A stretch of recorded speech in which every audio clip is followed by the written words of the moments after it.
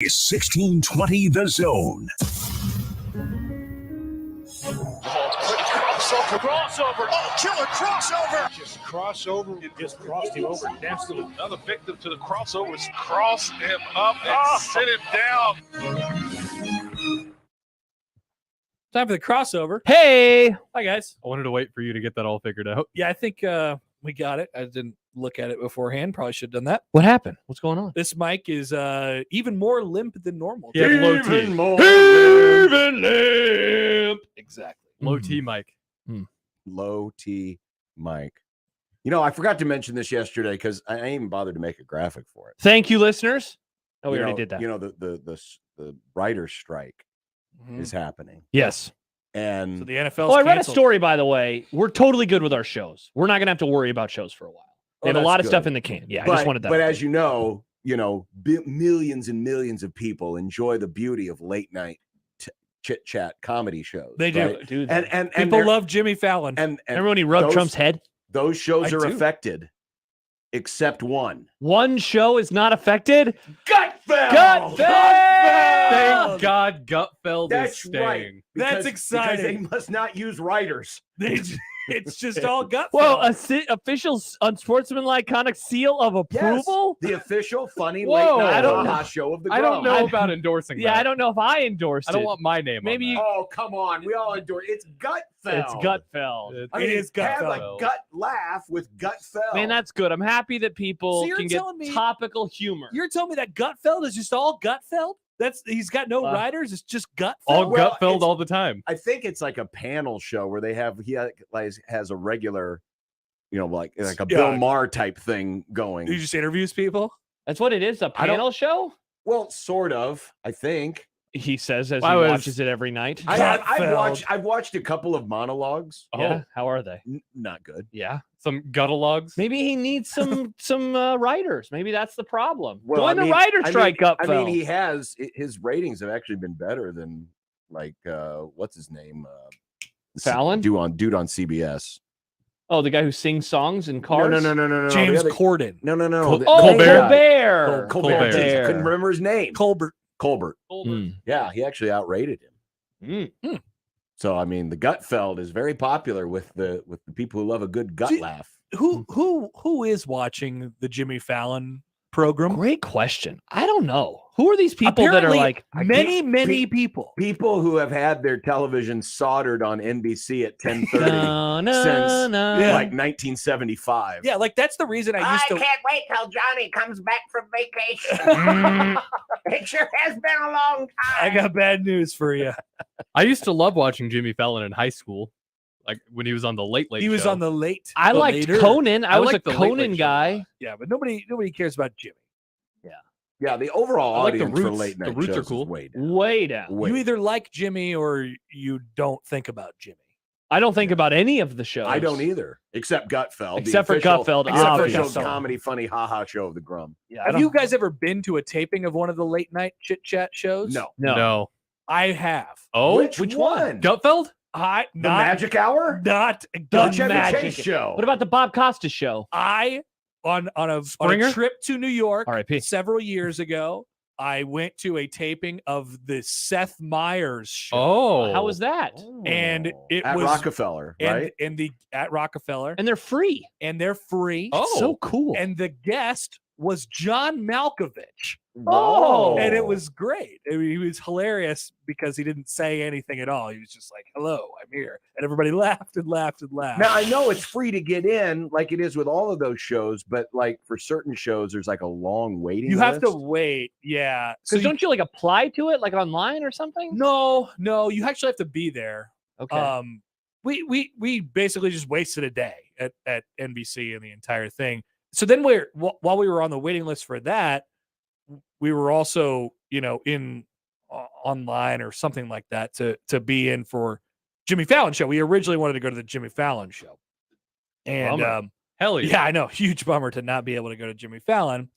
And while we were waiting to go to Seth Meyers, they were doing they do these things called monologue rehearsals. So he goes up and he tests out his monologue, see if he needs to change anything before the actual taping of the show. Oh. But in the case of this day, it was not a monologue rehearsal for Jimmy Fallon. It was a pre-recorded bit that he did where he dressed like Trump. Oh, so this was the time of Trump. So it was 2017, I think. Lots of Trump. So much Trump, and there was a lot of So Trump. we actually got to go. We were in the audience for both of the NBC shows that night. Wow. Yeah, What time do they record those at? afternoon. Afternoon. Isn't it late afternoon? Good like afternoon! 4 Yes. or 5 o'clock? Yes, I remember when we went into the Seth. It ended up being dark, like as we were going into the Seth. Because that always used to, when I was younger, it was like You're a young it's millennial. the David Letterman show when he would go out and do his bits He in the throw street. stuff off the. Yeah, Yeah. he throws stuff out the building. Like it's Like, the why is it middle of the light day. outside? Why is it daytime? I thought this was a late night show, Yeah. and then I realized, oh, duh, They're not taping. live. They're not live. Did They you are enjoy it? Like, would you recommend it to people? Yeah, it was a I don't know if it was once in a lifetime, but like we wanted to do it once and we did Yeah. it, and I enjoyed I'd it. like yeah. to Is do it it. done? Is it done live to tape? In other words, They don't like they take the breaks as long as the breaks are Yes. supposed to be. So like they play yes. music and stuff. yes, but they don't. They're not like saying pause. We got to do that again or anything. Yeah. like Right, that. right. Like they're So doing it's the show. live to tape. It's live to tape. yeah. Okay, cool. Cool. Now on the Fallon monologue rehearsal Trump bit thing, they did that like Classic. he did the first line whatever joke 7 to 10 times. And the tricky part about it is like you have to laugh like you're hearing it for the first time. Oh God. So like they coached and you it- on that? They it- told you that? It was legitimately funny the first time. And then by the 4th or 5th time, they can tell that people are losing steam and they're like, all right, come on, So why would yuck it up a little bit. Isn't there a way for them to edit it to where they get I'm sure. the first reaction, but like the I'm fifth sure. take? But it's Yeah. easier to just do it They have one- multiple cameras. Okay, so if they do the actual show live to tape, why were the recorded bits done the same way? Especially if they got a good laugh on the first one. I don't know. But because I don't know. It's a good question. Interesting. Maybe it might be a makeup thing. Might have taken too long to. I mean, he looked like Trump. Yeah. I mean, he It had could have the been a full makeup thing. makeup thing. You can't really just do that between commercial breaks. Well, I guess they should have had the makeup done right the first time. Hmm. What do they hire these people for? Yeah. I'll have to find the Showrunners. the actual whichever one it was. It's in my phone somewhere. The but showrunner probably went down the street to CVS to grab the extra makeup and to bring it run back, for the show. to run it back. Nice. That It's a you cool story, still Hap. think that Thank you. showrunner sounds like a great title for the guy who I leads love the bringing show. you It's still back. 'Cause hilarious. You mean the John's guy who still runs triggered about runs this. the show? Because I've heard this. I've only heard this phrase for years, and so I don't think anything of it. I think it's very normal, very cool, very normal. That's because you hang out with weird people. Yeah, who- you hang think out. about like TV too much. yeah, You you're think- too I much of love a TV. nerd. I love TV.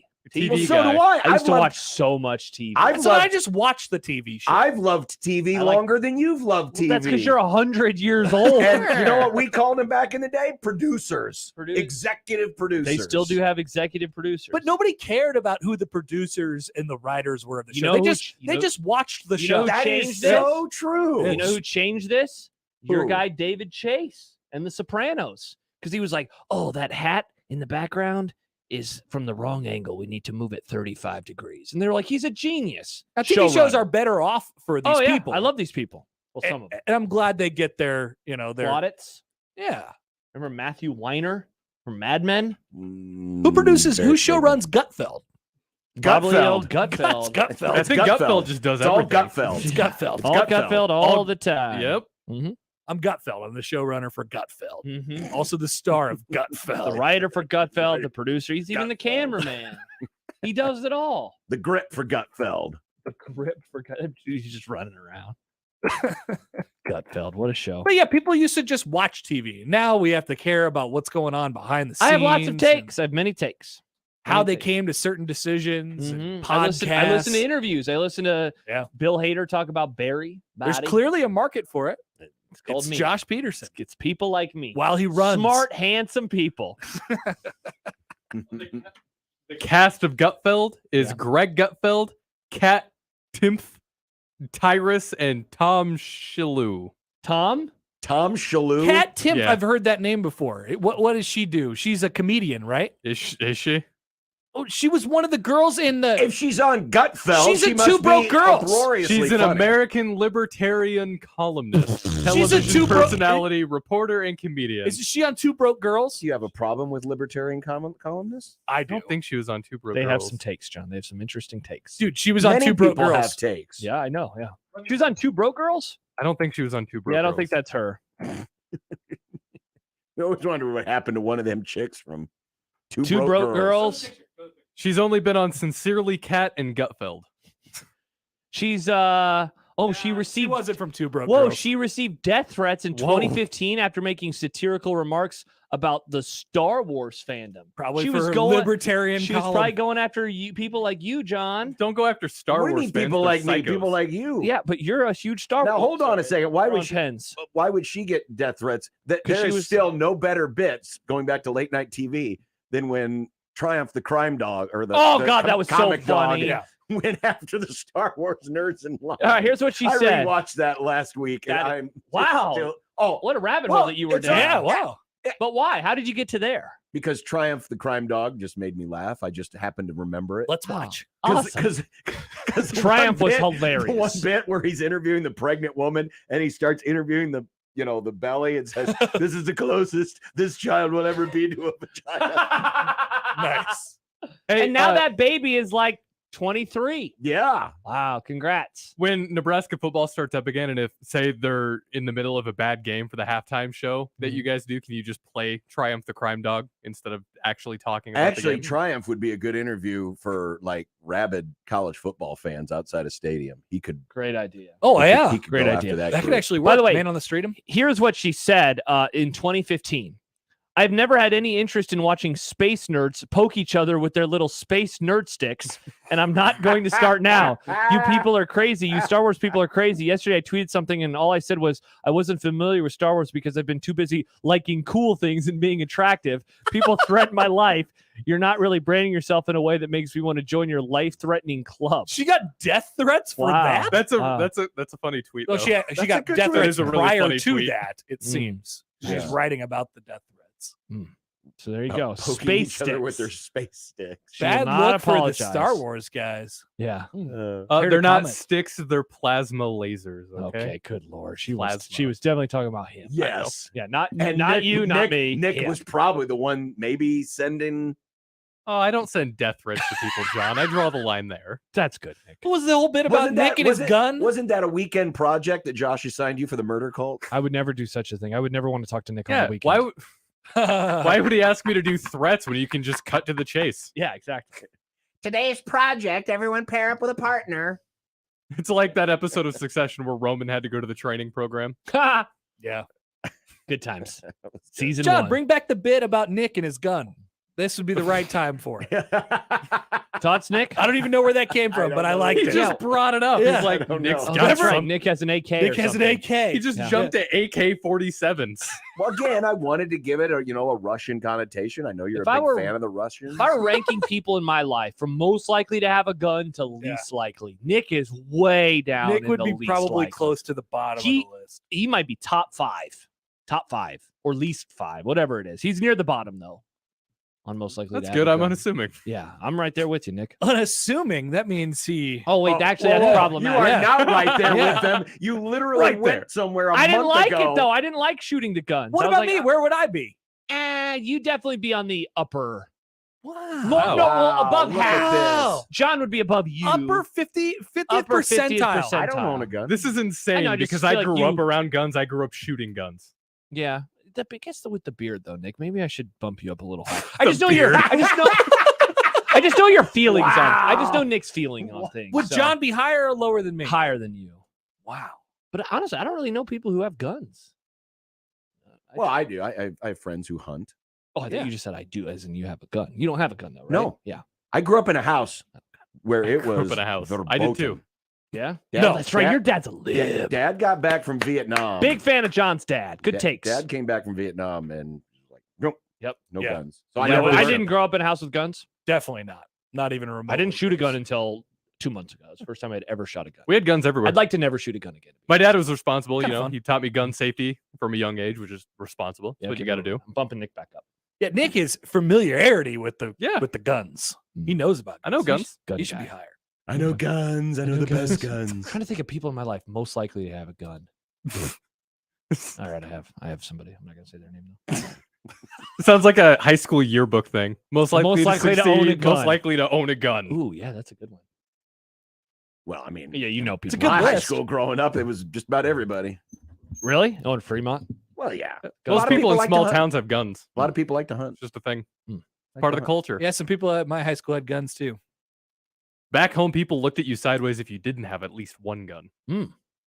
Huskies tweets in at USC 1620. Gutfeld's ratings absolutely obliterates any of the late show shows, and it's actually not even close. I'll endorse Gutfeld all day. Oh, Huskies. See, told ya. The first And- S is a 5. And the Gutfeld survives because he doesn't have any writers, or at Mm. least union writers.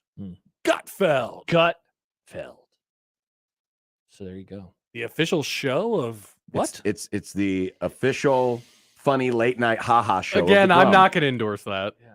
I'm not endorsing that. I mean, just go ahead and put it in a battle against Jimmy Fallon. Gutfeld wins. We want to be associated with winners. Gutfeld's obviously a winner, Gutfeld wins. according to Husk 5. According to Husk 5. No, Husky. Ha 5 keys. Right. It's like the Derek Jeter Retupect. It's Yeah, kind of like Retupect. it's that. oh, it's leet speak. Yeah, it's You know what? Ha 5 keys. We should assign you a book report. You should watch tonight's Gutfeld I and don't give want us to a watch book report. tonight's Gutfeld. Come on. You might like it. I don't Actually, have access that's to Fox that's a or Fox great- News. That's a great. Oh well, okay, never mind. Can't do it. That You would don't have have What Fox. planet do you live on? I don't have cable or regular TV. You don't have an antenna. Well, I don't need one. I know they have bits on YouTube. Look up a Gutfeld. That's on true, YouTube. Nick. You could Yeah, go just watch. watch a whole Why are you- episodes. Why are you making me dive into the cesspool I'll when watch you've already watched Gutfeld it? tonight. How do you know it's a cesspool? You might like it. John, Nick, it's on Fox News. Nick doesn't think that Seinfeld's funny. Maybe he would like Gutfeld. That's true. You have a bad sense of humor sometimes. Nick. Yes. Maybe you would actually dig this show immensely. Yeah. Maybe old Space Ha Sword, what's 5 her keys? name, Space Oh. Sword, what's her Oh, name? Timph. it is really, really funny. Not from Two Broke Girls. And then the Not other from Two guys, Broke Girls. the other people. I did. Her Star Wars tweet was kind of funny. That It got was me a little funny. bit. That was funny. See? There you go, Nick. Maybe you too. Watch Yeah. like the first 10 minutes of a Gutfeld on YouTube A and Gutfeld. tell Here, us. I'm going to go to incognito mode and I'm going to go to YouTube. You don't want that in the search incognito history. mode. John, I It's don't. not pornographic. No, I don't want to search it under my username though, and then suddenly start getting recommended for Gutfeld all the time. I just Oh, want to see if he You puts are up so his triggered.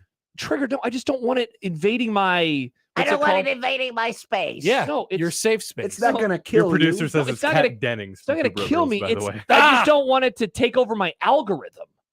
I like getting recommended It's football taking- games it's and taking and, my algorithm. and like so cocktails. wait, you keep your algorithm clean? no, like, well, I mean, I go Obviously does. You never He takes Google it out, he random cleans stuff. it to up. Google. Yes, But YouTube. I'm just saying because no. like if you're attempting to keep your targeted ads like something that actually applies to you, you must not be Googling anything. No, it's not that. It's I didn't want the YouTube one to get all screwy. It's not. I Google whatever. I mean, some the stuff you YouTube gotta go one, into. it's Here's my YouTube recommended things on the front Oh page. God, right now. this ought to be good. Unsportsmanlike conduct, no Conduct. old country buffet for old men. Lakers at Warriors full game 1 highlights. Dune Part 2 trailer. these are Oh, recommended. well, that's. I mean, right there. You do Barry part two. bloopers. Aaron Rodgers top 10 moments with the Green Bay Packers. All right, you know what? Maybe my thing's screwed up already. See, I gotta Google Gutfeld. 10 things successions Jeremy Strong can't live without. That's on mine too. Oh wow. Along with 2018 Little League World Series funny intros, and it's Big Al. He likes dingers. 2018 Little League World Series. Yeah, because I tweeted out a Whoa, video of that the whole seems a little team weird. from Staten Island this morning who Mm. all said their favorite player was Jason Marquis, and I thought that was pretty. Whoa, a Jack Mitchell video showed up on my recommended. Jack Mitchell's on the video. Big 12 tries to All right, convince here's- Nebraska to stay in song. oh yeah, 12,000 that's views. that's the oh, thing. Mac Brown. That's where that comes from. Nice. Do All right, Vols I need a have- third scholarship quarterback? Oh, that's Maybe. content. I also have on today's unsportsmanlike conduct. Also, Cardinals at Cubs, June 22nd, 1984, original WGN broadcast. this one though. Well, that's an Hairspray the ad. musical. It's an ad. Oh, okay, it's targeted Hmm. though. I also have the Bill Official Medley. Dune trailer. Bill Medley's Friday Night's a Great Fun Night for Football song. Nice.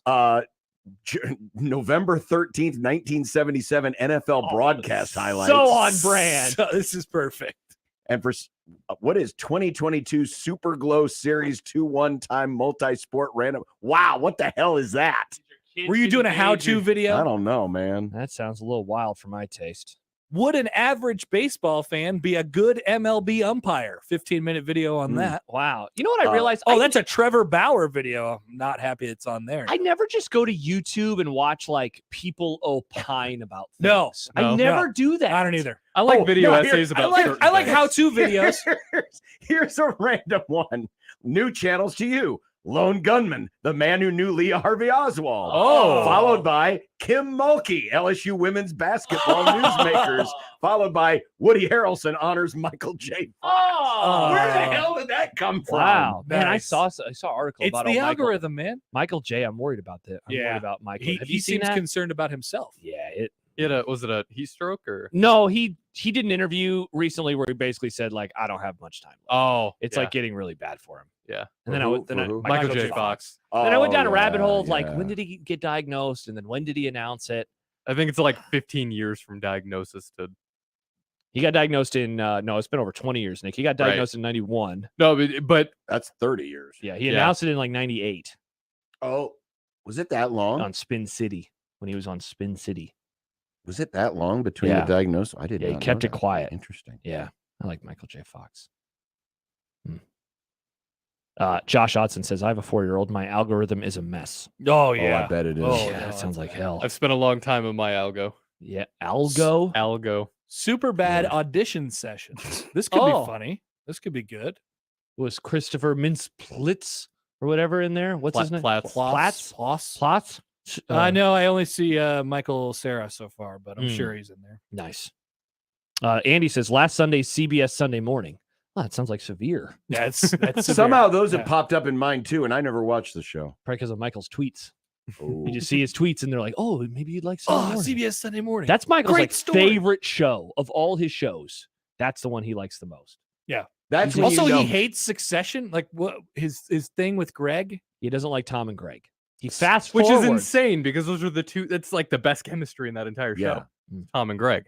that's the official. on, You Mike. know you've crossed the Rubicon to old. to old is when you start enjoying CBS Sunday morning. Yeah. Because that literally was the show my dad watched every Sunday morning. We'd be Really? having breakfast, and Does he still watch it? he probably does. Hmm. I don't know. Him and Michael could do a podcast about it. Oh, I really like that story. Yeah. I mean, it was pretty cool at the end because they would Old always white vets. end the Name of the show podcast. with like scenes of Michael's nature. not white. Where they would just take a camera out and like Yeah. they would do like the cranes, and it was really cool for like Sandhill 2.5, cranes. 3 minutes.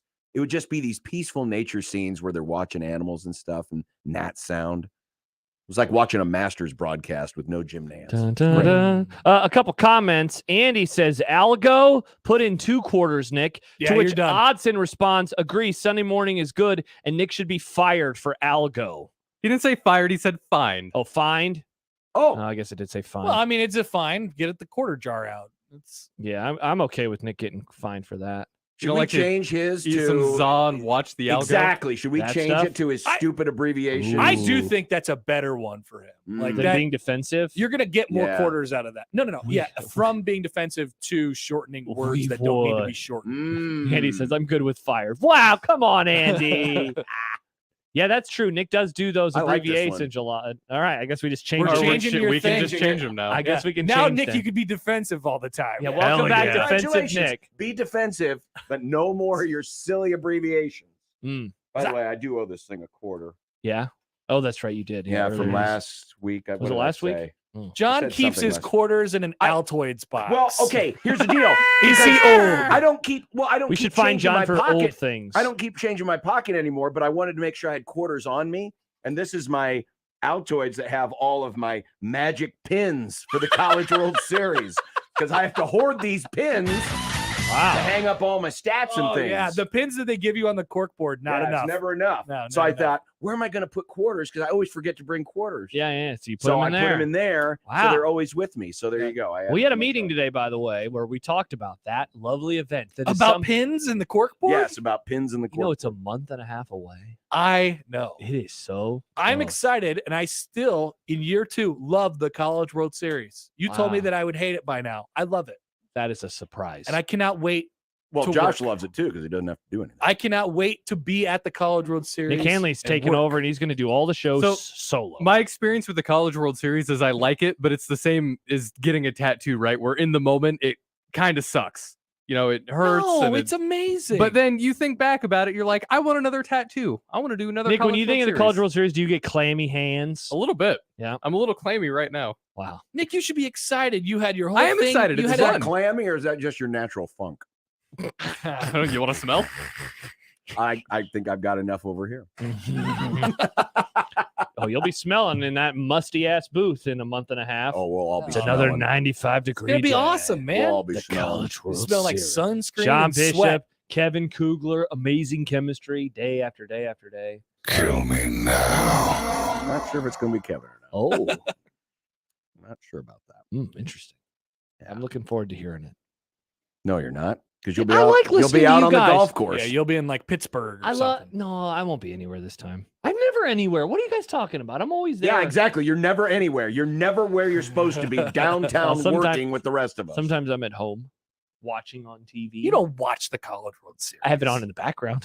That counts. Yeah, thank you. That counts. have it on in the Does that background. count? That's It's how like- most it's like people watch outside. baseball. Yeah, because I got to know when I have to leave. Like, oh, it's the fifth inning. I should probably leave now.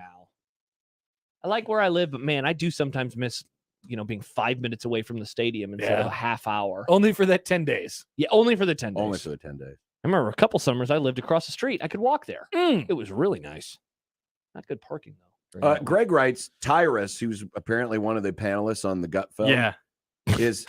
who is sometimes I a mentioned the panelist. name Yeah. earlier. I mentioned the name earlier. He wrestled at UNK. Oh. Oh. Oh, So we have a local tie. Another reason you need to watch. Well, I'm from Iowa. He's not my local tie. He's local enough. Midwestern, Nick. Yeah, it's Midwestern. I don't You- read. they You have guys corn, have L. you have Ron Hubbard. I'm corns. not going to go read his books. Support regional. Although I do Yes. have one. What? I have an L. Ron Hubbard sci-fi book. Good What Lord. In the hell? My middle school library was just giving away a bunch of books once.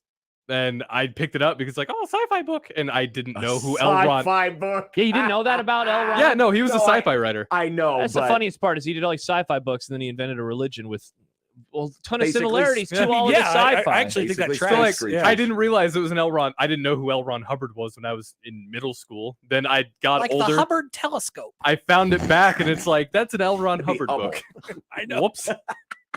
So if you want my L. Ron Hubbard Hubbard- book, Josh, I can give it Hubbard to You you. still have it? That's You what I'm haven't thrown doing it an away? impression of It's young at my Nick. mom's house somewhere. It's in my. Do you know what it's called? He had a lot of books. I can look it up quick. I know the cover. Does the Hubbard telescope spy on all of the people who, Yes. who And it are knows what thinking you're- of getting out of It, Scientology? it knows what you're thinking. Leah all times. Remini, I know who you are. The Invaders Plan. I watched you in the bathtub last night. The Invaders Plan from 1985. 1980. Oh, wow. So this must I guess had he died yet back in 85? When did L. Ron pass away? He's Oh, he got to have a died before Wikipedia then. page. 86. Never mind. I was Did wondering if this was like, Scientologists actually pass away? that's true. Good point. I was wondering if this was a Tupac situation where he just written a bunch of stuff and then it was released after he passed away. Oh, it's got a 4.3 rating. Apparently, it's a good L. Ron Hubbard book. There you go, Nick. I think you should do a book report for the show. Yeah, but is that 4.3 out of 100? Out of what? 5. Wow. Out of 100. Nice. I That'd be guess. awesome. Oh, it's Mission to Earth Volume 1. I don't have the other volumes. Well, that's the first one, Nick. One goes before the other mission. Can you That's read us some true. reviews?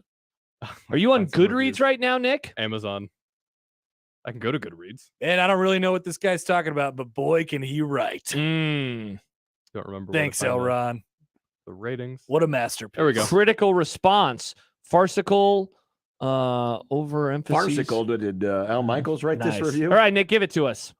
I'm reading the series for the second time. I really enjoy the way the story is told from the viewpoint of the villain and getting his take on life. Very funny satirical science fiction. Very funny satirical science fiction. Science fiction isn't my favorite from any author, but I was hooked when I realized this book was written about 40 years ago, and yet the author could have written it yesterday. Mm. He definitely recognized what's going down on this planet. Oh. I think these are biased people. There Yeah. maybe some L. Ron support. My guess Apparently is it's that a was probably- satire. It was probably pair up with a partner day at the L. Ron cult. and Oh, write Amazon and That reviews. cult has a Amazon name. It's reviews. called Scientology. Here's- Ah! Here's a 1-star from Rebecca. All I right. threw this book away when I got near the end. I was so disappointed in this story. I was hoping it was a good science fiction series. Someone in the field of psychology needs to read this book and explain what happened to L. Ron Hubbard's brain. Well, I can't even imagine how terrible the rest of the series is. Nick, you probably should read it and frozen let us know somewhere. about the ending. Have you ever read a book that you threw out? You just couldn't finish. You just threw it away. Throughout? No, I've read books that I didn't finish before, but I don't think I ever threw one in the trash because it was so bad. I don't think. Did you? No. Okay. Does anybody throw books in the trash? Apparently Rebecca does. Oh, I found a bunch of 1-star reviews. Well, that doesn't surprise me. To me, boring, slow, and stupid. I never understood the point and why he spent so much time telling parts of the story, most that seemed unnecessary. Like describing what you ate for breakfast and including every word on the cereal box's font, back, top, bottom, and sides, as well as the technical data about the cardboard used for the box and all the choices. Man, was this in the review's book? like Yikes. reading that. That's very busy. That is Yikes. very busy. Oh, by the way, this Tyrus guy, he wrestled in the Gutfeld? WWE apparently. according to Yo, many. really? See, Nick is just all in on Gutfeld now. I'm not. gonna I get just- his Time to cable watch You need to Gutfeld. watch the Nick, Gutfeld. YouTube TV, 7-day free subscription. You have homework tonight. Do it. I'll watch Gutfeld. You got to watch Gutfeld and Why give us not? You'll a enjoy it. report, and then you have to read the L. Ron It's Hubbard funny. book. It's got great ratings. Yep. You guys watch it. And it's going to be fresh new material. It won't be the reruns they're running on the other networks. We have the NBA to watch tonight. You have Gutfeld to watch. I have things that I wanted to do tonight too. No. Well, if laughing was one of those things, Then, then watching friend, we got Gutfeld- something for we you. got the Gutfeld. I've been playing Two Star birds, Wars one again. I stone. want to poke people with my space sticks. Exactly, Nick. Space stick. Mm. Wow. Well, Connor, Well, that was fun. it was. Happy New Year. Happy New Oh, Year. Happy New Year. No, No. Okay. Okay. Wow, that was a. Rescind- I mean, I do think we're raising the bar. Like we 'cause are. We do. We need to raise the bar. We need to make sure the bar is raised properly. Mhm. This wasn't a Happy New Year. okay. It's fine. It's got to be really complete. Like It was a really fine- complete, Yeah. unassailable 30 Yeah, minutes. it was fine. Yeah, it was fine. Yeah. but But you that's know, it. Yeah, Okay. it was a quality start. It 6 wasn't at innings, Gutfeld level. 2 runs, Definitely not 5 Gutfeld. hits, 7 strikeouts, 2 walks. Mhm. But not like Perfect game. not like an Oakland Athletics no hitter. Nice. We don't. If we're an NBA basketball player, we don't have the rings. Mm. You know, With that's Charles the ring. Barkley. This was a Charles We're- Barkley yeah, we're segment. Charles Barkley. Okay. career Okay. For one crossover. For one crossover. I'll take it. Still Okay. Hall of Fame. See ya. Bye There bye. it is, Connor Happer. It is Wednesday. Mm. Here on the Grum. Got a lot of baseball on today. That's nice. Yeah, and soccer. Cool. Yep. 1620 the zone. Mornings with Sharp and Hanley. Come a running, Herbie. Don't you hear them boots? Like I the will join you. mascots in the ground. How it walks along to a good old song for the sons of Nebraska. Harry Herbie. Now it's coming. Look at that furry thing is abound. It's Herbie Husker. He's back. He's gold. He's got a corn cob in his pocket. Overalls, overalls. Bravo. Good, very good. Very good. And I have my next promo. Mornings with Sharp and Hanley. Weekdays 6 to 10 on 1620 The Zone. Your Omaha area forecast from Canoyer Garden Center and KETV News Watch 7 on 1620 The Zone. Potential for a top 10 day Wednesday. Chilly early on, but expect nothing but sunshine. Fantastic in the afternoon with just a light breeze. Highs in the low to mid 70s. I'm meteorologist Sean Everson from KETV News Watch 7. 1620 the zone's unsportsmanlike conduct brought to you by a great friend of the program, Union Bank and Trust. It's spring. Now is the best time to shop at Lenahaw for all things garden or landscape. Our garden center is filled with the largest selection of homegrown plants, flowers, trees, and more. The area's best mulch and soil available for delivery and pickup. Rooted in quality, unmatched value. Lenahaw Nurseries, 192nd and Center. It's time to wake up your taste buds. Introducing my new Fiesta Line Chicken Pizza. Spicy taco sauce, generous amounts of chicken, green peppers, onions, jalapenos, mounds of cheddar and mozzarella cheese, and finished with a tangy lime sprinkle. Add your favorite one-topping pizza and my sweet cinnamon monkey bread. Fiesta Feast. Now that's a fiesta for your mouth. Godfather's Pizza. Do it. Dino here with Leach Camper Sales in Council Bluffs. And this Saturday, we're kicking off camping season with our annual open house event. Right, Ed? Right. For over 60 years now, we look forward to the first Saturday in May when the camping season begins, officially because we're having our open house. We'll have clowns doing face painting with drawings going on too. And most importantly, come check out the discounted prices on our top brand RVs, both brand new and pre-enjoyed. From truck toppers to pop-ups, travel trailers, fifth wheels, toy haulers, and Class C motorhomes, and special deals on selected brand new 2022 models. That's right, Chief. Almost all 22 models with blowout prices and a $1,000 gift card to the parts department. Get ready for spring camping. It's finally here. We're the Heartland's family-owned local dealer and easy to find next to Lake Manawa in Council Bluffs and at leachcamper.com. And Stoich's hot dogs from Stoich's House of Sausage. And don't forget, the coffee's always on.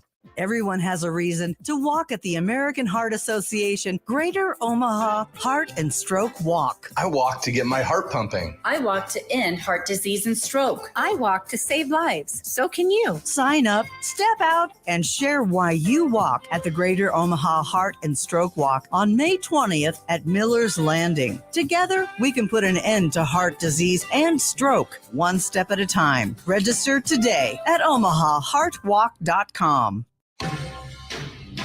This edition of Unsportsmanlike Conduct on 1620 The Zone is proudly presented by Union Bank and Trust. The program starts now. KOZN. Unsportsmanlike Conduct on 1620 The Zone. Husker Athletics, Creighton, and yes, UNO. Don't miss a moment, they'll give you your fix. They're on every day from 2 until 6. Spend your afternoons with John, Josh, and Nick.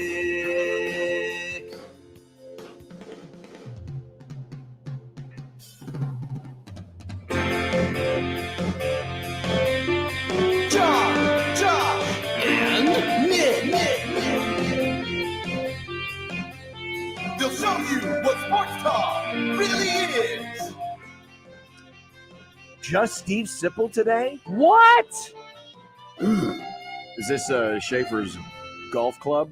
No, he's outing? he's in Colorado. Again? Unsportsmanlike Conduct on 1620 The Zone.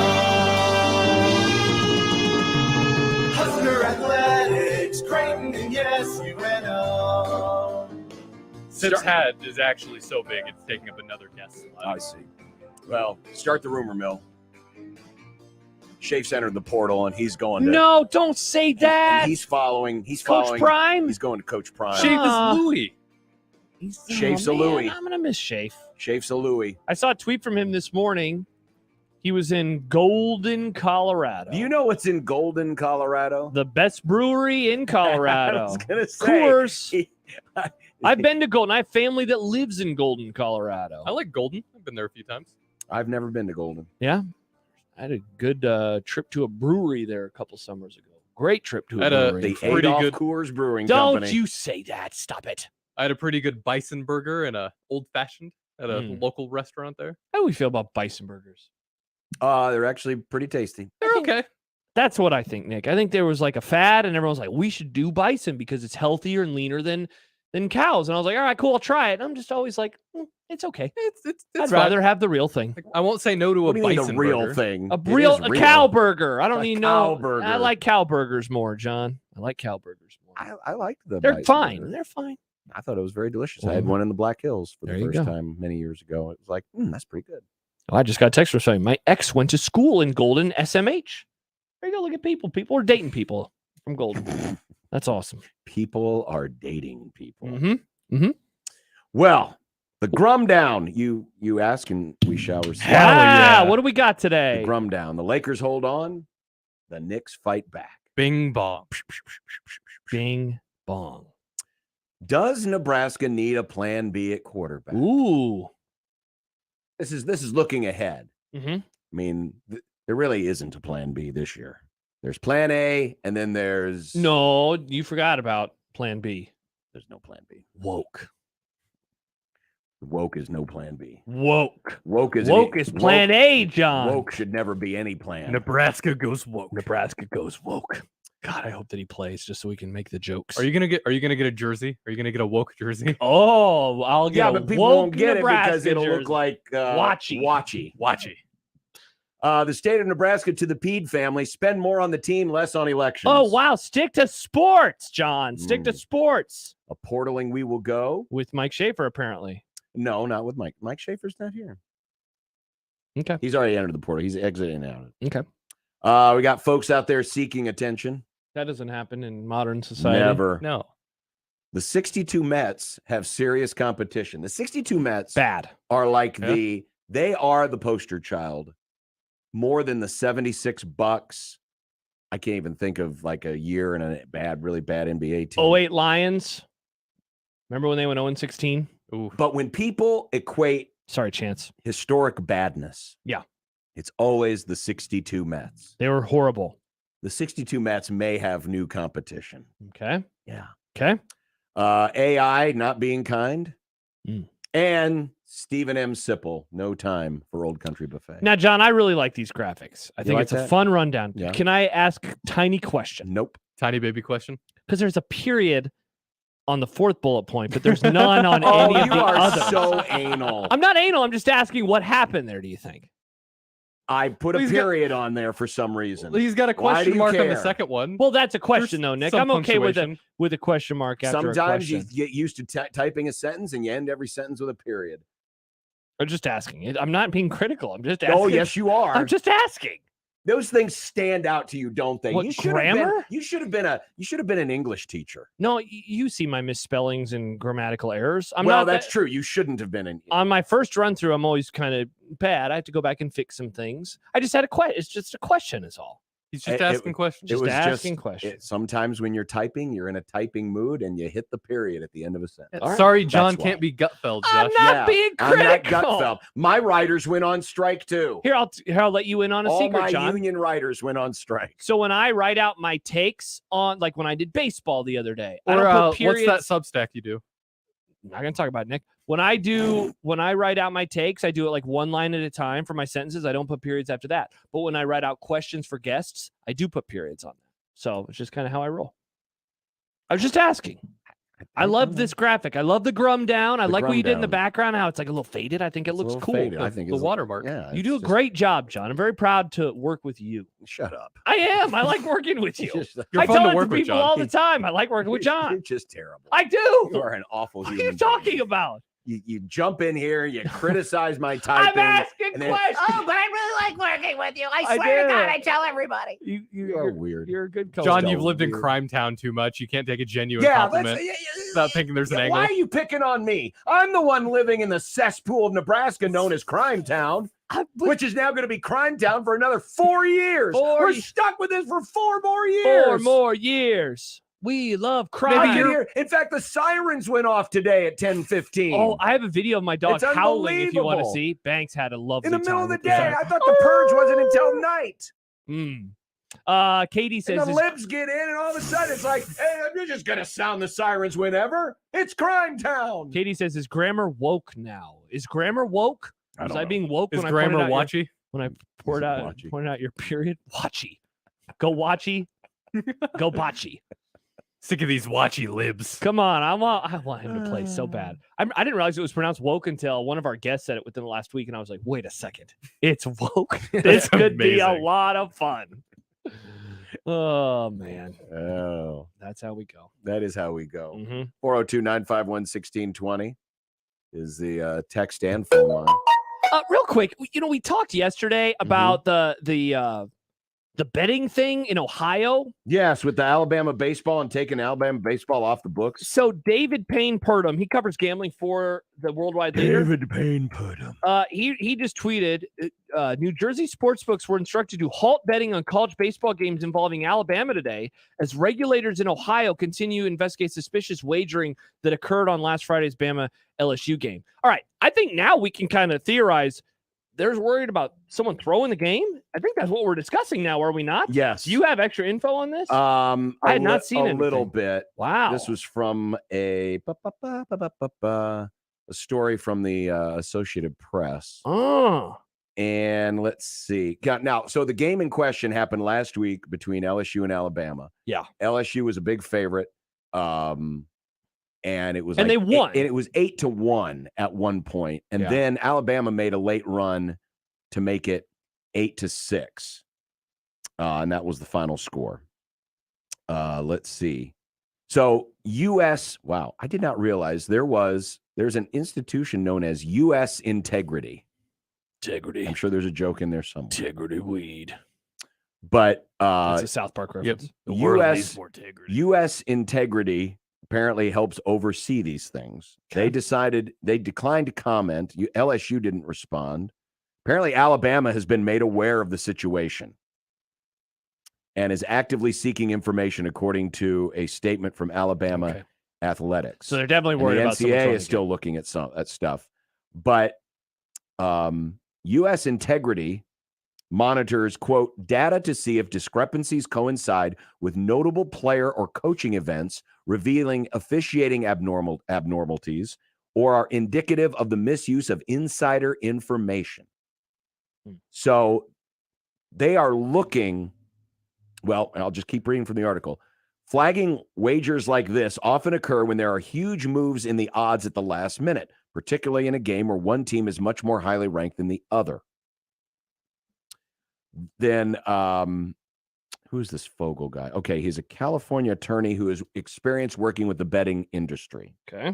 He was quoted. He said, quote, in this instance, the line, I think, moved very dramatically, and the game took a very odd turn where the inferior team started to make a huge run, a.k.a. Alabama. This could all be conjecture. It could all be a coincidence. That's the wonder of sports betting. Sometimes weird things happen. Okay, so yeah, they obviously must have some extra info because, I mean, it's and baseball. Baseball can be random, and you can see runs. I mean, it's sure you could have an inning where a guy hits a 3-run home run. Suddenly, that's a 3-run run. You know, like interesting. This attorney Fogel said U.S. Integrity is one of the best in the game. So if they flagged an anomaly and detected a discrepancy or some unusual activity, it's a good idea to listen to them. So somebody placing a bet in Ohio on this game,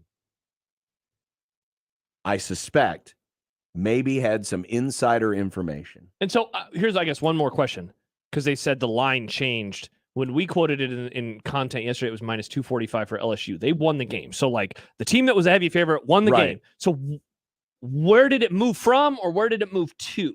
Well, I don't know if in this case it was a line movement. It sounds to me like maybe it was something to do with live betting, though. Do you think they live bet on college baseball in April? That'd Probably be a not. stunner, yeah. So my only guess is that whoever had the insider information They had a huge bet. had money on Alabama. A much larger bet, And then probably on the Alabama- money line. And Alabama makes this run. Yeah. Or it might have been the total. You know, Sure. the total, I'm guessing, we hit north of. Wow. Okay. But this is, on college baseball. Yeah, of all the stories. And somewhere out there in Crime Town. Oh, Patty she's... Pansing Brooks is. No, that's Pat. Oh. This is PPB. Oh, what does she Our say? favorite state senator who doesn't want this type of stuff happening in our beloved state. She's looking down her nose at us saying, "We Told you so. Tom, This she's is why calling we Tom. can't let people bet Smile, on Husker Tom. events in the state of Nebraska. Smile, Tom. Okay. Smile, Tom. Again, I will say this. Instances like this, instances like what happened in the NFL with the suspended Lions players and stuff. Oh, yeah. There is no industry that more wants to make sure everything is on the up and up than big gambling. Yeah. They don't want because this stuff. they don't want to be screwed. No. Which is why these things are out to look You out bet for. on a game, you want to know that it's on the up and up. By the way, They don't thanks a wanna lot, gamble with gambling. Arkansas. You lost. Of course, the Cubs lost too. Oh, okay. In my bet of the day. Oh, and thank you to Anthony Davis. What a first half. On his way towards the most points in the game overall. It means I lost my bet of the day. Because of Nick. That's why you lost, because of Nick. Yeah. You weren't going to win. They weren't going to I win wasn't anyway. going to win anyway because you. Thanks a lot, because of Nick. you. I could have picked any oh, other I team, hope and the the Cubs Miami still would've Heat lost. just stomp a mud hole in the Knicks and walk it dry. Bing and bong. I hope Tua gets a concussion just walking Whoa, to the John, don't say He probably has a concussion already. Oh, that's true. That's definitely true. You stay away from my team. Get off my lawn. Get off my lean lawn. Lean? My lean. Get off my lean. 402-951-1620. Yeah, sorry, I interrupted. If you have any insider information on for bets of the day, on bets of the day, Yeah, help us I out. could really use one right now. There you go. Also, you can hit us up in the JTech Construction Zone Twitter feed at USC 1620 or the Equitable Bank inbox, John at 1620thezone.com or Josh at 1620thezone.com. All right, let's get it rolling. 1620 the Zone. Hey everyone, Josh Peterson here for my friends at Miracle Hill Golf and Tennis. Perhaps the best day of the year has arrived, and we're going to have many more of those types of days moving forward. And you need to book the tee time right now at 402-498-0220. Tomorrow, it's going to be in the 80s, and night after night, I go outside and I see that sunlight still hanging out. So if you get off work, maybe you're like us, you get off later in the afternoon, 5:30, 6 o'clock, still time for you to get a 9 in at the golf course. And when you look ahead to the weekend, you look ahead to other days, plenty of time for you to head over to Miracle Hill Golf and Tennis. 402-498-0220. And don't forget, when we have some of those thunderstorms, some of those rainstorms that will be in the forecast as spring rolls on, the Top Tracer building is perfect. Whether it's watching Nick's favorite team in the association or some hockey, golf, baseball, whatever it is, you can do so inside that Top Tracer building. You can eat and drink as well, play virtual courses from all around the world. 402-498-0220, Miracle Hill Golf and Tennis. Remember, no matter how you listen, it's still AM radio. 1620 The Zone. The Blue Jay Zone is brought to you by Barry Law. We're in it to win it. After their 10-0 loss April the 10th at Kansas State, the Creighton offense has started to show a more aggressive approach. The result? The batting average has climbed 21 points as a team, and the Blue Jays are hitting .340 over their last 8 games. The offensive surge comes at a perfect time as the Blue Jays start the month of May by facing off against Xavier, soon to be followed by UConn as the battle for the Big East regular season championship is on. Winning comes without a guarantee. Focus, discipline, and extraordinary effort make winning more likely. Sometimes our greatest wins come from major setbacks. Coming back from a serious injury is a win that requires teamwork. At Barry Law, we're in it to win it. If you have been seriously injured in an accident, call Barry Law today. 402-999-7777. Cards issued by Sutton Bank and Celtic Bank, members FDIC. Terms and conditions apply. Are you the decision maker in your company? Consider this. For the first time in decades, there's a better option for a corporate card and spend management platform. Meet Ramp, the only corporate card and spend management system designed to help you spend less money so you can make more. Most corporate credit cards offer points as incentives, but those points amount to less than their worth in real cash value. Ramp's business cards offer you cash back, real money in your pocket. Plus, you control who spends what with each vendor. And Ramp's software collects and verifies receipts automatically, which means you'll stop wasteful spending and close your books in hours instead of days. Businesses that use Ramp add up to 3.5% to their bottom line the first year. If you're a decision maker, adding Ramp could be one of the best decisions you've ever made. And now get $250 when you join Ramp. Just go to ramp.com/sports. ramp.com/sports. ramp.com/sports. No matter where you live, what you make, or who you voted for, there are some things that will impact all of us soon. Whether you're concerned about the alarming increase in man-made disasters, financial institutions collapsing, or worsening food shortages, Americans are preparing in numbers not seen since World War II. What's changed is how we prepare. And the folks at My Patriot Supply have made it easier than ever for you to have peace of mind, knowing you're ready for what's next. Go to MyPatriotSupply.com and stock up on over a dozen emergency food kits. These include tasty breakfasts, lunches, dinners, drinks, fruits, veggies, meats, and snacks, averaging over 2,000 calories per day. Get at least one kit per person. As we all know, calories equals energy equals survival. My Patriot Supply food kits are in stock and shipped discreetly. We've seen too many Americans let down by institutions we used to trust. It's time to rely on ourselves. MyPatriotSupply.com. MyPatriotSupply.com. The greatest American rock and roll band in history, Aerosmith, present Peace Out, the Farewell Tour. Aerosmith, with special guest the Black Crowes. Little thing, let me light your candle, calls the mama, I'm sure. CHI Health Center, Friday, November 10th. Get tickets this Friday at 10 a.m. at Ticketmaster.com. Aerosmith with the Black Crowes, the Farewell Tour. Peace out. Tide Power Pods have 85% more Tide. Who needs that much more Tide? Well, when giving your muddy dog a bath turns into you getting a mud shower, yikes, you're gonna need more Tide. When your wine tasting becomes a wine spilling, yeah, you're gonna need more Tide. Or if your favorite shirt is your kid's favorite napkin, great, I'm gonna need more Tide. My mom gave me that shirt. It's a mess out there. Tide Power Pods have 85% more Tide versus Tide Pods. Your neighborhood is more than blocks of buildings. It's the people who live there that make it special. At Union Bank and Trust, we're not just creating home loans, we're making neighbors.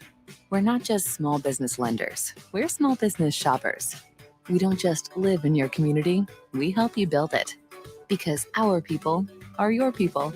Visit ubt.com/neighbor to learn more. Union Bank and Trust, member FDIC. This is Unsportsmanlike Conduct. We had dueling polls on 1620 The Zone. Welcome back. Hello. 402-951-1620.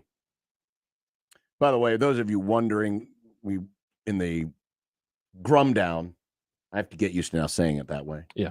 The Grum down. We made a No Country for Old Men joke featuring Old Country Buffet. Yeah. Yeah. Steve Sipple with the most on-brand thing Oh, he may have ever. This is why it's not that I'm sad, not that I'm happy he left the Journal-Star, because he did a great job at the Journal-Star. Yeah, sure. But this is one way that I'm happy he is with On 3, because he gets to participate in the message board. The Tuesday chats. I love the Tuesday chats. And someone asked, what chain restaurant not currently in Nebraska would you like to add a location in Lincoln? And Sip had a top 3.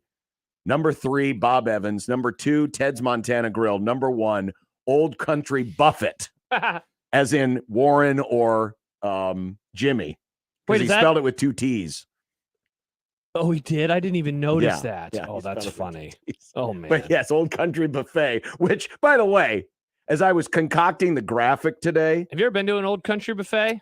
I've been to one a ever. long time There ago used when to be Lincoln one on- still had one. Okay, yeah, because there used to be one at 75th and Dodge as well. Yeah, when I Googled Old Country Buffet, apparently this place has fallen on some hard times and has Oh. been closing locations left and right. The name, I always thought it was a restaurant for old people. Because Well, I mean, it it's a was. buffet, Josh. I know. Pretty But much. like, we would I go to kind of like buffets. We would go to I Golden. used to. We would go to Golden Corral, and that seemed like the young hip place. But the olds, the olds liked Old Country Buffet, and maybe because the word "old" was in there.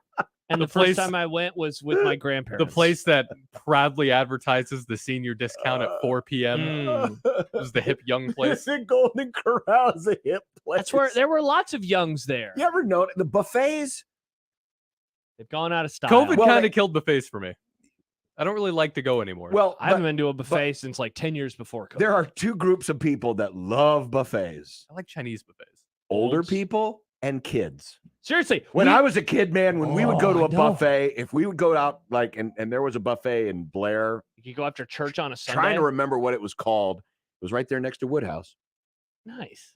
And we would By go Monroe. there, and I'd be looking. It was like great every time we ate dinner with Grandma and Grandpa Lippincott. It was great because we'd hit a buffet or something, Mm-hmm. and it was like, Oh man, I could have a little of this. I Yep, can have a little everything. of this. I can have a little My of this. ex's dad loved Golden Corral. He's like, hey, you want to go out for lunch? It's like, all right. It's like, all right, go to the Golden Corral. Interesting, yeah, because like John said, it's for the olds or for the kids. Because I remember Yeah. for years, like we get out of church, can we go out to lunch? And they'd be like, yeah, sure. Where do you want to go? That's where we always wanted to go.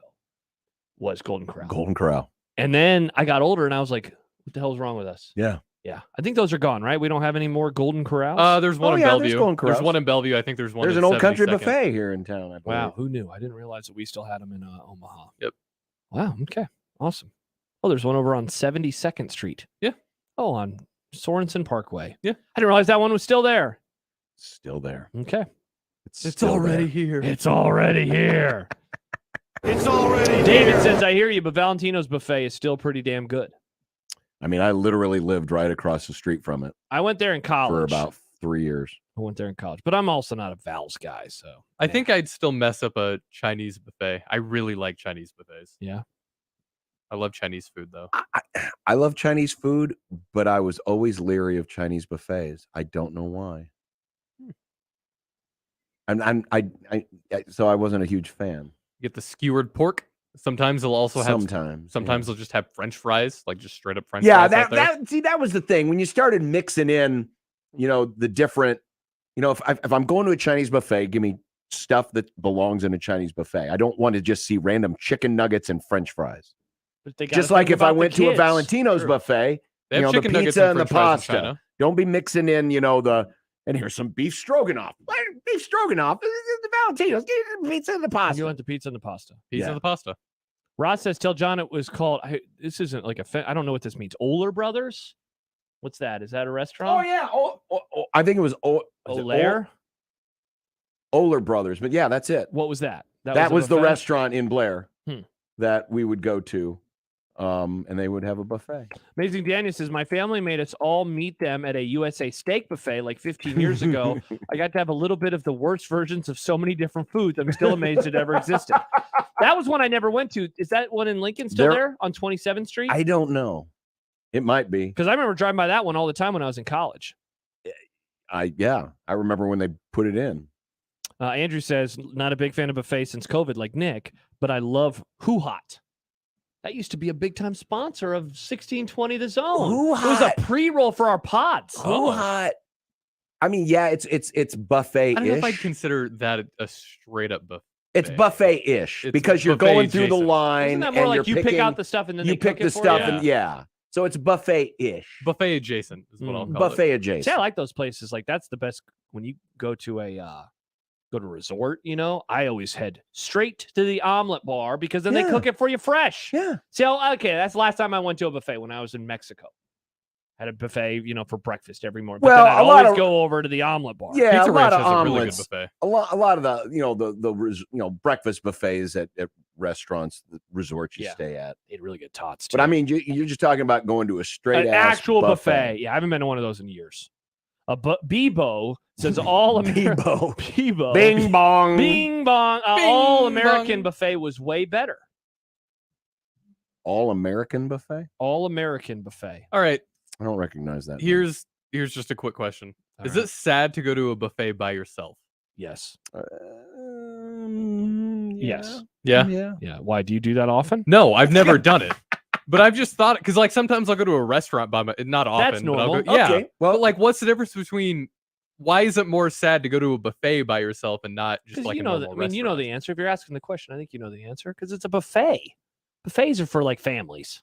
Well, but what's the difference between going Buffets to a are buffet family. by yourself and going to a sit-down restaurant by Right. yourself? Like, why is it worse to go to a I don't know the buffet? optics. Because you but have to not just like an get Outback? up and you have to go get all the food by yourself. Well, yeah, but it's not like mom's holding your hand. Is mom holding your hand All when right, you go to fine. Golden a Corral? buffet solo, John. I think that'd be weird. Well, I don't know. See, I'm not I'd try in on the buffets anymore. Here's your assignment. I like going to Tonight, restaurants. Golden Corral, Okay. and then Gutfeld. Gutfeld. That's a Wednesday night. That is a Wednesday Can night, I go to man. Pizza Ranch instead? I'm kind of crazy. Fine. Pizza Pizza Ranch. Ranch, Thank buffet, you. All right. Gutfeld. That's a good night. That is a complete night. That's like when Jim Valvano said, "That's a full day."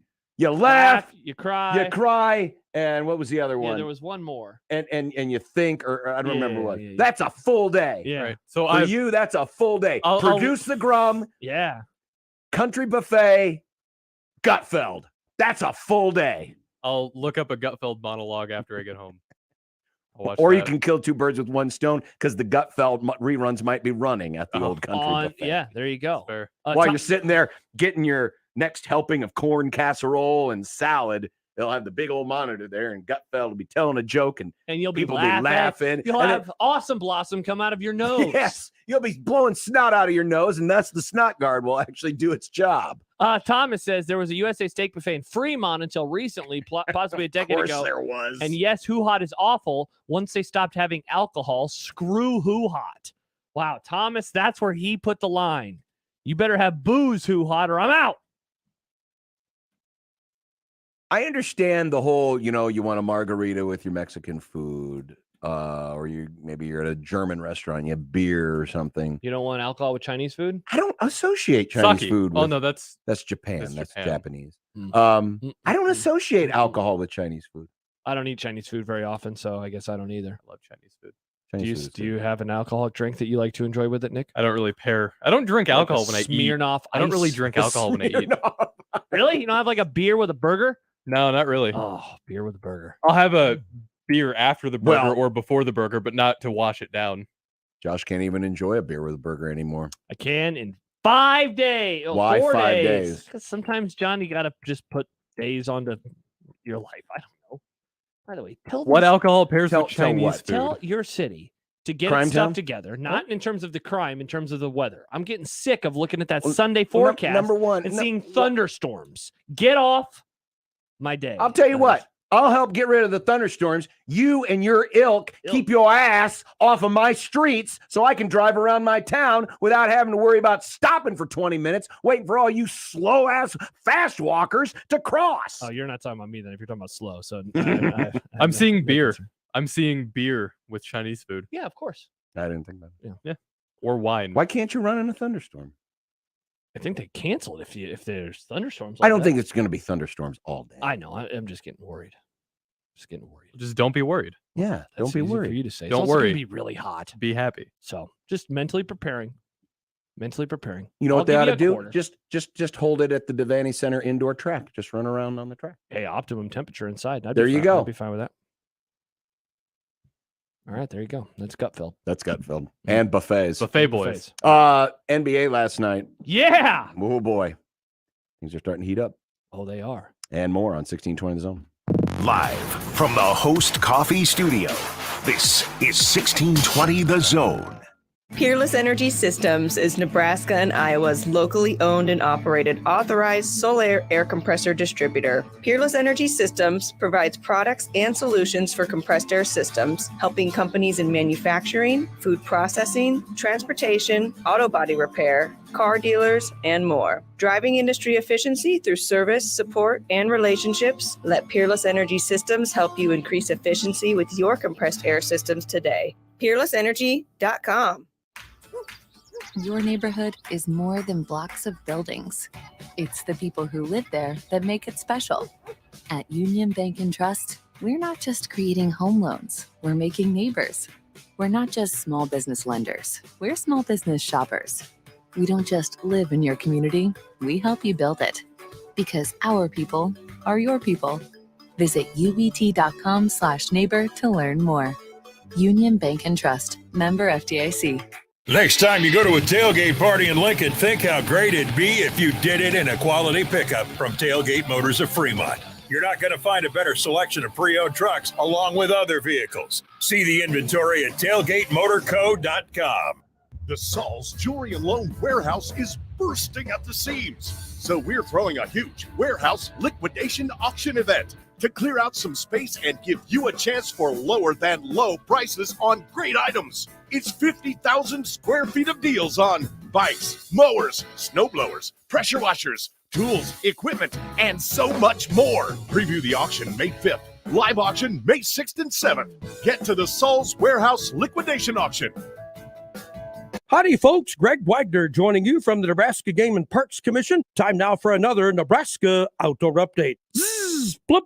Did you know there's some fun open water fishing to be had this time of year? There is. In our cold water, northern and western Nebraska trout streams, wonderful spring-fed waters, support mainly rainbow and brown trout, and you could even work on your Trout Slam Challenge in those. Get more details at outdoornebraska.org. That's outdoornebraska.org. Turning to the state parks, there's nature to experience. The playgrounds, campgrounds, and trails are all open. And be sure to check out the naturalist programs at state parks as well. For spring wild turkey hunting this year here in Nebraska, hunters, take note, there are some major changes because of lower bird numbers. See us at the Game and Parks Commission for more information. That'll wrap it up for now. I'm Greg Wagner with the Nebraska Game and Parks Commission. Duck Defense Midwest makes your home healthier and improves the life of your HVAC system. So improve the health of your home and everyone in it. Go to cleanairradio.com for a special duct cleaning offer for Zone listeners. That's cleanairradio.com. Today is the day. Today is the day you empty your garage and closets of your old tech. Today is the day you hang up on that dial-up modem. Today is the day you tell that old GPS to get lost. Because while Staples recycles old tech for free each and every day, today, during Staples' free Tech Take-Back, Rewards members get $10 in Staples Rewards when they recycle their tech. Cut the cord on your old tech and recycle it at Staples. N617, limit 1 reward per month. Exclusions apply. Visit staples.com/recycling for details. Tickets for less. Best seats, best prices, no per-ticket fees. Ticketsforless.com. KOZN Bellevue, Omaha, Council Bluffs. This is 1620 The Zone. Shank Pink Appreciation Club says, don't know why, but Sipple feels like the human representation of a golden corral. I could pick up on that vibe. He's obviously an old country buffet guy. That's true. That's true. Last night, the Lakers beat the Warriors. Did you stay up? No. See, this is the problem, man. I figured you'd be on edge because of Crime Town. You'd be looking everywhere. I gotta say, Crime Town. Yeah, I was. Don't ring my doorbell. I was distracted by Crime Town, but Anthony Davis, good Lord. Yeah, what a first half. What a game. 30-23.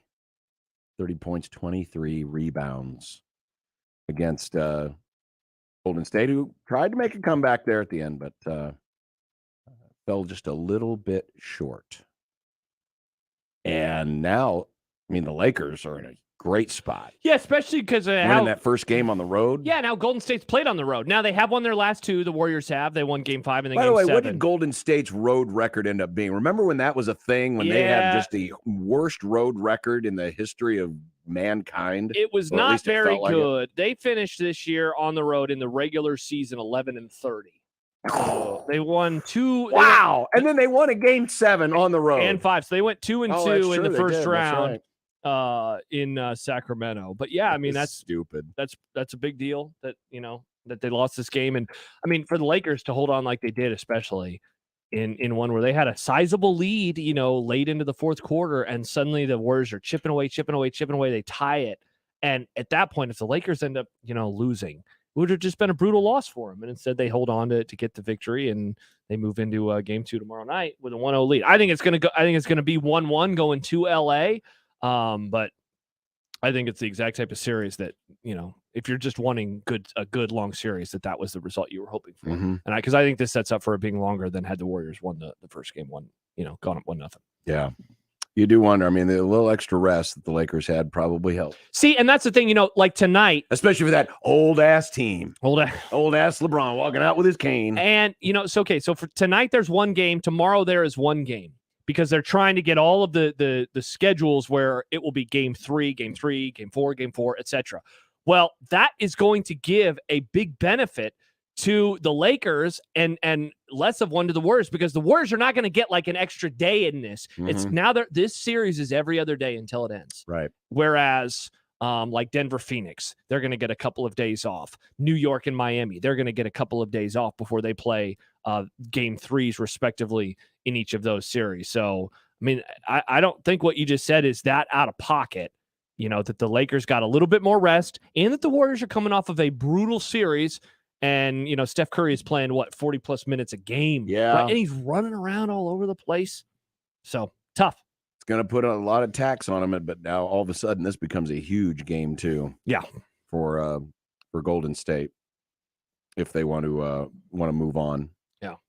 And like we said yesterday, I mean, the way this is going, Denver is sitting in the catbird seat right now. Dude. Just saying, just Just beat the crap out of each other. Right now, John. Yes, just beat the crap Like out I of just each said, other. they don't play again until Friday. So Denver is going to be rested going to Phoenix, and they're already up 2-0. And now Chris Paul's out for a while. And so, yeah, if you're Denver, I mean, really, John, we might be talking about a situation where we're going to have the rest versus rust conversation for the Nuggets, because they could end up, like, I don't think it's going to be a sweep, but it could be a gentleman's sweep. And if that were to be the case, if it were to end in 5, that series would end next Tuesday. And I think the Lakers Warriors is I think that thing is going the distance. At the very least, I think it's going 6, but I think it's going to go all the way to Game 7. And Knicks held off the Heat. Bing bong. Something about them Villanova guys playing in Madison Square Garden in a must-win situation, or at least must-ish win situation. Jalen Brunson, with 30. Josh Hart chipped in 14. But, I look at that and I'm thinking, yeah, the Knicks won and they needed to win. But the Heat were right there. And they didn't have Jimmy Butler. Right there. Nice, Nick. They were, yeah. They were right in it. And now, Miami did what they needed to do. Miami needed to win one in the Garden. And they did. Now they get to go to Miami and see if they can build on it. I'm assuming Butler will be back for Game 3. Yeah, you'd hope so, if you're the Heat. Because this was the ankle that he turned in Game 1, right? Yeah. I would think he would be back. Yeah. And again, going back to what I just mentioned, the extra day's rest. That game is not till Saturday, so they're going to play Tuesday, and then they're going to have Wednesday, Thursday, Friday, all off, and then they'll play on Saturday. And then at that point, it will be every other day again. So we just get the one game tonight then. One game tonight, one game tomorrow. Sixers and Celts. Yeah. And Embiid's playing tonight. Embiid is back. The MVP. The MVP, Joel Embiid, is back.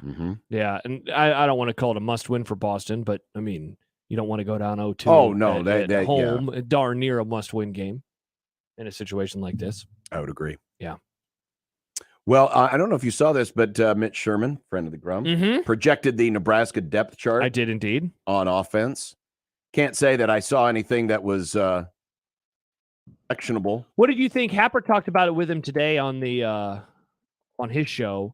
What did you think of where he had the tight end room, where it was not one Thomas Fidone as the starting tight end, but it was Nate Borkacher? Well, and I think, Mitch was looking at what happened in the spring game as part of his guide here. Yeah. And I would say going into the fall, if Matt Rule were prepping for a game the first week of fall camp, it probably would be Borkacher who starts. Now, again, just because you start doesn't mean you necessarily get the most snaps. And they were trying to be extra careful with Fidone.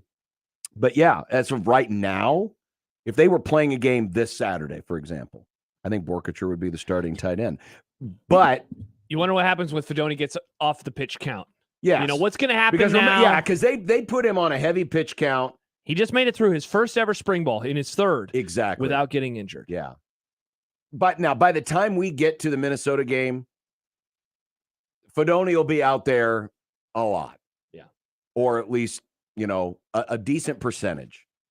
And provided everything is okay and he stays healthy, he will eventually, he'll be clearly the number one guy. But right, and listen, Borkacher, for all of the faults that, the Frost era had, that's one guy who actually, emerged into something of a valuable guy who came from virtually nowhere. We didn't know who the guy was 2 years ago. Yeah, seriously. And now he's become as valuable as anybody from that position. So, yeah, it didn't surprise me.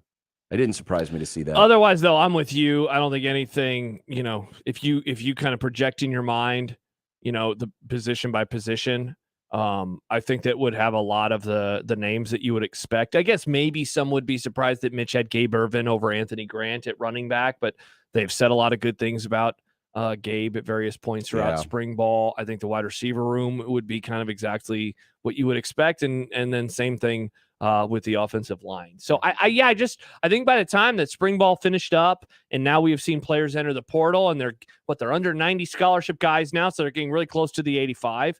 I think that there has been a nice delineation, I guess, between a first stringer, a second stringer, a third stringer. I think it kind of goes on down the line and you can kind of figure out things from there. Well, running back's going to be a spot where, the carries are going to be split up fairly equally, I think. Yeah, I know they would like to have a guy they can lean on. I just don't know if it's going to happen. Anthony Grant got close to 1,000 yards. He's the closest thing to that, I think, in the room right now. But he faded big time. And how much of that's him? How much of that's the offensive line? I think it's a little bit of both. I would put more blame on the offensive line, but look, he is exhibit A of run forward, please. Stop dancing around in the backfield. He did that, too much for my taste. You and I haven't really talked about this a whole lot since spring ball ended, but one of the opinions that I have coming out is that just the lack of playmakers at running back and wide receiver. And they got to find those. They got to find the playmakers. I liked what I saw from Billy Kemp. I think that he can be a different type of receiver that they have had around here in the last few years, but I don't think that they have a guy who can take the top off the defense there. We just got done talking about the running back room. I'm not really feeling that great about it. I just want to see a running back that can take the ball and find 15 yards, that aren't there, or attack the hole and get 15 yards. Anthony Grant, the long touchdown run that he had last year, Northwestern game, right? Did he have any other long touchdown runs? Did he have any against North Dakota maybe? Or longer runs? I just want to see more of those. Didn't he have a decent either Georgia Southern or Indiana? Yeah, maybe. I want to say. So I just want those types of plays. I worry that they're not going to have a big play offense. And so, okay, if that theory is correct, not having a big play offense, and that means they're going to have to go down the field, 5-6 yards at a time. And do they have those types of players too? I don't know. The offense is going to find itself in an interesting spot, I think. Yeah, his long was 46, so I think that was the touchdown in the Northwestern game, wasn't it? Yeah. 46? Yeah.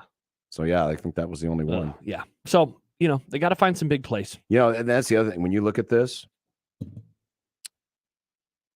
the two longest runs, well, at least from terms of long run, there may have been a few that were in between, but you look at just the long runs, Grant, the 46-yarder, Palmer had the 60-yarder against Purdue, right?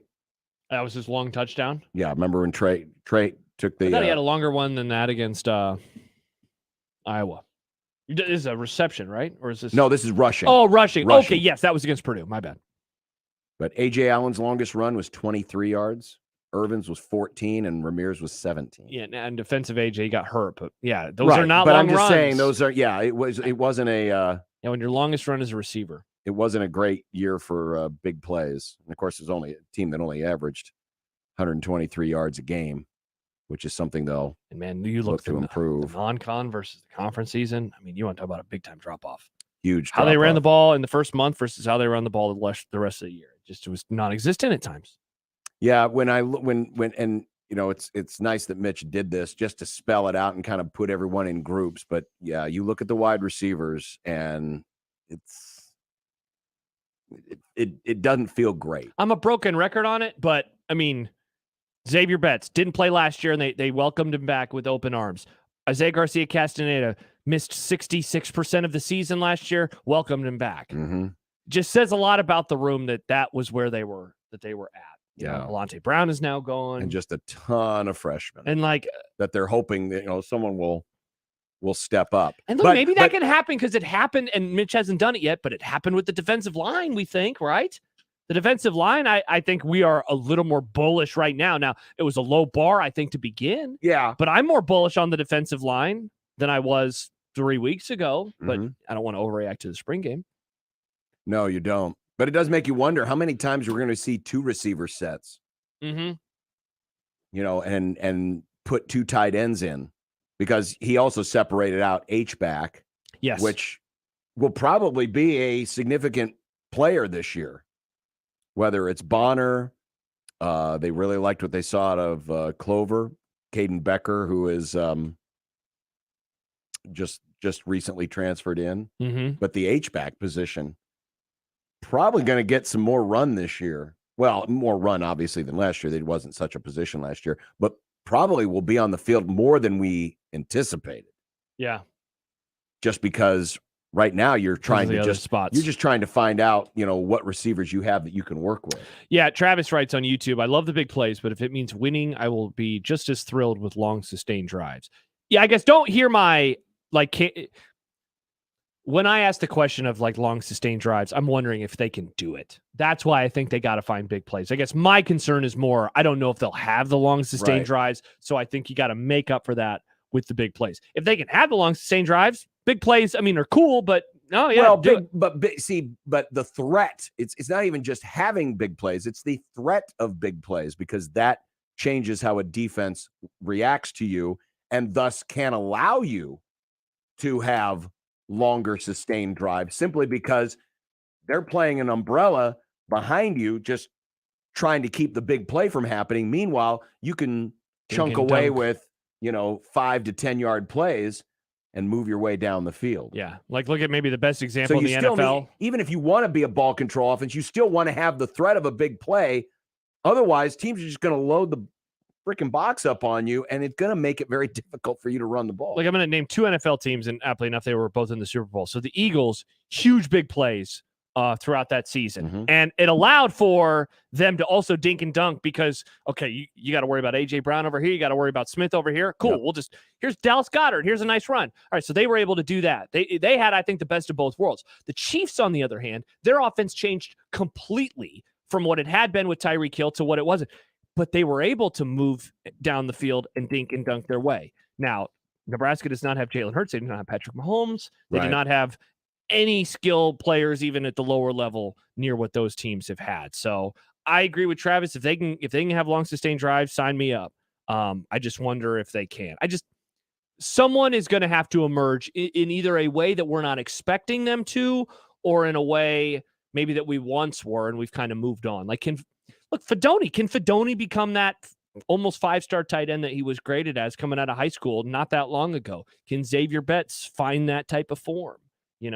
Isaiah Garcia Castaneda had one of the best catches of anyone on the whole team last year. It just can't happen in the opener, and it was the first drive of the season. Right. He has the skill level. He did it. Can he do it more often? 402-951-1620. Got an email regarding Nebraska, and you just mentioned at the defensive line, some of those young freshmen, the money issue coming up on 1620 The Zone. Mornings with Sharp and Handley. Do they ever make a public appearance together? You have your picture taken with them? Do they ever show up at the dealership here in Omaha? We'd have to ask an AE about that. Meet the twins and buy a new car. Meet the twins. Meet the twins. We're gonna win, twins. We're gonna score. We're gonna win, twins. What's a baseball score? Knock out a home run. Shout a hip hooray. Cheer for the Minnesota Twins today. Jesus, Jimmy, see what you did? Oh, I knew this song just because I had a lot of friends from Minnesota in college, and they knew it by heart. You knew what you were doing with, again, Sharpie, who was stuck. He's frozen in time. Mornings with Sharp and Handley. Weekdays 6 to 10 on 1620 The Zone. Your Omaha area forecast from Canoyer Garden Center and KETV Newswatch 7 on 1620 The Zone. Potential for a top 10 day Wednesday. Chilly early on, but expect nothing but sunshine. Fantastic in the afternoon with just a light breeze. Highs in the low to mid 70s. I'm meteorologist Sean Everson from KETV Newswatch 7. 1620 The Zone's unsportsmanlike conduct, brought to you by a great friend of the program, Union Bank and Trust. Home is where your health is, where your family gathers together, takes care of each other. And right there with you is Nebraska Medicine. We're proud to take care of Nebraska, to deliver everything your family needs. From immediate care to neurosurgery, it's expertise you can be confident in.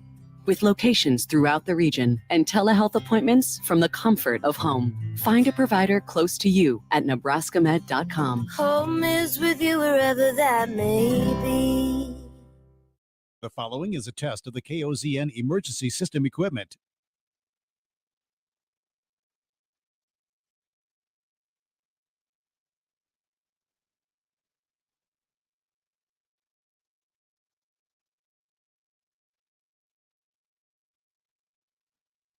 The data tones you just heard are used in the emergency alert system. This concludes testing of the KOZN emergency alert system equipment. This station serves the Nebraska operational area number 1. May the 5th be with you. Join the rebellion and enjoy character appearances at Warner Park for Star Wars Night on Friday, May 5th. The Storm Chasers will wear special Rebel Pilot-inspired jerseys to be auctioned off during the game. Get your tickets for Star Wars Night at OmahaStormChasers.com.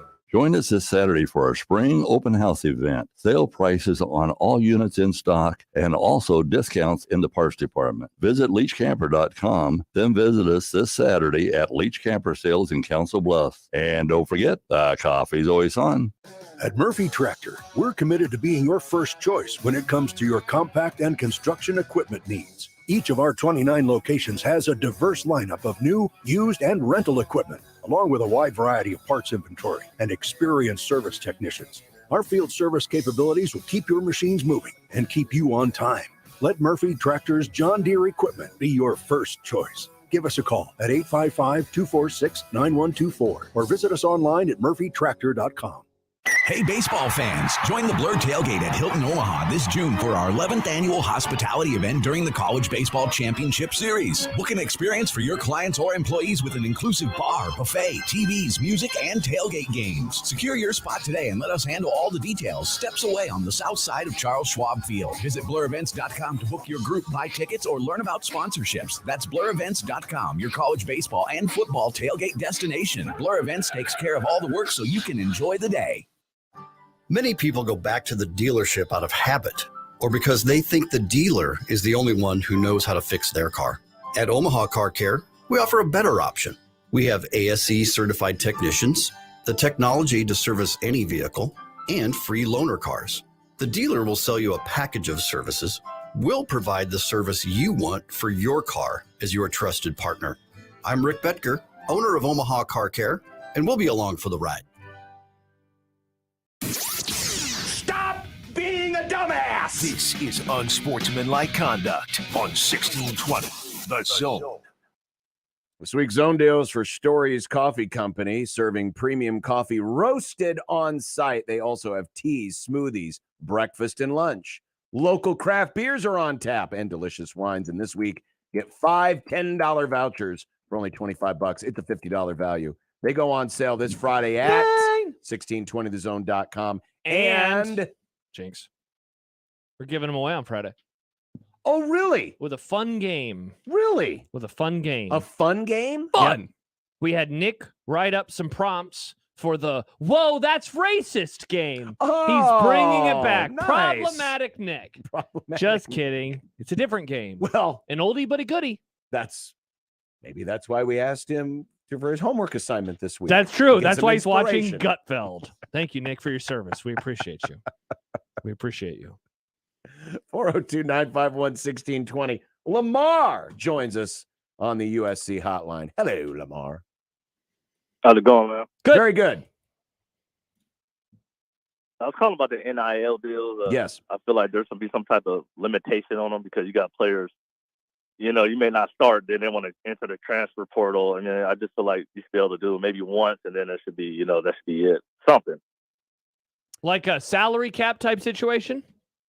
No, like as far as just entering the transfer portal. You know what I mean? It just seems like you can do it as many times as you want. I feel like it should be only done once.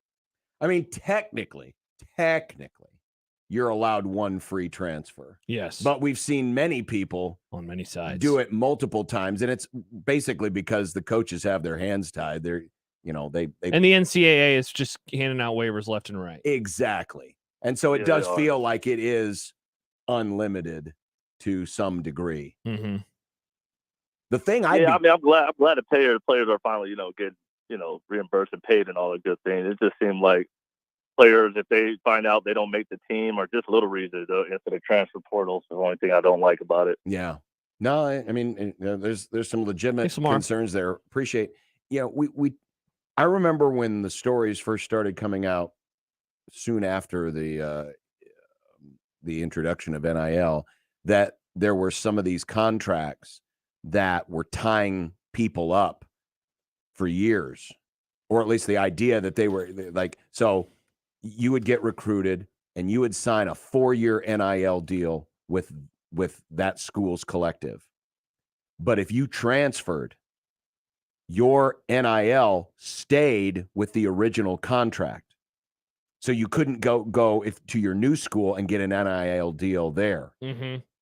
And there was concern about how some of these deals were a little bit one-sided. We haven't heard much about that when it comes to some of these transfers. And, as I think about it a little bit more, the whole scholarship contract idea, I think if you combine that with bringing all of the NIL stuff in-house, I think all the NIL stuff, this silliness about, 1890 is separate from the university. No, it's the same thing. But technically it has to, I'm not mean the one that has Matt Davison, the guy who literally was working for the athletic department like 3 months ago? And I'm only using Nebraska as an example. I mean, it happens this way. Happens everywhere. Yeah, we're not being critical of Nebraska. No, not at all. I'm just being critical of the entire system. Now, because there's so much wink, nod about Well, Nebraska yesterday named an NIL director. Mm-hmm. Jonathan Bateman is taking over day-to-day NIL operations and serve as the primary liaison for all NIL and governance operations. Wouldn't it just be easier if the 1890 Collective, or whatever the collective is called, the Gator Collective, was literally part of the athletic department? Then, when you sign a recruit or you sign a transfer, then you can sign up, okay, you want a 2-year deal? All right, here's your 2-year scholarship deal and your 2-year NIL deal. And it's all packaged into one neat thing, right? Mm-hmm. Versus this hodgepodge that we have right now. I just think it'd make a lot of things more clean, more sensible.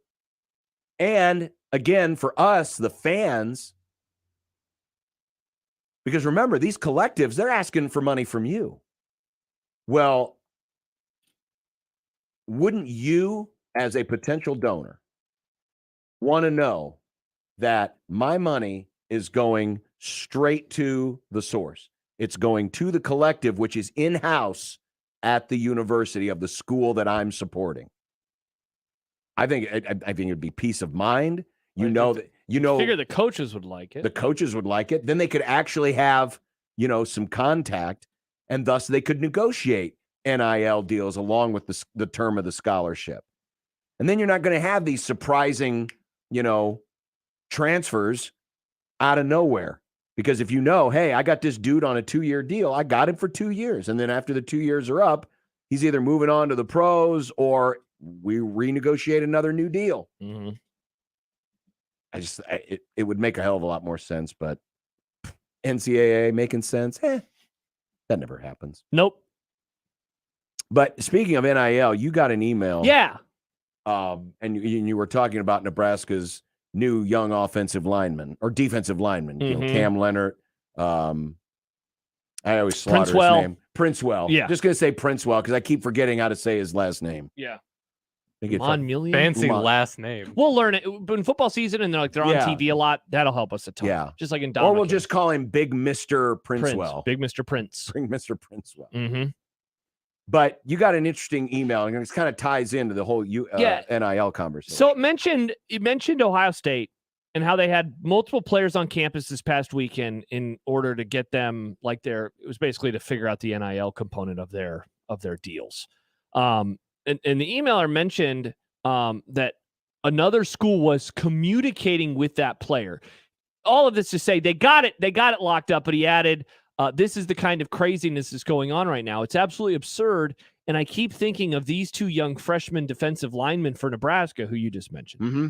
and thinking what might happen with them next year or the year after. You better be willing to spend serious amounts of money to get and keep players because other schools with huge pocketbooks will. And I know that has been, I think, a legitimate concern for Husker fans over the last couple of years of, is Nebraska going to spend the type of money they need to compete with the big boys?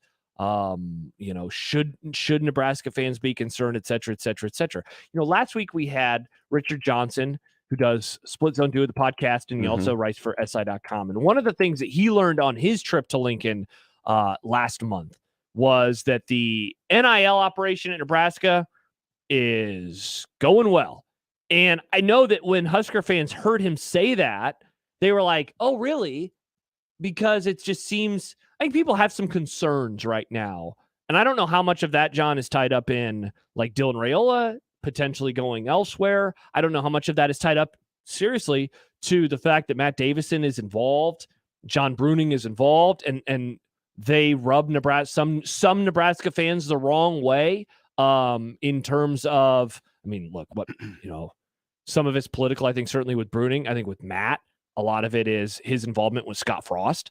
And so when they hear someone say the NIL is actually, you should have no concerns, they're like, okay, how will that bear itself out?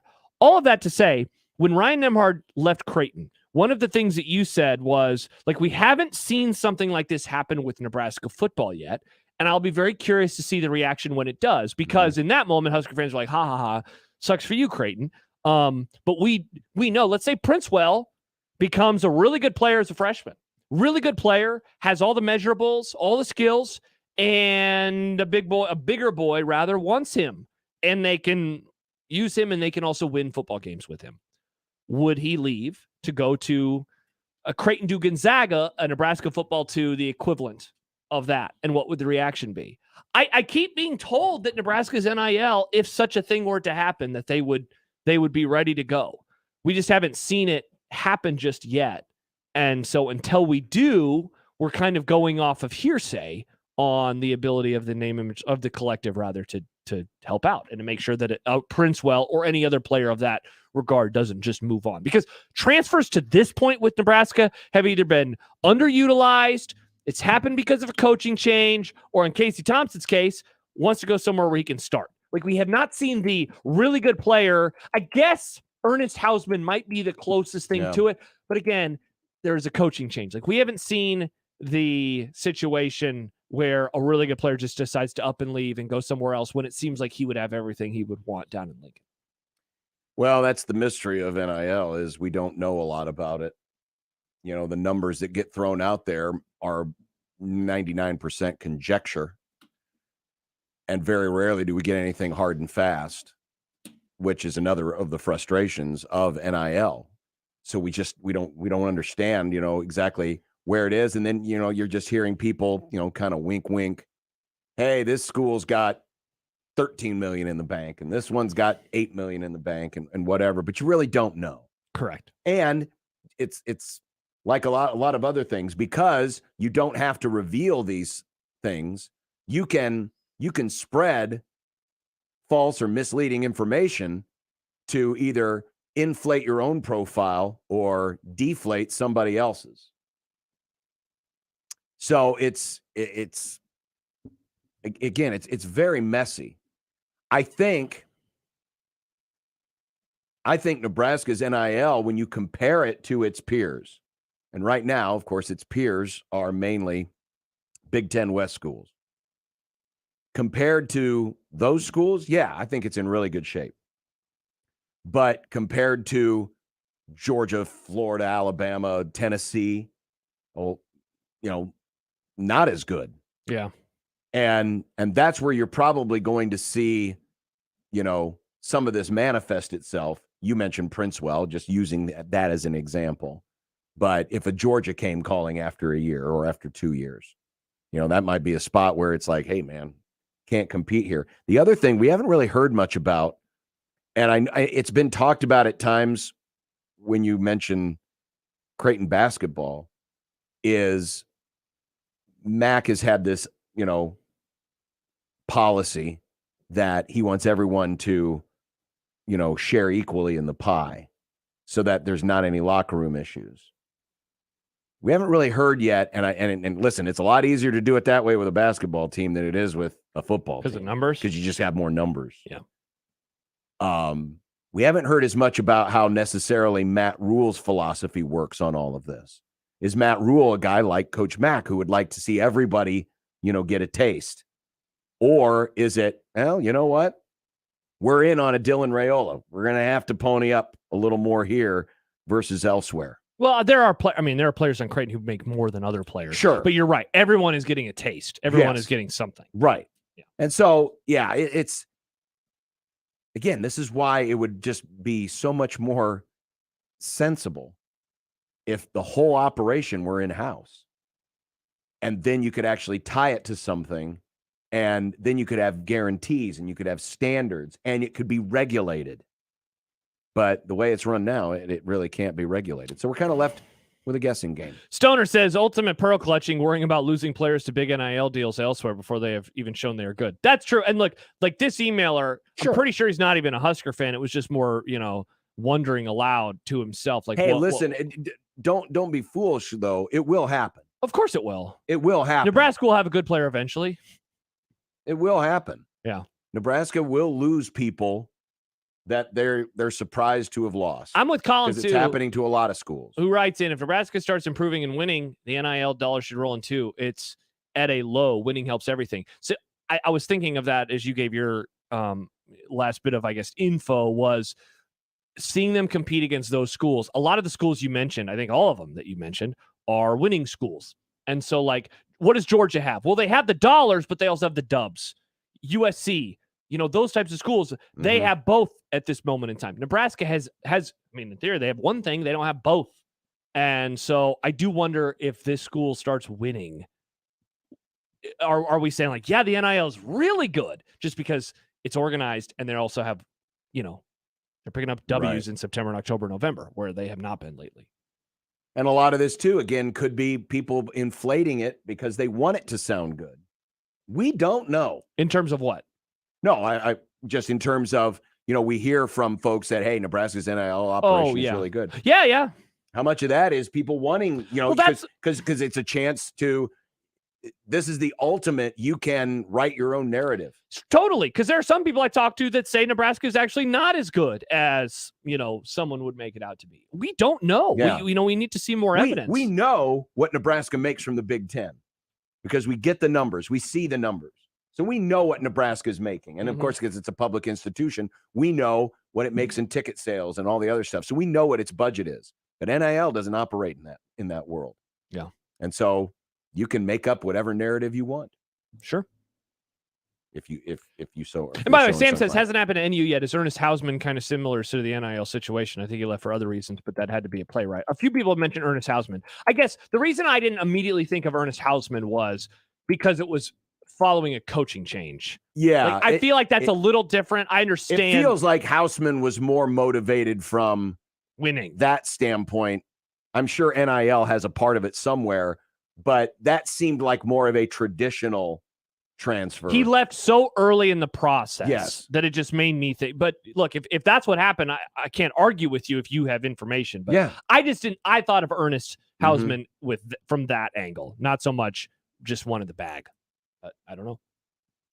Coming up, Jays have added more from the portal. Oh, the portal giveth and taketh. The portal is still just regurgitating and then like a dog. Dog throws up, eats its own throw up. I saw Banks do that last night. My dog has never done that. My dog has never gone back in after its own. Just leaves it? Really? Yeah. That's kind of rude. Nicely, thankfully. Come on, Wrigley. Why doesn't Wrigley have manners? Thankfully, Wrigley doesn't do that very much. You need to teach Wrigley manners. Yeah, unlike my dog. I'd rather my dog not throw up. But if she does, she should clean up after herself. She doesn't clean up after herself when it's coming out the other end. That's my job.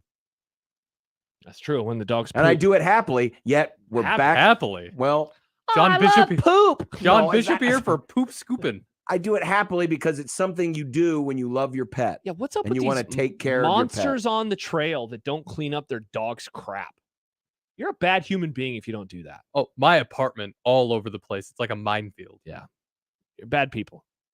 Just clean it up. I mean, I'm all for it if it makes the runners have to dodge it. You want that to be on the sidewalk? It's an obstacle He for could you. slip, John. He could slip. Well, no, you're supposed to run hope around it. I hope you're supposed to. You're For supposed the to record, run I was around talking about there was poop in the grass yesterday when Banks was walking because he loves dog poop. He sniffs it. He wants to eat it, I think. Big poop. Well, he eats rabbit poop all the time. He's a huge rabbit poop guy. So yeah, I don't want him to eat. You just kind of let him eat poop. No, I say, Banks, get over here. Okay. Okay. By the way, Wrigley's back to the 2 poops every walk thing. It's like, dude, seriously, you just took a massive, you know what, and then the next one's probably softer. Yeah. Yeah, it looks like Ice cream. Yeah. Just It's like, what's going on in there, man? We should go to break. We probably should. We're past time. 1620 The Zone. The best way to catch all the action is on 1620 The Zone. And no line for the bathroom. It's time to find a career that's right for you. Metropolitan Community College can help you find a new path forward on your time. Whether you need a degree that puts you on a path to a new career or need to finish a degree you've already started, MCC makes it affordable and convenient with a flexible class schedule, online or on campus. It's your time to path forward. Let MCC show you the way. Apply today at mccneb.edu/adults. Spring is a great time to find your next new vehicle at Woodhouse Chevy in Missouri Valley. Your time is important. That's why our process is streamlined to give you the convenience you're looking for. Shop WoodhouseGM.com and check out our entire selection of new and pre-owned vehicles. Then schedule a test drive so you know you'll find a vehicle that doesn't meet but exceeds your expectations. Woodhouse Chevy takes the pressure out of car buying. Find new roads to Woodhouse Chevy, exit 75 off I-29 Missouri Valley, or WoodhouseGM.com. Hi, this is Doug Nodgard with Equitable Bank. Great service never goes out of style. When the digital age dawned, many said computers would be able to handle many of the interactions that used to take a person. Boy, were they wrong. How many times have you called your bank and gotten a recording to press 1 or 2? Not at Equitable. Not only does Equitable answer your call in the first ring, it's answered by a human being. That's because Equitable Bank values its customers. Equitable Bank, we take banking personally. Member FDIC. Dust. It's in the living room, the bedroom, and the bathroom. It's also in your lungs. Let's fix that, shall we? Duck Defense Midwest offers a comprehensive system that cleans, disinfects, filters, and purifies the air. They'll make your home healthier and improve the life of your HVAC system. So improve the health of your home and everyone in it. Go to cleanairradio.com right now for a special air duct cleaning offer for Zone listeners. cleanairradio.com. Prescriptions require an online consultation with a healthcare provider who will determine if appropriate. Restrictions apply. See website for details and important safety information. Subscription required. Price varies based on product and subscription plan. Hey guys, did you know there's a generic form of Viagra that works just the same, but is 95% cheaper? And you can get it online? Just go to 4hims.com/radio. Through Hims, you'll get a free medical consultation, discreet shipping if prescribed, a 100% online process, and trusted generic alternatives to the name brands at up to 95% off. That's right. Get generic for Viagra, the same active ingredient as brand name Viagra, but for 95% less. It's the same medication, still prescribed by a licensed medical provider, but with zero copay, no expensive appointments, and no awkward face-to-face conversations. To start your free online visit, you need to go to this exclusive address, 4hims.com/radio. That's 4hims.com/radio for your free online visit. FORHIMS.com/RADIO. I studied Spanish in college and never got fluent. But then I tried Babbel. Want the most effective way to learn another language? In just 15 minutes a day, Babbel's bite-sized lessons will have you learning another language in as little as 3 weeks. Babbel gets you speaking quickly about things you actually talk about in the real world. University studies have shown that using Babbel for 15 hours is equivalent to a semester of college Spanish. If you want to learn a new language, there's no better way than Babbel. Go to Babbel.com to try Babbel for free. That's BABBEL.com. It's spring. Now is the best time to shop at Lenahaw for all things garden or landscape. Our garden center is filled with the largest selection of homegrown plants, flowers, trees, and more. The area's best mulch and soil available for delivery and pickup. Rooted in quality, unmatched value. Lenahaw Nurseries, 192nd and Center. 1620 The Zone's Unsportsmanlike Conduct is brought to you by Union Bank and Trust. Now back to the program. Got a lot of day baseball today. Phillies and Dodgers. James Outman is one of LA's new rookie phenoms because, you know, they just churn out new talent like that. But his name is Outman. A hitter whose name is Outman. Outman? That's like an ice cream man named Cone. Exactly. He laughed at it. Nick laughing at a Seinfeld joke. Mhm. Very good sense of humor, young It's too Nick. bad that James Outman never got a chance to face former Tampa Bay Rays pitcher Grant Balfour. Balfour? Ball four. Get it? Oh, wow. Pitcher named Wow. Balfour. I and a get hitter named baseball humor. Outman. Look at Nick listening to the Rockies when he goes home at night. Sometimes. And then, he hits it to a shortstop whose last name is Boots. He booted the ball. Good Lord. Good Lord. This He is throws great, to a John. first baseman whose Name name 643. named Scoop. Well, that'd be fun. Scoop. Mm-hmm. Oh, anyway. Aerosmith's coming to Omaha this year. Peace Out Tour is the farewell and 50th anniversary tour. Special guest, the Black Crowes, CHI Health Center, Friday, November 10th. Tickets go on sale this Friday, however, May 5th at Mountain, 10 Central. Head to 1620 The Zone now to get entered to win tickets.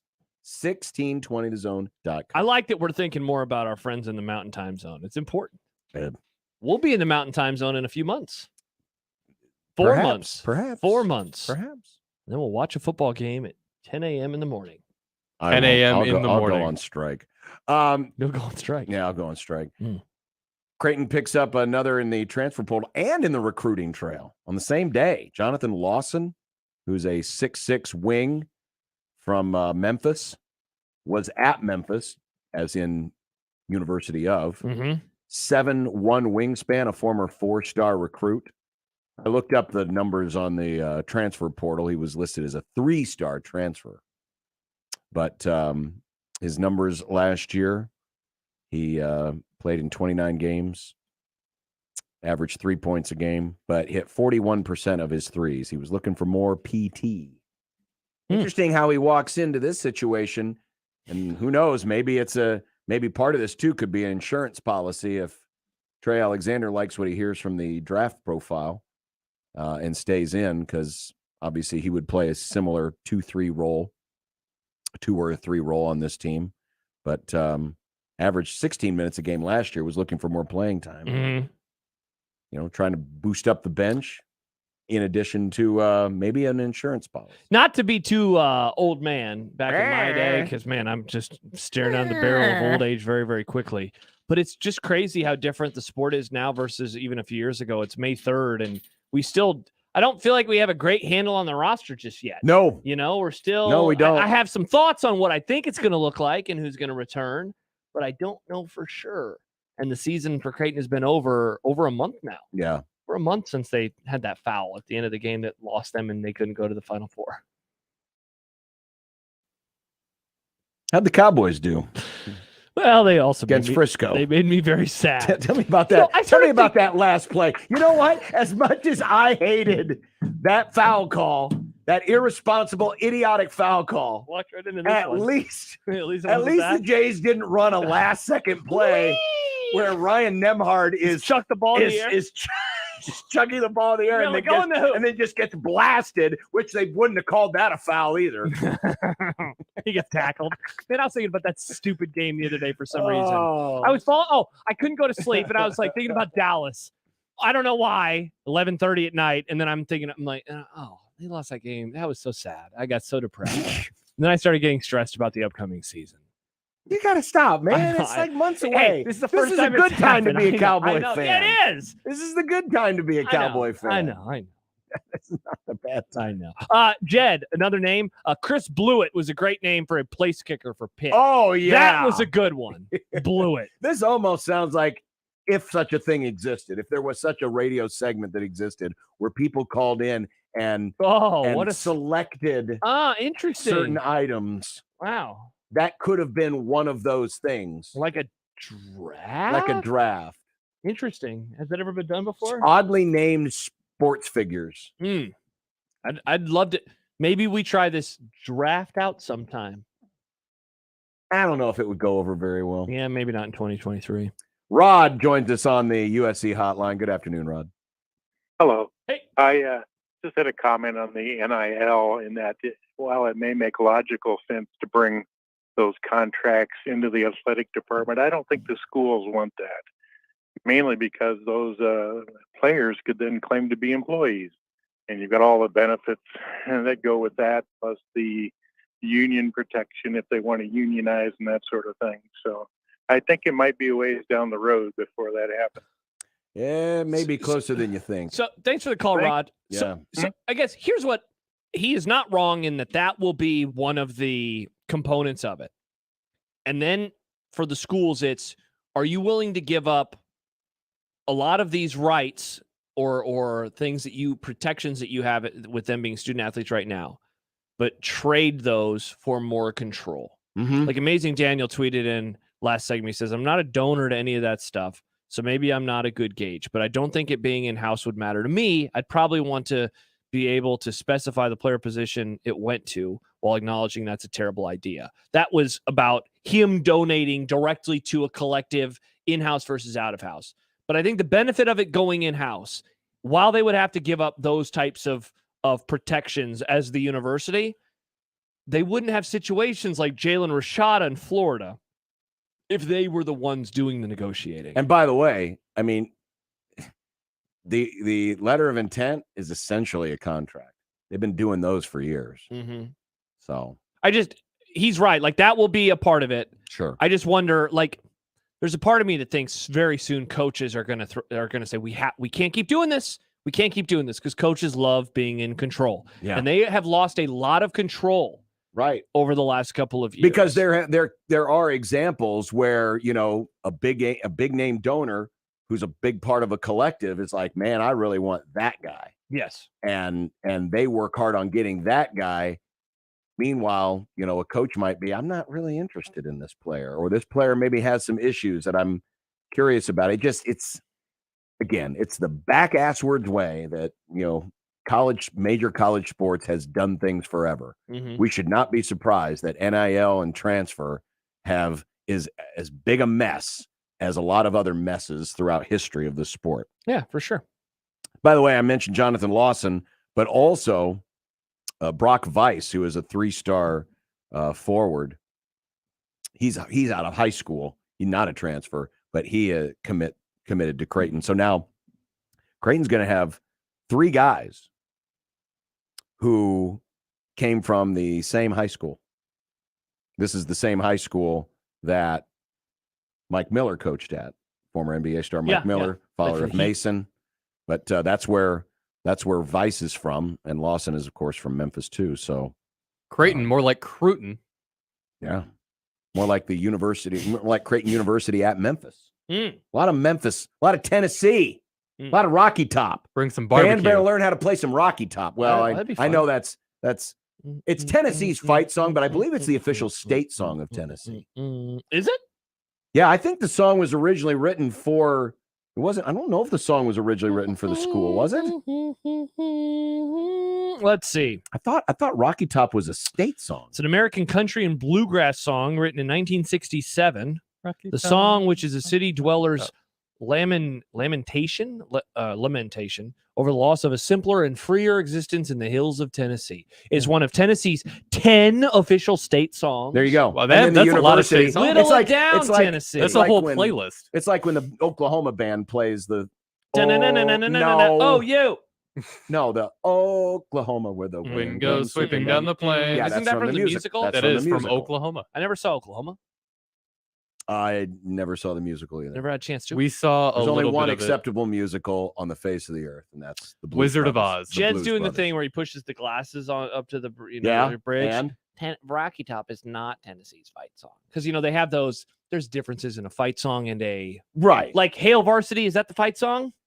Or is the yes, and then the other one is what is I don't know what they call a school song. A school song. There is no place like Nebraska. Song. It's something, but it's not the fight song. But Hail Varsity is a fight song. Though, Jed, you sound like a Marvel nerd. Back in the day, There Is No Place used to be the song that was played after touchdown, not Hail Varsity. Wow, it's kind of weird how it all kind of developed and came around about after time. So yeah, the whole school song. Fight song thing. Rocky Top. You'll always be. Rocky Top is good. Well, either way, Creighton now can claim it as one of their songs. Nice. There's a lot of Tennessee. Woo! A lot of Tennessee on this team. Tony says I was in a production of Oklahoma. There you go. Did you see the wind go sweeping down the plains? Probably. It's Oklahoma after all. Should have written the damn thing about Nebraska. Was the Wells Fargo wagon a coming down the street? Last time I was in Oklahoma that I remember it was rainy.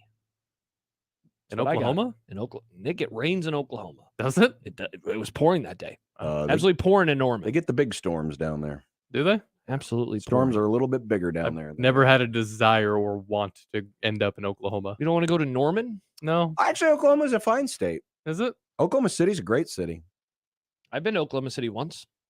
Oklahoma City's pretty cool. The Bricktown area around the ballpark and You're a baseball boy, Nick. all You the should stuff check it there. out. Check out Oklahoma. It's warmer than Nebraska It's true. because it's south.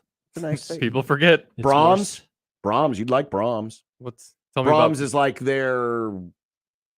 I mean, it's not even. I can't even describe it. It's kind of like their Culver's. Oh, famous for their ice creams Oh, and I stuff. think I went there. Brahms. Yeah, I think I went there. Yeah. Yeah. Good ice cream. Okay. All right. They're down there at the Brahms. There you go. I'll Brahm it up. You Brahm it up. Coming up, folks trying to just grasping for attention. Just trying to cast that line out into the Red Sea to see if they can capture themselves some trolls. I'm intrigued. Coming up on 1620 The Zone. Live from the Host Coffee Studio, this is 1620 The Zone. 1620 The Zone. Traffic. From the Zoom Drain Time-Saving Traffic Center, a disabled vehicle on North 93rd Street southbound after Maple has the right lane blocked in that area. Also, the right lane blocked at 90th and Blondo northbound due to an overheated vehicle, so proceed with caution in that area. And 90th. I'm Peter Krenzer. This time-saving traffic is brought to you by Romeo's Mexican Food and Pizza. Enjoy Romeo's Grande Pizza and Taco Combo. One large 2-topping pizza, 4 soft shell tacos, chips, and queso dip for only $29.99. Only at Romeo's. Carry out only. Romeo's Mexican Food and Pizza. Not your typical restaurant. It's time to wake up your taste buds. Introducing my new Fiesta Line Chicken Pizza. Spicy taco sauce, generous amounts of chicken, green peppers, onions, jalapenos, mounds of cheddar and mozzarella cheese, and finished with a tangy lime sprinkle. Add your favorite one-topping pizza and my sweet cinnamon monkey bread. Fiesta Feast. Now that's a fiesta for your mouth. Godfather's Pizza. Do it. Your neighborhood is more than blocks of buildings. It's the people who live there that make it special. At Union Bank and Trust, we're not just creating home loans, we're making neighbors. We're not just small business lenders, we're small business shoppers. We don't just live in your community, we help you build it. Because our people are your people. Visit ubt.com/neighbor to learn more. Union Bank and Trust, member FDIC. It's time to wake up your taste buds. Introducing my new Fiesta Line Chicken Pizza. Spicy taco sauce, generous amounts of chicken, green peppers, onions, jalapenos, mounds of cheddar and mozzarella cheese, and finished with a tangy lime sprinkle. Add your favorite one-topping pizza and my sweet cinnamon monkey bread. Fiesta Feast. Now that's a fiesta for your mouth. Godfather's Pizza. Do it. It's good to be able to make a change, to never feel stuck. That's why at Cox, we're making a change too. Now Cox internet plans are flexible, so you can choose to just go with internet, add TV tomorrow, or home automation down the line. It's easier than ever to get just what you want and nothing you don't. Flexible plans from Cox. Change anytime. No commitments, no penalties. See for yourself at cox.com/internet. Additional services can be added at then current regular rates. All services subject to residential customer service agreement and acceptable use policy. Restrictions apply. The greatest American rock and roll band in history, Aerosmith, present Peace Out, the Farewell Tour. Aerosmith, with special guest the Black Crowes. Little thing, let me light your candle, calls the mama, I'm so on to CHI Health Center, Friday, November 10th. Get tickets this Friday at 10 a.m. at Ticketmaster.com. Aerosmith with the Black Crowes, the Farewell Tour. Peace Out.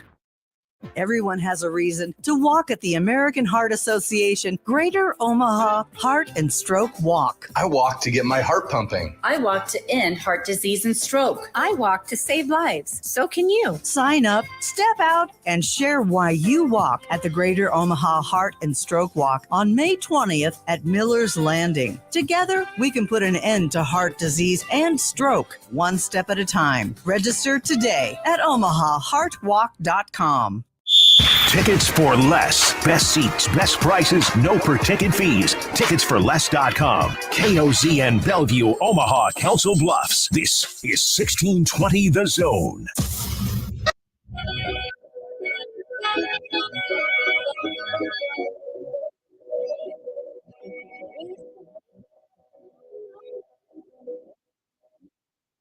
Yeehaw. Are we going to go to that game in a few years?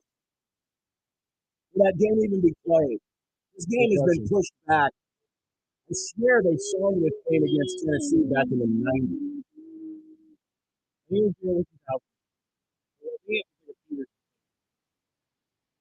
And we're still waiting on it. 26, and then in Knoxville in 2027 on September 11th.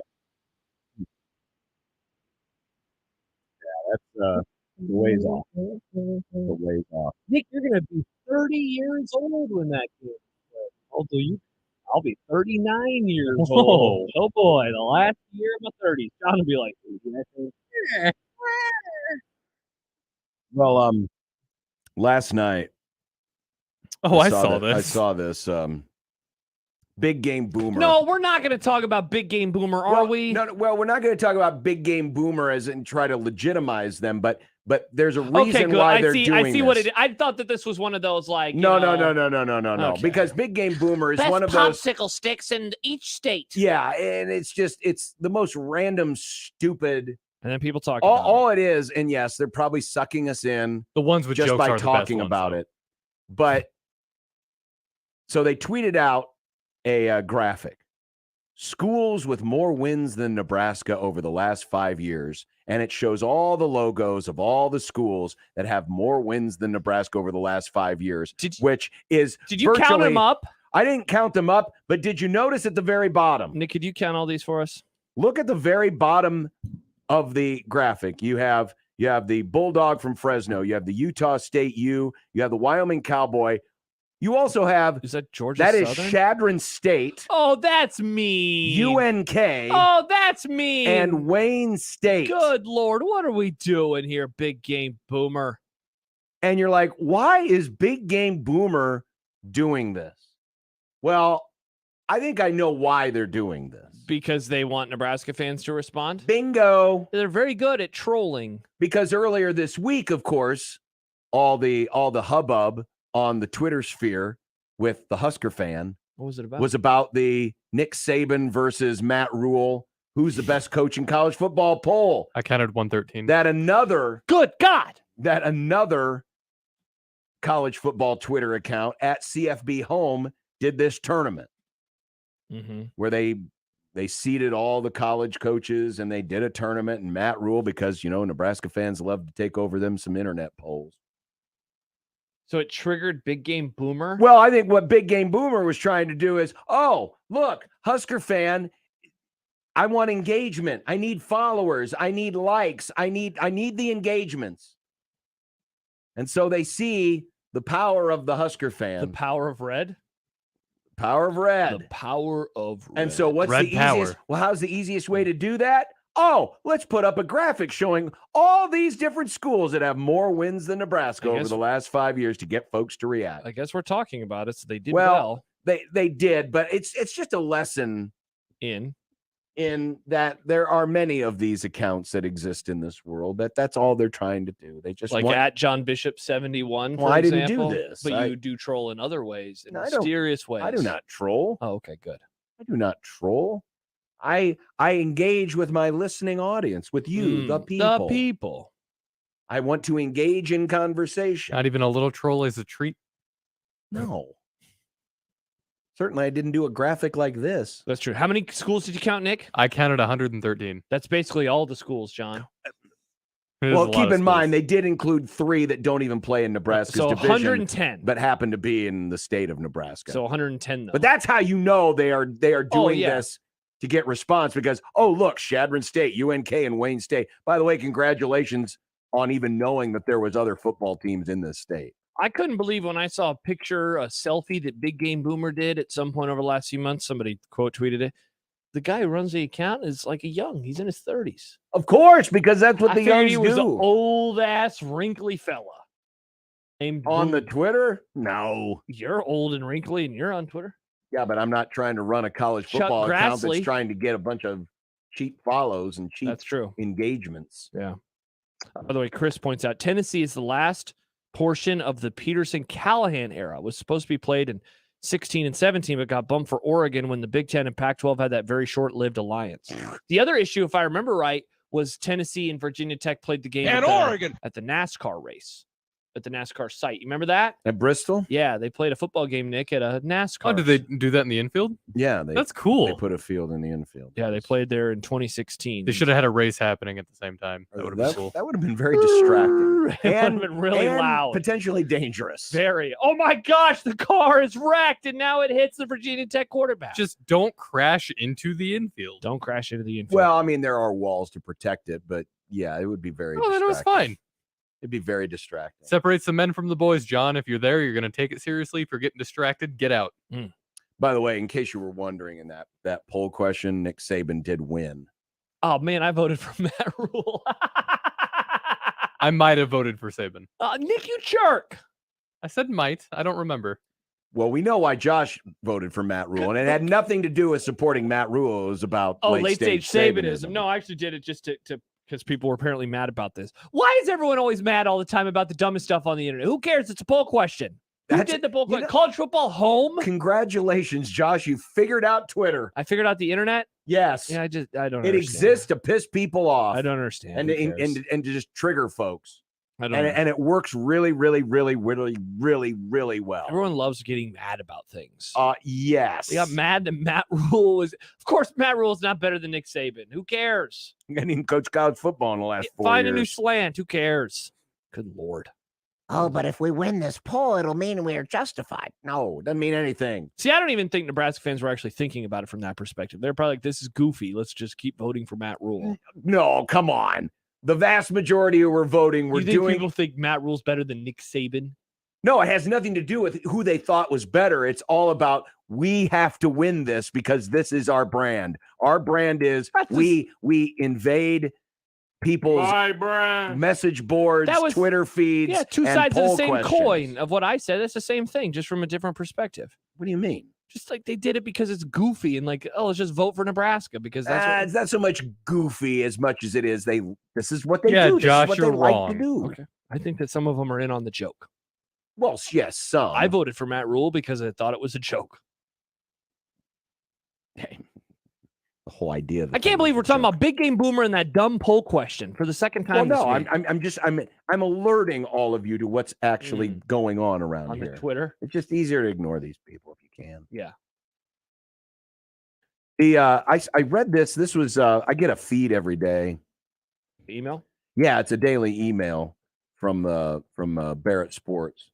Which, which has some interesting. It's a lot of sports media stuff, but I thought this was an interesting snippet from one of them because the NBA is currently going to be renegotiating its television rights here very soon. They're kind of the next big one up, along with college football playoff. And a lot of the talk has been, where some of these games may end up, whether it's streaming, network TV, and also the future of some of these networks. As we know, ESPN for decades now has been able to have so many sports properties because of the money it makes from cable subscriptions, because they can charge a premium rate on cable. Even if you don't watch ESPN, there's a chunk of your cable or satellite bill, if you still have either of those or had those, that went to ESPN. And they got that money whether you watch the channel or not. And then they get to make advertising revenue. And they also make advertising revenue. which allowed them to go out and, spend a lot of money on different sports and kind of, hold a big share of the market. Well, now one of the concerns in that industry is cord cutting, because people are now streaming a lot more and they don't have cable subscriptions. They don't have satellite subscriptions. We don't. And because of that, that's a part of the revenue stream that's disappearing. And so now the question becomes, well, how soon before ESPN becomes a direct-to-consumer product? Mm-hmm. In other words, the only way you can get ESPN is if you buy it. You buy it from, ESPN Plus. From ESPN Plus, for example. You buy an ESPN subscription. Yeah. Thus, you get ESPN. And Jimmy Pitaro and Bob Iger, who are, the two bigwigs. Iger's the head of Walt Disney. Pitaro's the head of the ESPN division. Were quoted in this story that I read today. Pitaro said, "We're getting to a point where we're going to take our entire network, our flagship programming, and make it available direct to consumer. That's a win, not an if. We're only going to do it when it makes sense for our business and for our bottom line." ESPN, by the way, generated $28 billion in revenue for Disney last year. Not all of that is cable subscriptions. Obviously, there's advertising in there, but that's something that's probably going to be happening, I would say, safely within the next decade, where there will be a world where, instead of getting ESPN necessarily from a YouTube TV subscription or a Cox subscription or Allo or, Spectrum or whatever, that you just buy ESPN straight from ESPN. And what will be curious if that happens is how much they charge for it. Yeah, because right now ESPN Plus is $7 or $8 a month, I think. And you don't technically get everything. You have to have a cable subscription to watch some of their stuff, like Monday Night Football, if I remember right. You can't watch a Monday Night Football game on ESPN Plus in the fall. Right. ESPN Plus is like the stuff beyond, like some college baseball or basketball or things. You get like a ton of hockey stuff. You get some college football, but a lot of low-level college But like football. the stuff that is on ABC, the stuff that's on ESPN. I'm talking sports on ABC, sports on ESPN, like the NBA last night. You got to be able to sign in with your cable provider. Subscription. Yeah, exactly. In order to watch it. Yeah, and so or unless you have a subscription to YouTube TV. Sure. Yeah, anything that you have that has ESPN a part of it, YouTube TV, cable, DirecTV, that's how you can. But this would be to sell the whole kit and caboodle. Yeah. ESPN, ESPN2, ESPNU, the sports SEC that air network, on ABC, ACC network, plus all the ESPN Plus stuff. This would be them selling that straight to you. Yeah.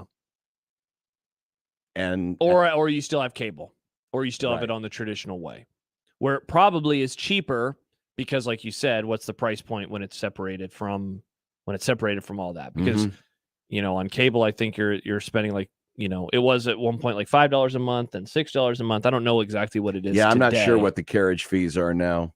And so because I didn't read that story. I read something on The Athletic though today about the NBA and how it's preparing to negotiate their next rights package, and how, again, and we've talked about this recently, they think it's not just going to be ESPN and Turner, but that there will be a streaming component involved. NBC will be involved. They want to go back over the air again, have more games over the air. They mentioned at one point that the Christmas Day games, NBA had 20 regular season games on ABC this year.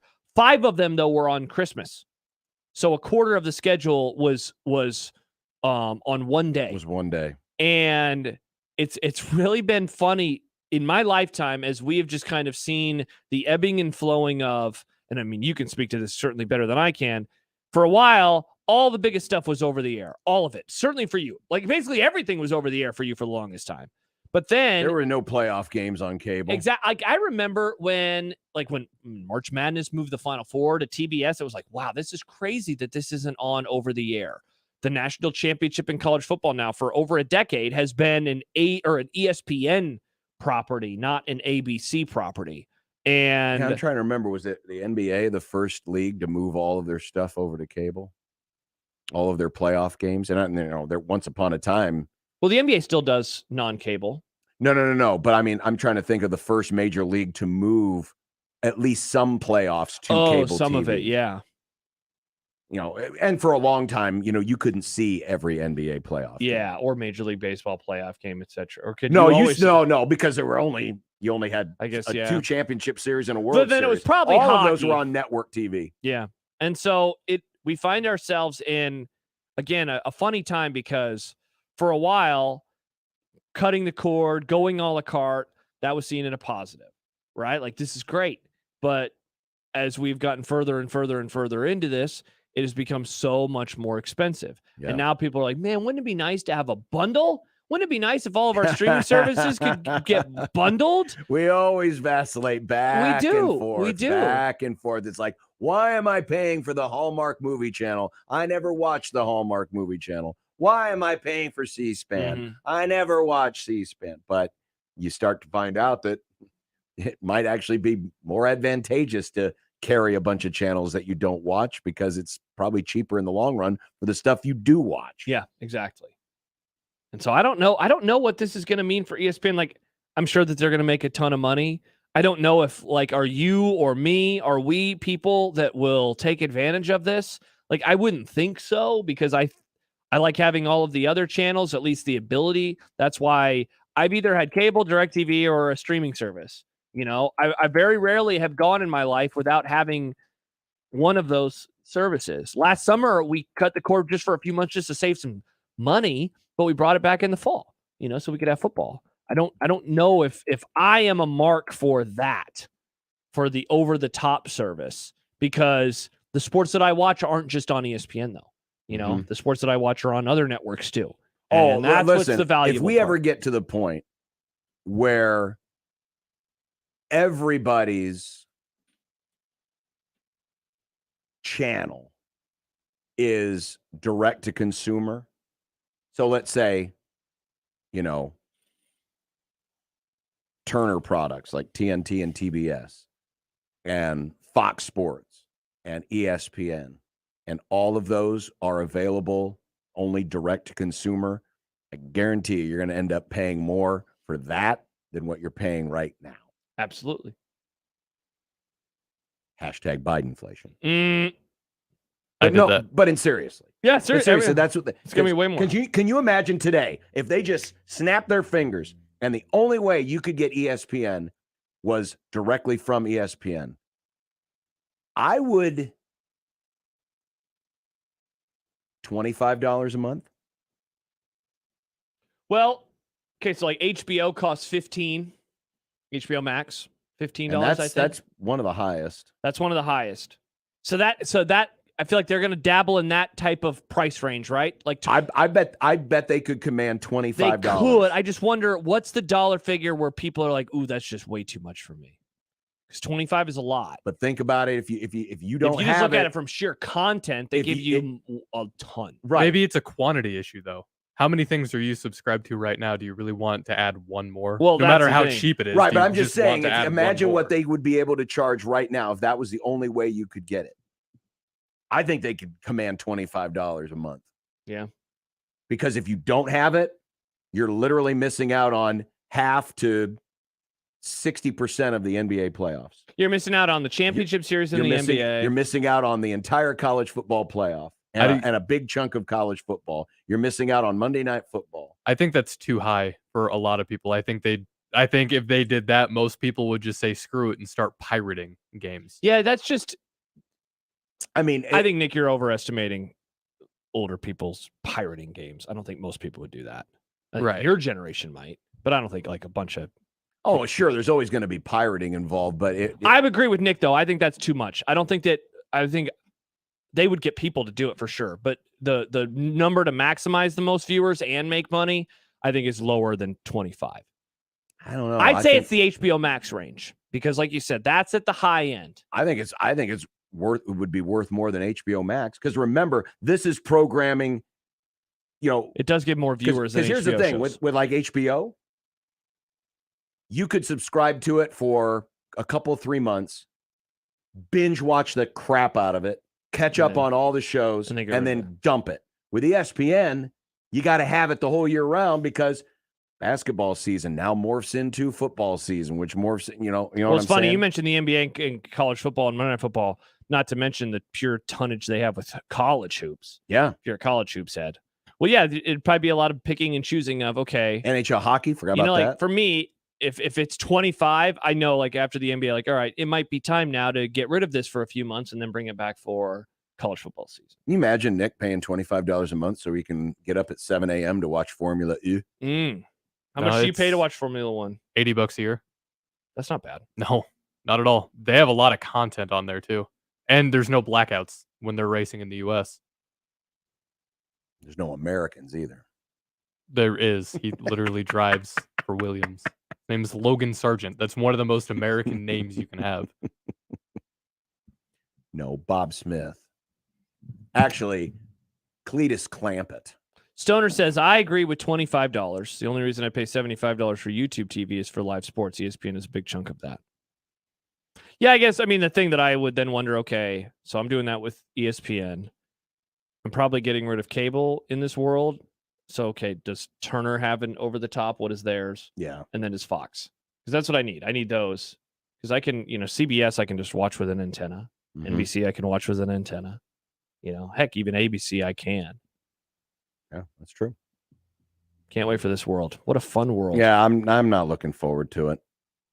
Doug says fans can see now.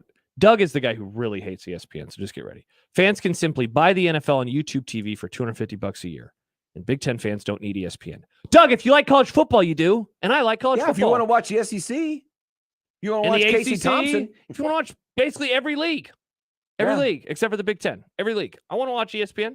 And by the way, you can't watch Monday Night Football with the Sunday ticket. You can't. No, you can't, and you can't watch it most weeks with an antenna because it's on ESPN. And if you most want of to the watch time. college football playoff, Gotta have it. you got to have ESPN. Calvin says if ESPN was $25 a month, I'd be pissed, but I'd have it from August to June for college football, NFL, college basketball, NBA. I'd do the same thing. Yeah, there would. Can I start writing it off for work? That would actually be a good idea. Yeah, let's get on this.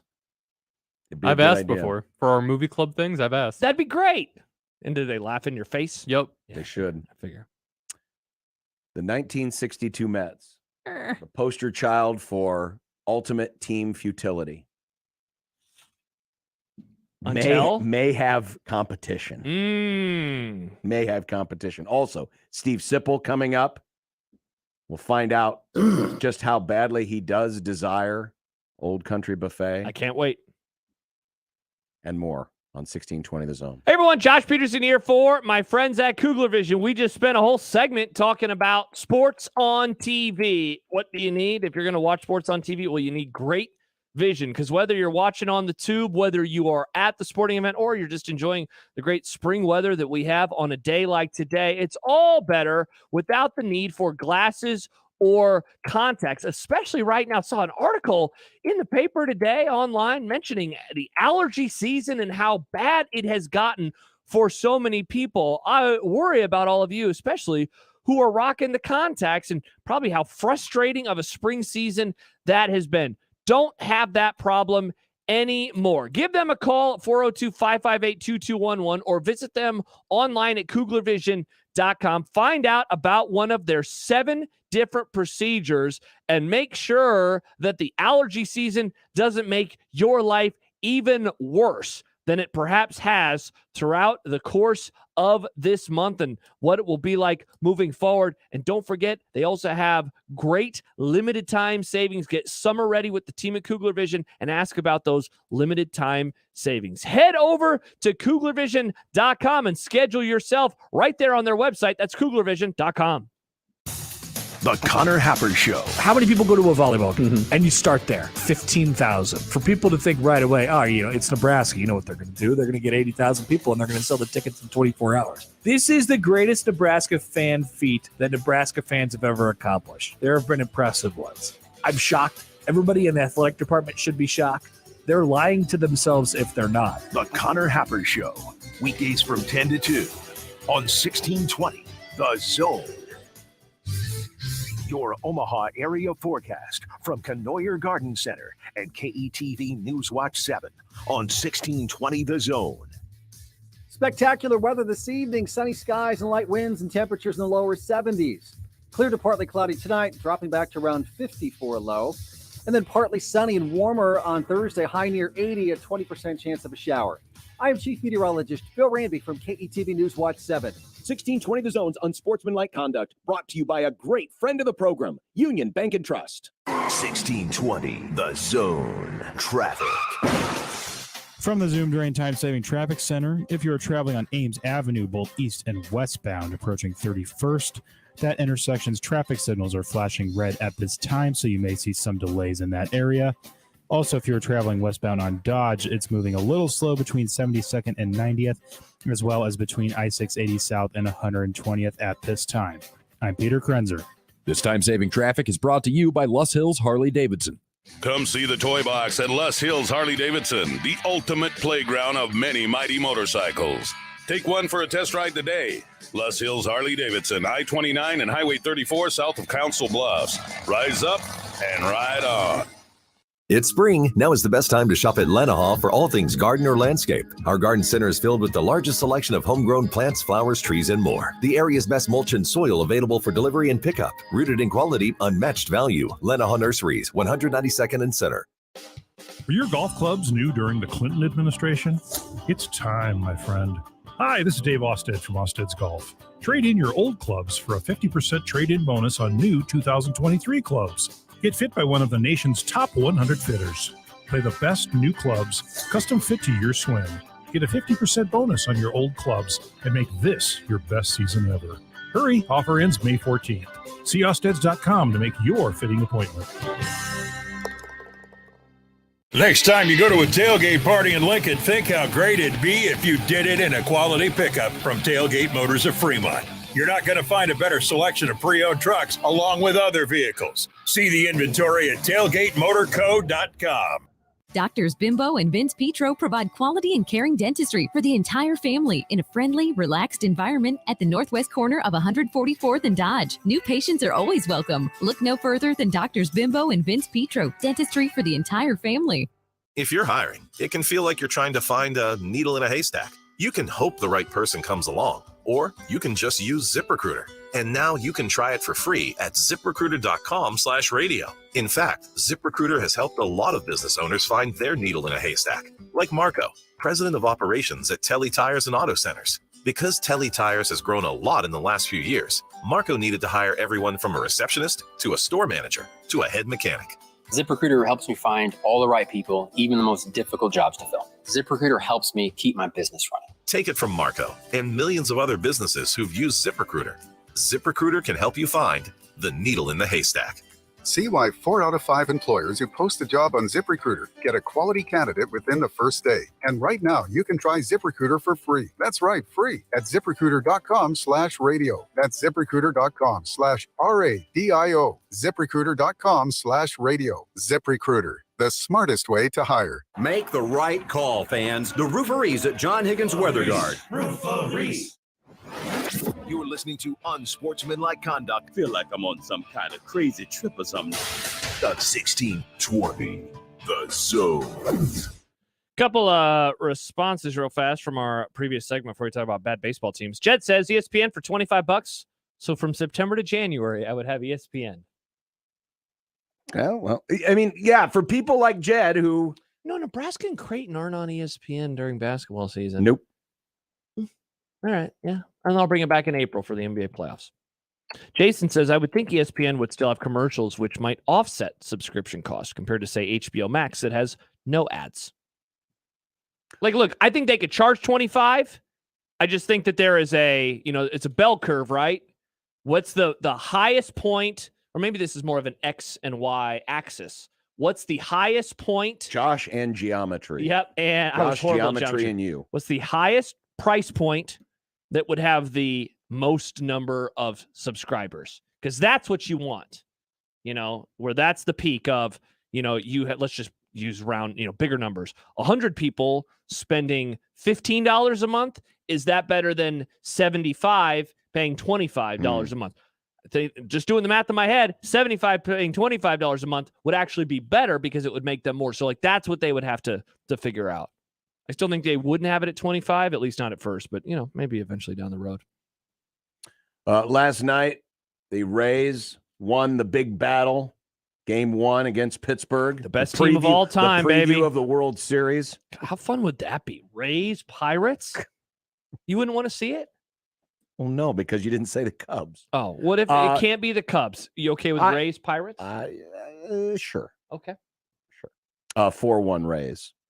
So the Rays, by the way, the Rays now 24-6. What are they on pace to win right now? Well, do the math. So they're 24. They're 30 games into the season. They've won 24 games. Whatever that winning percentage is, times 162. All right. I don't know what that win percentage is off the top of my head. It is actually 80 on the dot. They're on pace for 129.6 wins. There you go. 130 if you round 130 up. wins. That'd be pretty good. That would be pretty They'd good. be the best team of all time, and they lose in the first and round. then like the Bruins or the Bucks, they'll lose in the first round. Yep. But no team in the last 100 years has started 24-6 or better and not made it to the postseason. So congratulations, Rays. You've already clinched. Farron said something like that last week, that now they could just play 500 baseball the rest of the year and they'll be fine. Actually, and it's just they could. so weird to think that. Actually, that, like, they could. Unless they melt down in a way about a team that we're just going to talk about. They are going to go to the playoffs, and they know that on May the 3rd. We know on May the 3rd, a team's if they going played to the playoffs. 500 baseball the rest of the season, they would end up 90-72. Wow, that is crazy. 90 and games 72, over which 500. should get them into the playoffs with the god-awful expanded playoffs. But on the opposite end of the spectrum, and I'm glad we had this after we talked to Michael Bruns yesterday, are his beloved Oakland Athletics. The A's are literally the opposite end of the spectrum. Are they 6-24? They are 6-24. Is this a real life major league situation that's happening right now? Well, they don't need to tank. They've already announced they're leaving, or at least they're in on leaving. I don't know how tanking would do them any good right now because they've already announced they've got. No, let's add just like the roster has been put together in such a way where it's really bad. Are they taking off, clothing items of their owner in the locker room right now? Well, if they are, that owner's never going to lose not even going to lose his shirt at this pace. He still has the sleeves on for the whole season. Still going to have the sleeves. The 62 Mets are the benchmark. Well, before I get to that, here's just some other statistics. Okay. The Oakland team ERA, 7.72. That's the worst by any team in the first month of the season since the 1951 St. Louis Browns, who you now know as the Baltimore Orioles. Baltimore? The St. Louis Browns historically were the worst franchise in all of baseball. My God. Save for 1 year, they made the World Series during the war. Their starting rotation went 0-15 with an 8.51 ERA. As Jason Stark wrote, if you're wondering how many other teams have ever gone this deep into a season without any starting pitcher winning a game, the answer is 0. None of their starting pitchers have won a game and this that's year. the first time ever? Yeah. And last night, no hitter through 7, then pulled him. And then they lost? Lost. Wow. The slash line, that's your batting average, your on base, and your slugging. Teams are slashing 317, 396, and 562 versus Oakland. So the opponent's batting average as a team, not a player, as a team against the Oakland pitching staff, they're hitting 317, they're reaching base at a 396 clip, and they're slugging 562, which are numbers identical to what Hank Aaron did in 1963. God. This is 1 through 9. Wow. 1 through 9. And they're 6-24. The bullpen is allowed slash line of 354, 464, and 569. Nice. Which in save situations, which is similar to what 2008 Albert Pujols did. So they're essentially allowing, allowing an entire lineup to do to them what Albert Pujols did in his greatest and season what was in the 2008 previous one? What was and the 1963 Hank Aaron, which was like, peak Hank Aaron. I was like right in the middle of his sweet spot. That's what every team is doing to them. The A's have led 3 games this season after 7 innings. They've lost all 3. 3 games they've led after 7 innings and lost all 3, including last night. 3 of 30, Mm-hmm. 10% of their games. Mm-hmm. Oh my gosh! And finally, congrats on the comeback wins, I guess. So the A's are currently 6-24 with a run differential of -118. For the record, the team next above them and then in the standings is the Royals, 7-23. They're bad. Their run differential is -68. So we're talking about a difference in 50 runs. Spots. 50 runs. 50 runs. Yeah. At this same point, after 30 games in 1962, the team that is considered the modern era worst baseball team of all time, the 1962 Mets, were 11-19 with a -47 run differential. Whoa. So they were 5 games better in the win column. Whoa. And their run differential was only -47. So when they were losing, they weren't getting crushed. Whoa. Like the A's are. Yes, friends, we are on pace. Maybe one day, Nick's generation will be referring back to, man, this is the worst since the 23 A's. So that Mets team was what, 11-19? They were 11-19. They ended up 40-120. Yes. And they won had 2 canceled games. Yeah, they really So they went turned on the suck. They went 21 or no, 11. They went 29-101 in their last 130 games. Yuck. I remember one of these teams because I'm looking at the worst records of all time. So the worst in the modern era, according to Wikipedia, begins in 1901. And that's the Philadelphia A's. Oh, my gosh. 36-117. Then you have the Boston Braves in 35, the Mets in 62, a few other teams. This one I remember, the 2003 Detroit Tigers, 43-119. That was a bad baseball team. Yeah, I think you're right, John. I think Nick's generation is going to talk about the 2023 Oakland A's in this category. They're on pace. They're on pace for 130 losses. I was just going to say. As the Rays are on pace for 130 wins. The most losses ever, by the way, if you go just all time, is the 1899 Cleveland Spiders. They went 20-134. Yikes. Yeah, Nick, bad. They were 84 games back. See, I wish the Guardians would have been called the Spiders instead. Many people agree with that take. Are we gonna predict it? Race to here. Do you want me to do? They have a line? Race to 130. Okay. So which team gets closer to 130? Is it the Rays and wins, or is it the A's and losses? Oh. The A's and losses or the Rays and wins? Let's see the A's schedule. Because the Rays. I'm going to take the A's. I am too. Nick, did you just say let's take a look at the Rays schedule? The A's schedule. I mean, that's funny. Regardless of who you said, Nick, it's funny because it's May. I know. I say the A's get closer to 130 losses than the Rays get to 130 wins. Nick, it's a baseball schedule. They're playing every team. Yeah, I know. I just wanted to see everybody. the order in which they were playing these teams. Yeah, Okay. give me the A's. No one wants to take the Rays? Nah. You know what? Give me the Rays. Why not? Stoner says Oakland's run differential is worse, -118, than Tampa's is good, +106. It's true. By the way, Stoner points out that the Tigers won 5 of their last 6 to not pass the Mets the Mets and set the record. Wow, hey, they finished the season strong on an uptick. That's going to be a fun pursuit. The Rockies finally hit double digits last night. There you go. Look at the Rockies. 10-20 Rockies. See, it's crazy. We got some real crappy teams right now. The Royals are horrible. The Rockies are horrible, but the Oakland A's are a very specific version of special stink. kind of suck. I didn't realize the Cards were so bad. 10-20? What happened to St. Louis? How much time do you have? Best fans in baseball got to be so sad. Yeah, that's all right. They're still selling out. Are you okay, John? Busch Are you Stadium. okay with the Cards doing bad? I'm gonna be okay. I'm gonna be just fine. Jed says, "What city will the A's be in when Nick's generation refers to the 2023 A's? What cities will be left?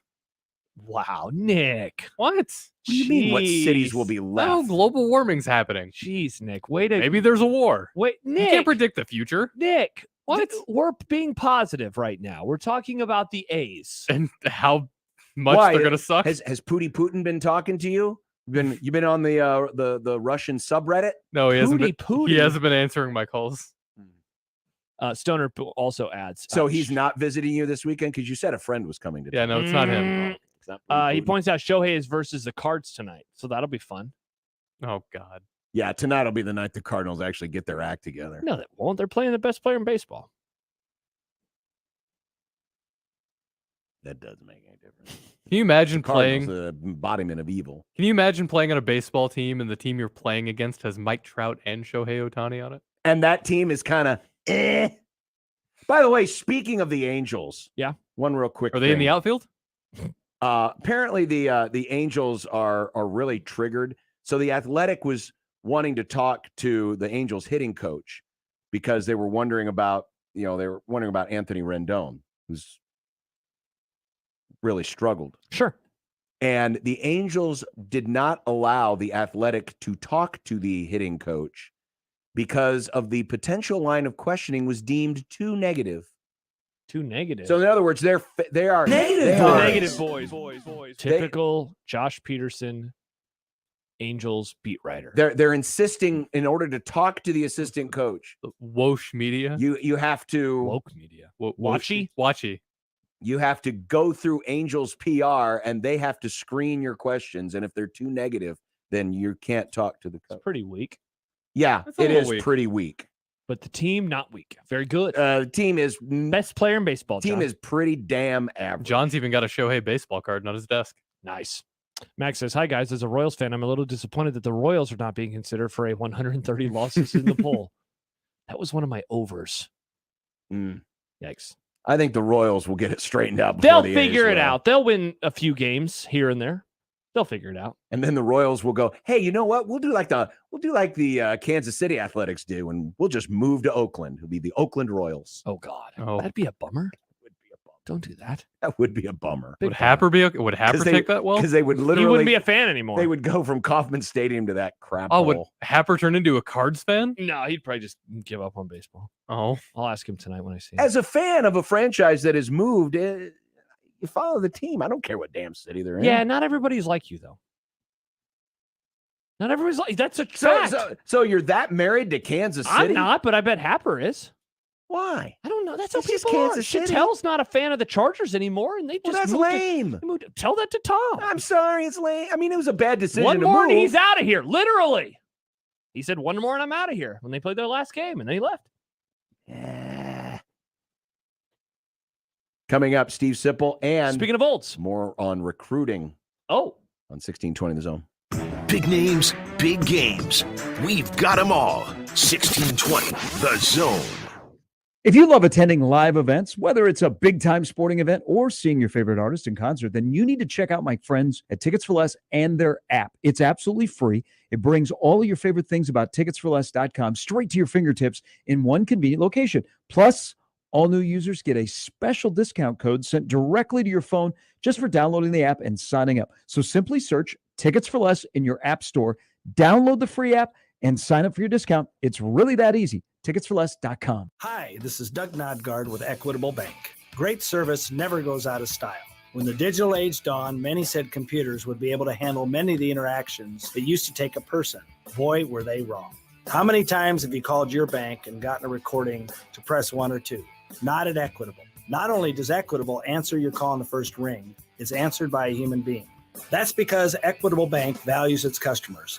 Equitable Bank, We take banking personally. Member FDIC. Hi, this is Kathy Kenoyer with Kenoyer Garden Center. The beauty and color of spring is in our greenhouse, featuring thousands of gorgeous hanging baskets and hundreds of varieties of Kenoyer grown product. Come in and talk with our family of employees who will help you find what you're looking for. Whether it's home decor, annuals, perennials, shrubs, tropicals, or vegetables, we have it all. Kenoyer Garden Center is located between Highway 370 and Cornhusker on 66th Street in Papillion. Open daily, 9 to 7. At Kenoyer Garden Center, everybody's got a green thumb. The greatest American rock and roll band in history, Aerosmith, present Peace Out, the Farewell Tour.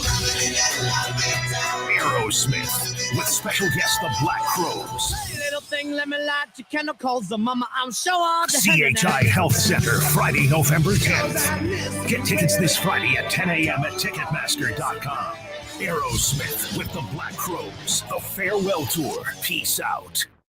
Dino here with Leach Camper Sales in Council Bluffs. And this Saturday, we're kicking off the camping season with our annual open house event. Right, Ed? Right. For over 60 years now, we look forward to the first Saturday in May when the camping season begins, officially because we're having our open house. We'll have clowns doing face painting with drawings going on too. And most importantly, come check out the discounted prices on our top brand RVs, both brand new and pre-enjoyed. From truck toppers to pop-ups, travel trailers, fifth wheels, toy haulers, and Class C motorhomes, and special deals on selected brand new 2022 models. That's right, Chief. Almost all 22 models with blowout prices and a $1,000 gift card to the parts department. Get ready for spring camping. It's finally here. We're the Heartland's family-owned local dealer and easy to find next to Lake Manawa in Council Bluffs and at leachcamper.com. And Stoich's hot dogs from Stoich's House of Sausage. And don't forget, the coffee's always on. You ain't seen nothing. This is Ford Truck Month, America. Time to get up and get into Ford F-Series, America's best-selling trucks for 46 years straight. Like the Ford F-150 or the all-new Ford Super Duty. Or check out Ford Maverick and Ford Ranger pickups. So get into Ford Truck Month and see what a built Ford Tough truck can do for you. There's a great selection in stock and ready for delivery today. Based on 1977's 2022 calendar year total sales. 1620 The Zone's unsportsmanlike conduct is brought to you by Union Bank and Trust. Now back to the program. Got Steve Sipple coming up here in the happy hour, but the Athletic doing a fine job with recruiting and looking at star rankings and things like that. Another great article today from Manny Navarro. He was looking at the top states and where the top ranked players are and how many of that state's top commits have committed already. Mm-hmm. And for the 2024 cycle. For the 2024 cycle. And then he did a point system. So you got, for every 5-star from your state, you got 5 points. If it's a top 100 prospect, it's 3 points. If it's 2 points, 2 points is a blue chipper, meaning 4 or 5 stars. Okay. And 1 point for a top 1,000 recruit. And not surprisingly, Texas is the number one state, just ahead of Florida. Texas 234 points, Florida 226, though Florida does have one more 5-star than Texas. But what surprised me was Georgia ahead of Alabama, or Georgia ahead of California. Yeah. Georgia 175 points. There's 5 5-stars, 16 top 100 players, 47 blue chippers, and 102 players ranked in the top 1,000. Now, real quick, is this players who have committed already, or is this just straight players overall? I believe this is committed players. This is, as of Tuesday, 401 high school recruits in the 2024 cycle had committed to Power 5 programs. Okay.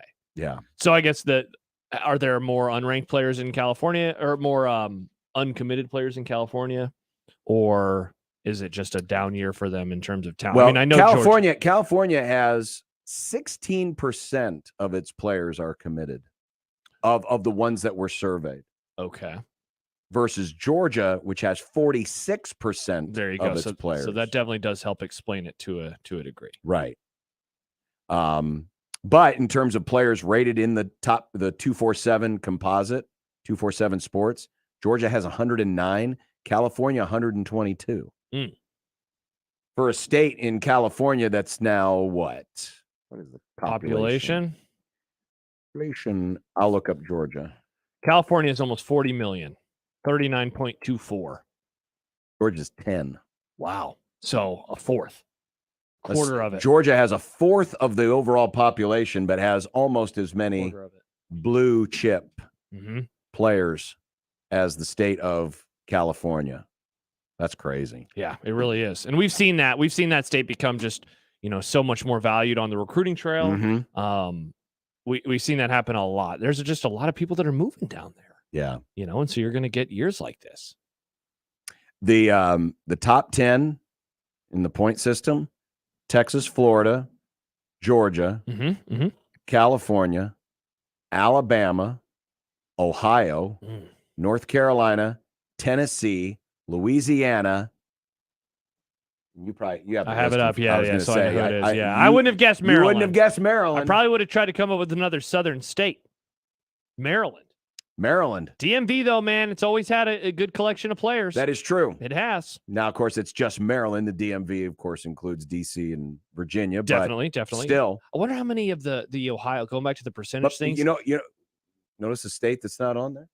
Let's see. Florida's on there. Texas, Georgia, Alabama. Pennsylvania. See, that leads me to what I wanted to ask you about Ohio. Where did you see that percentage thing? Is that in the story? If you scroll down in the story, Ohio has 61 players rated in the top 247. 31% are committed. Okay, because my question was going to be, is this more of a sign about the Rust Belt? Just because we've seen a population decrease in the Rust Belt. That's been a huge recruiting discussion for decades now. And why has the South suddenly gotten so good and the Big Ten's taken a step back? There's your answer. So I was wondering if that was the case with Ohio State. But they've had only 31%. That's not that many committed overall. The migration or the concentration, I guess. The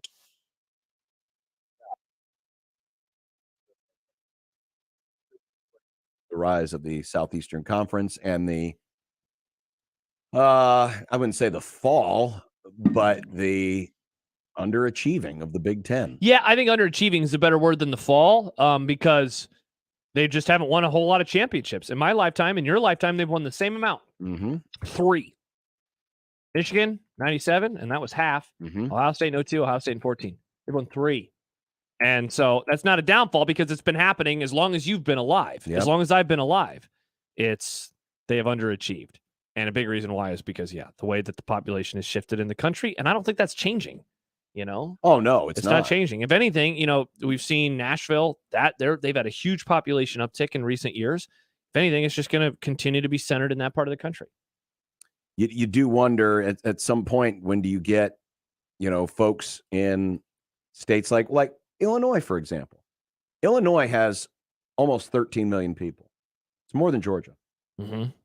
But the emphasis on football, that's a huge part of this too, helps you create and develop more good football players. Along those lines, emphasis, that's huge. Which states have the best high school coaches?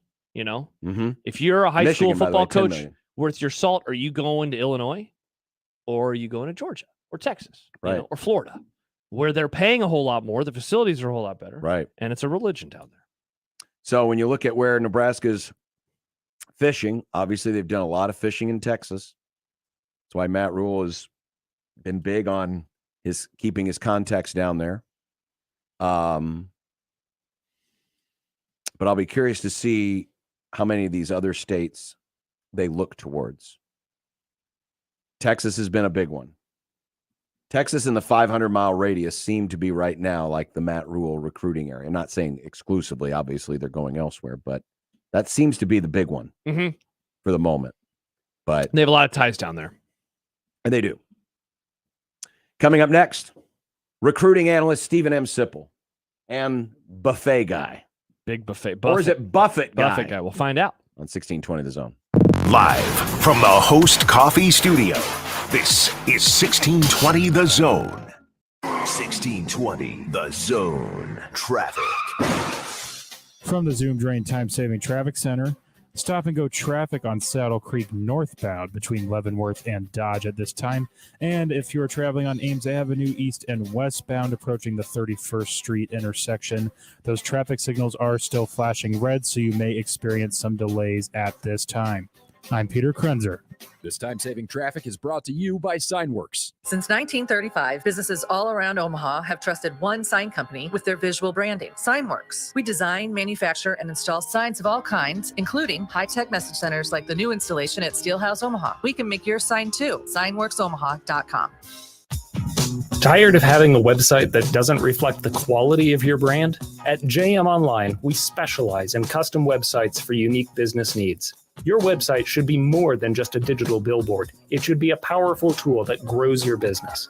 Awarded Omaha's best web developers in 2023, we're dedicated to local business success. So if you're ready to take your website to the next level, go to jmonline.com and request a call. Attention sales professionals. NRG Media is looking for an accomplished business-to-business salesperson who wants to take their success and skills to a new level. Is this you? Our account executives work with local businesses to create marketing plans to help them get more customers. On air, digital, on-site, audio, video, it's all part of what you can sell. A sales career with NRG lets you make a real difference. Get more info and apply online at nrgmedia.com. NRG Media is an equal opportunity employer. Can I take your order? Can I get a small chicken sandwich meal? Sorry, we only sell jumbo meals. Same size for everyone. Sometimes one size fits all isn't right for you. Same goes for your mobile plan. At Cox Mobile, get what you actually need and start saving with the right data plan. If your needs change, switch between plans at any time. Now that's something different. Thanks. I think I'll go get something different. Cox Mobile. We're different because you're different. Visit cox.com/mobile to learn more. Postpaid Cox internet required. Other restrictions apply. From basketball to volleyball, baseball to softball, soccer, tennis, and so much more, the Creighton sports season is packed with action. The 1620 The Jays podcast, presented by Barry Law, covers it all. Each week, we visit with Blue Jay athletes and coaches to hear their stories and document their climb through the Big East Conference. The 1620 The Jays podcast drops each Friday morning and is found at 1620thezone.com and all major podcast platforms. Just search 1620 The Jays. Covering all things Creighton Blue Jays, it's the 1620 The Jays podcast, presented by Barry Law from 1620 The Zone. Car repair is car repair. Most places you go can change your oil or fix your brakes. The difference is the experience you'll get at Omaha Car Care. We're part of the community. We were born here, and we believe that our relationship with you should be built to last. We're going to consult you, not sell you. We're going to give you a free loaner car. We're going to treat you like a valued friend that we want to continue to see in the years to come. I'm Rick Betker, owner of Omaha Car Care, and we'll be along for the ride. I'm Omaha Athletic Director Adrian Dow, and I want to introduce you to 3 Omaha schools that are playing a vital role in keeping our community strong. We serve nearly 600 pre-K through 8th grade students, most of whom come from disadvantaged neighborhoods. These students receive a values-based education with the family support they need. I'm a proud member of the CUES Fund Board, which supports the CUES school system. To learn more, go to CUES Schools, that's CUES schools.org. Tickets for less. Best seats, best prices, no per-ticket fees. Ticketsforless.com. KOZN Bellevue, Omaha, Council Bluffs. This is 1620 The Zone. Throw. It would be nice to have a boat. Throw. It would be nice to have a boat. Throw. It would be nice to have a boat. Throw. It would be nice to have a boat. Throw. It would be nice to have a boat. Throw. It would be nice to have a boat. Throw. It would be nice to have a boat. Throw. The happy hour is on the air.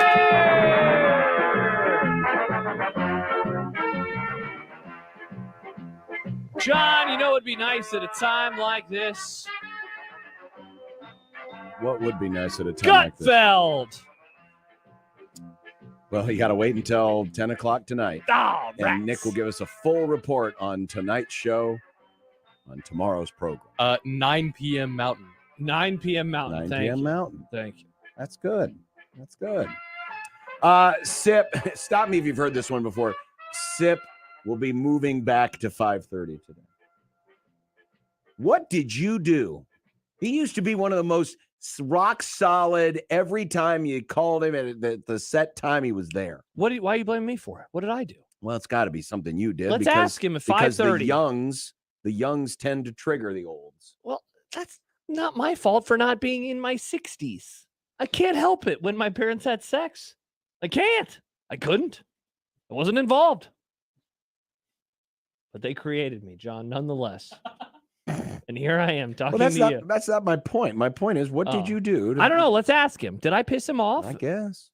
Were my takes too good? Highly unlikely. Highly unlikely. Okay, we'll find out.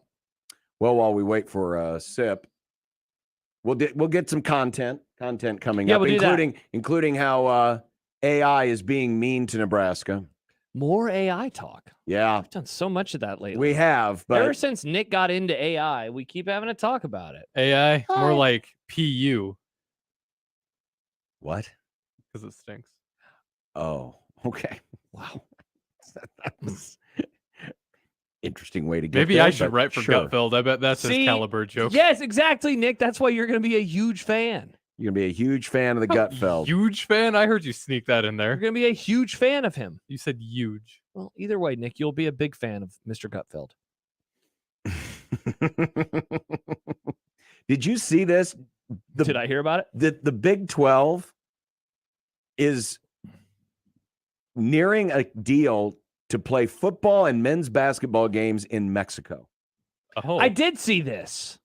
That could begin as soon as next year. And it would be a multiple year contract.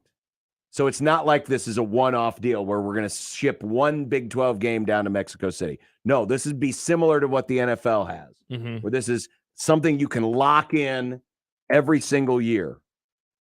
Football games would take place in Monterrey, men's basketball in Mexico City, with the potential for more sports in the future. Now, I would ask what the benefit is, much like I would ask what the benefit was of Nebraska going over and playing Northwestern in Ireland. What's the benefit of this? The benefit to whom? Look, we can go through everything. What's the benefit to the Big 12? What's the benefit to the Big schools? 12, the benefit to the Big 12 is more exposure, more money. Okay. What's the benefit for the schools? More money. Because of more exposure. What's the benefit for the teams? Well, it's all the same. They have to come along for the ride. I mean, the question would be, really, to me, is why would Mexico? Is there a strong passion for American college football or American college basketball in Mexico? Well, again, I would ask the same question about Ireland.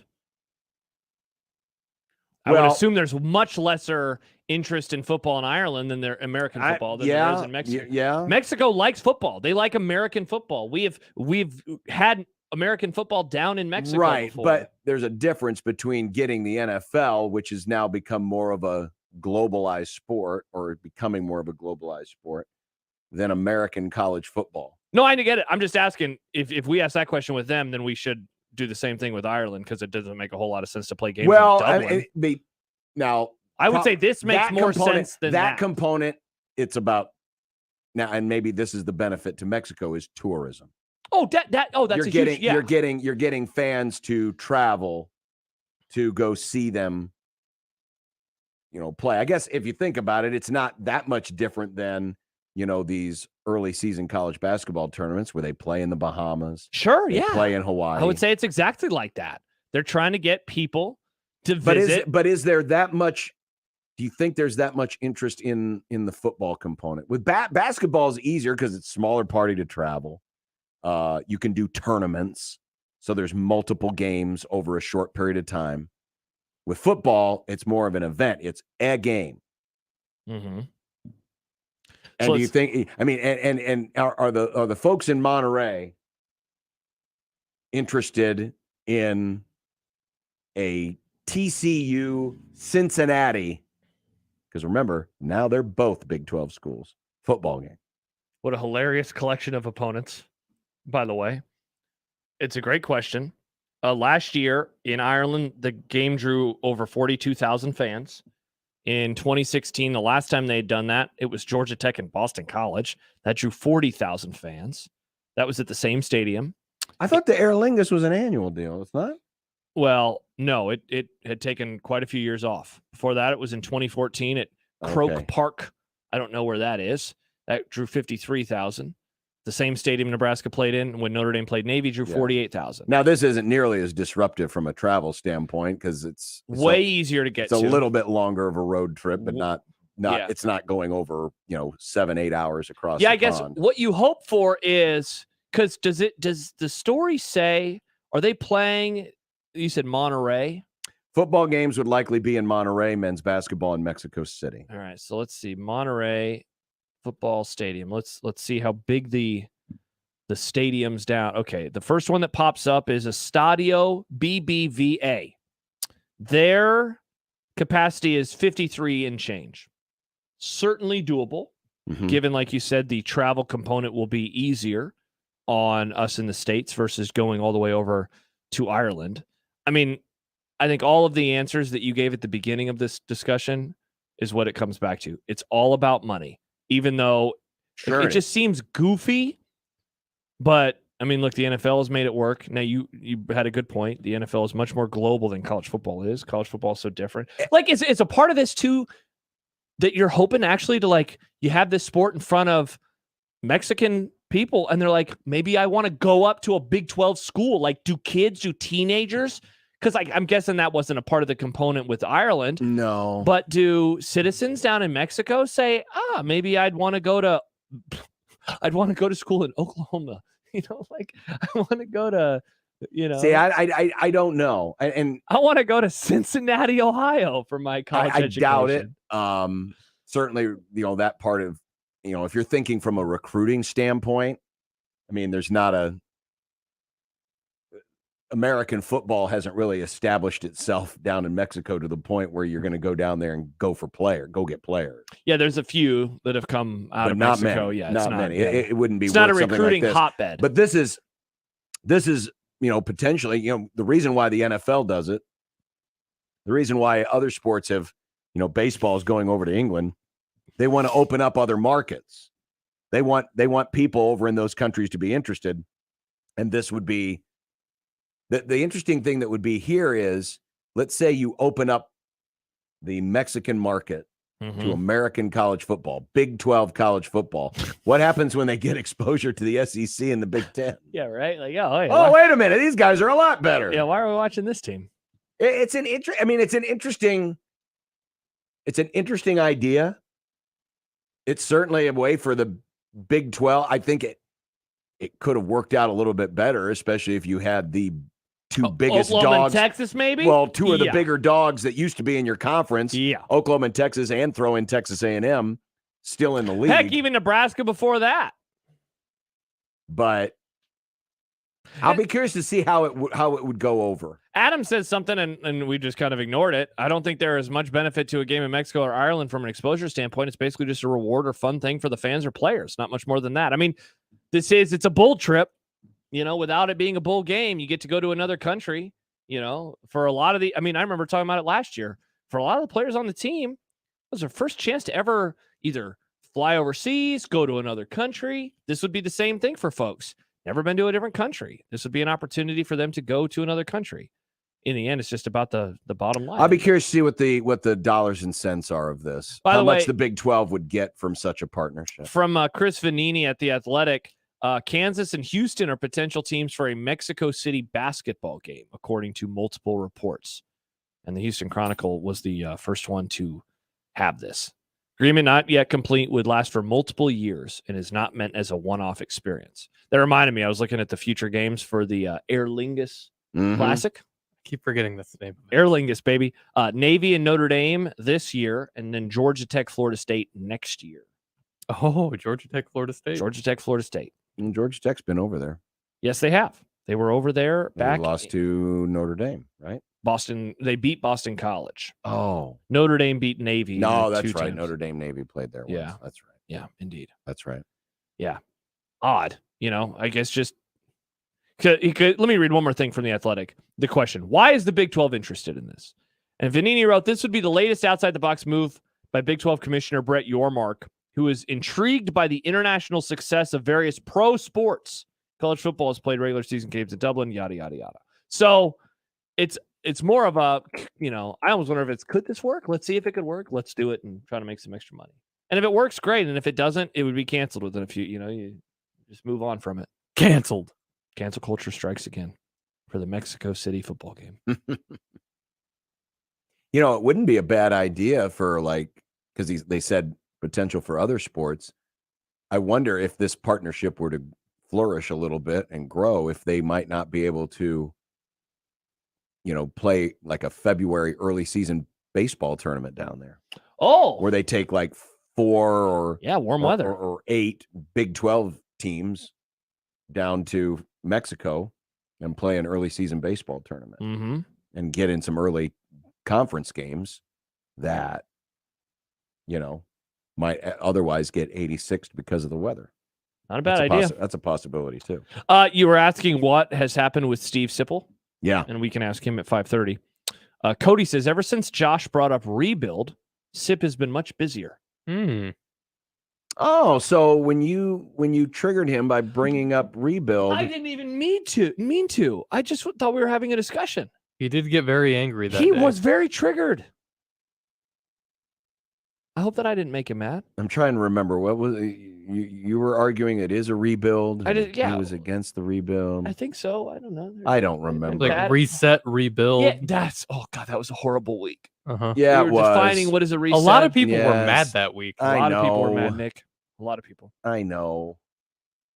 Listen, if it's a really good rebuild, it can happen fast. Recharge, reload. I mean, Ricola. If Matt Rule can rebuild Nebraska like people tear down and rebuild car washes in this area, there are a lot of car washes. A lot of car washes and coffee stands. You know what they ought to do? They ought to hire the people that build all the scooters, bring them into the Nebraska Athletic Department. They'll get that thing up in a hurry. You think so? It's weird when I see one coffee building get built and then it's out of business a few years later, but then also taken over by another coffee one. It's like, well, if it didn't work for the first guys, what makes you think it's going to work for you? Maybe they have bad coffee. Yeah, it could be. And they have all the pipes. All the pipes. It's all pipes. They have all the things. Yeah, indeed. Coffee pipes. Yeah, all the things that are necessary. Yeah. I want to ask this question. Obviously, there's not much you can do.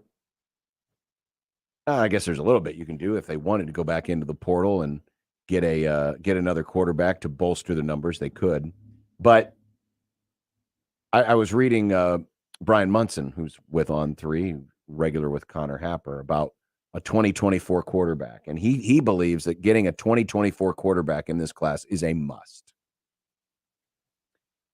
Assuming, of course, Nebraska doesn't get Dylan Raiola, which is where they've put all the lion's share, if not all of their eggs, in that basket. And we know where the Grum balls are for him. If they don't get Dylan Raiola, do they need a 2024 quarterback? Yeah, because the common refrain has been from people, and you said this was Munson's opinion. Mm-hmm. The common refrain has been if they don't get somebody out of the class, they'll just go to the portal. Right. And they'll bring in one of those guys. But do you need to bring in somebody for this year who you can start the process of grooming to be your guy? Because Sims has got 2 years left. Yeah. So assuming, Sims is what they have made him out to be, he's your starting quarterback this year and next year. So you get a guy in 24, and you bring him in, and, he redshirts that first year, which would be the last year of Jeff Sims, and then he's ready to go after that. Yeah. Do you? That's a lot more enticing than another, bridge quarterback, right? Because I guess how many years does the transfer portal guy have? If he has 3, then yeah, sure, you want to go with that. If you went out and got, and I know some people will hear this and think, well, he's not that good, but you got Chubba Purdy. He had 4 years left. Yeah. When you got him, he had 4 years left. Mm-hmm. You can jump into the portal and find people with 2 and 3 years of eligibility left once we get past all this, COVID year nonsense. Could you I guess my philosophy would be this. And it honestly, it depends on the caliber of the prospect. If it's someone you think has the potential to be that guy. I don't think Nebraska needs to get a 24 quarterback if it doesn't fit exactly what they think projects to a full-time starter. I think back to our conversations we've had a lot lately about Colorado and having bodies for the sake of bodies, which I think is going to be a problem for them that they don't have those. I would not look at quarterback the same. I would not say, didn't get Dylan Raiola, got to get somebody else. Get somebody else if it fits. If you like, don't just take a guy to take a guy. So yeah, I think you and I are in lockstep on this. If they can foster that type of relationship, I do think in the long run it'd be better to have a younger quarterback in the system that you recruited, that you brought out of high school, because in a perfect world he's there for he's there for a while and can really develop. Now, is that a pie in the sky mindset? I don't know.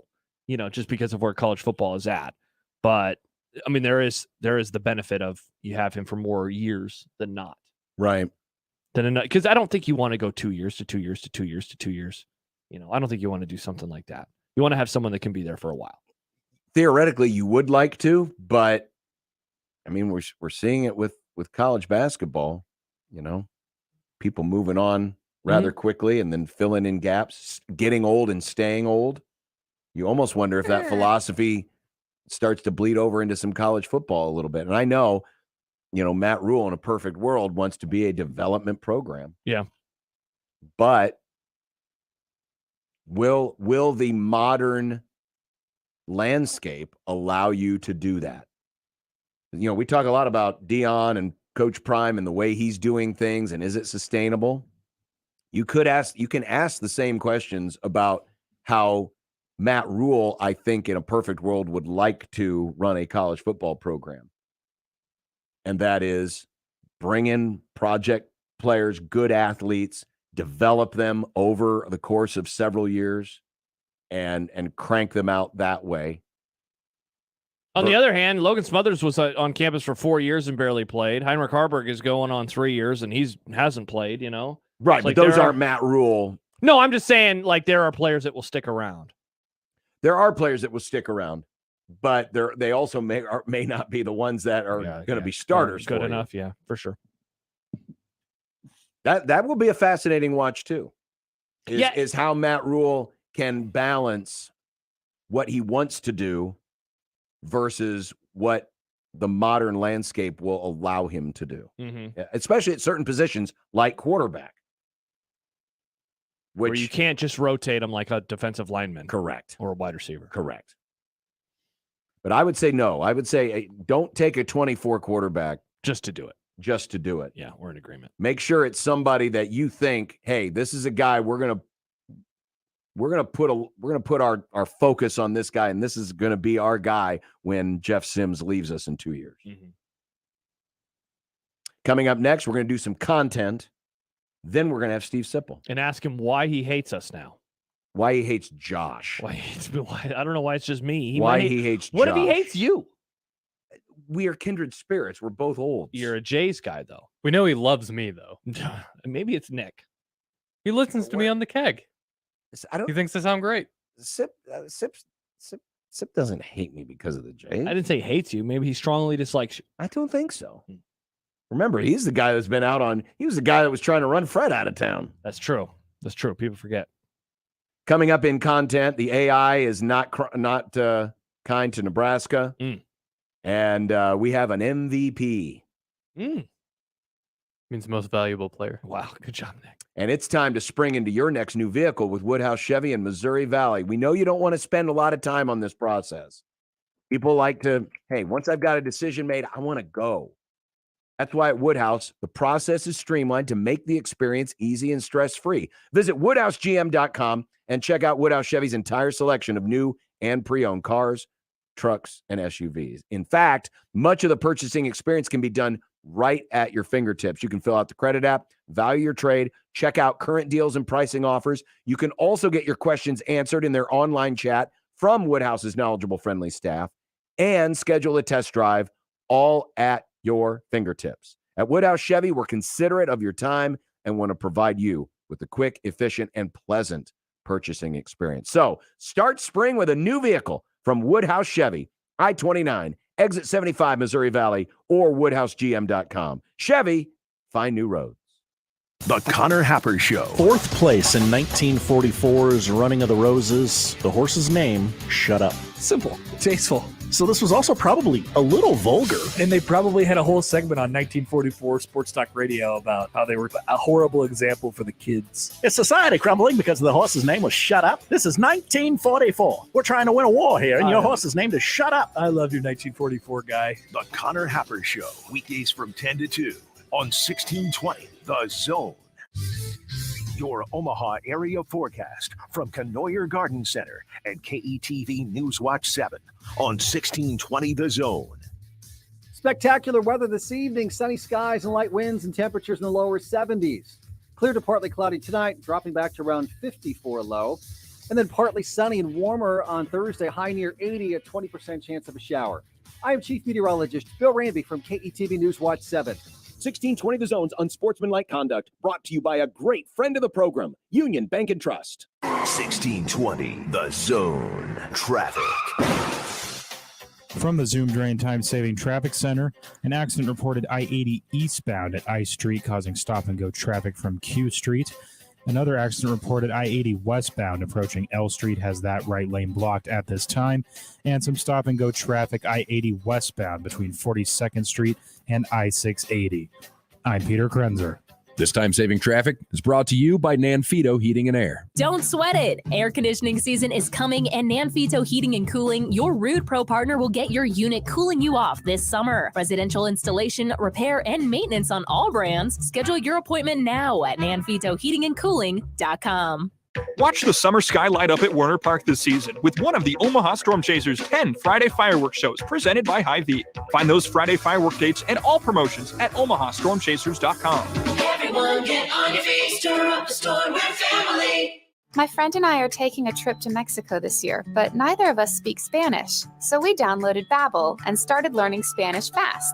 Want to start getting conversational in another language in as little as 3 weeks? Babbel's quick 10-minute lessons were designed by language experts to be the most efficient and effective way to learn a new language. ¿Cómo te llamas? ¿Cómo te llamas? ¿De dónde eres? ¿De dónde eres? Babbel's interactive lessons are created by real language teachers and voiced by real native speakers using a modern conversation-based method. So in no time, you can start speaking confidently about real-life topics in another language. Nosotras vamos a México en 2 días y ahora hablamos español. Gracias, Babbel. Sí, muchas gracias. Babbel, language for life. Celebrating 10 million subscriptions sold. Now try Babbel for free at Babbel.com. Just go to Babbel.com and start learning a new language today. That's Babbel.com. Babbel.com. Are your golf clubs new during the Clinton administration? It's time, my friend. Hi, this is Dave Osted from Osted's Golf. Trade in your old clubs for a 50% trade-in bonus on new 2023 clubs. Get fit by one of the nation's top 100 fitters. Play the best new clubs, custom fit to your swing. Get a 50% bonus on your old clubs and make this your best season ever. Hurry, offer ends May 14th. See Osteds.com to make your fitting appointment. Lula Bee's Breakfast, Brunch, and Bar is downtown Omaha's go-to spot for great food with a Mexican flair. Lula Bee's has everything from French toast and omelets to shrimp tacos and burgers. There's even a full bar with uniquely inspired spring fling cocktails. Want to have a party? Lula Bee's has a party room that seats up to 65 of your favorite people with custom catering available. Book for graduation parties, family events, bridal celebrations, or just brunch with all your friends. Lula Bee's, 9th and Dodge, or at lulabeesomaha.com. It's unsportsmanlike conduct. I'm not going to lie, it turned me on a little. On 1620 The Zone.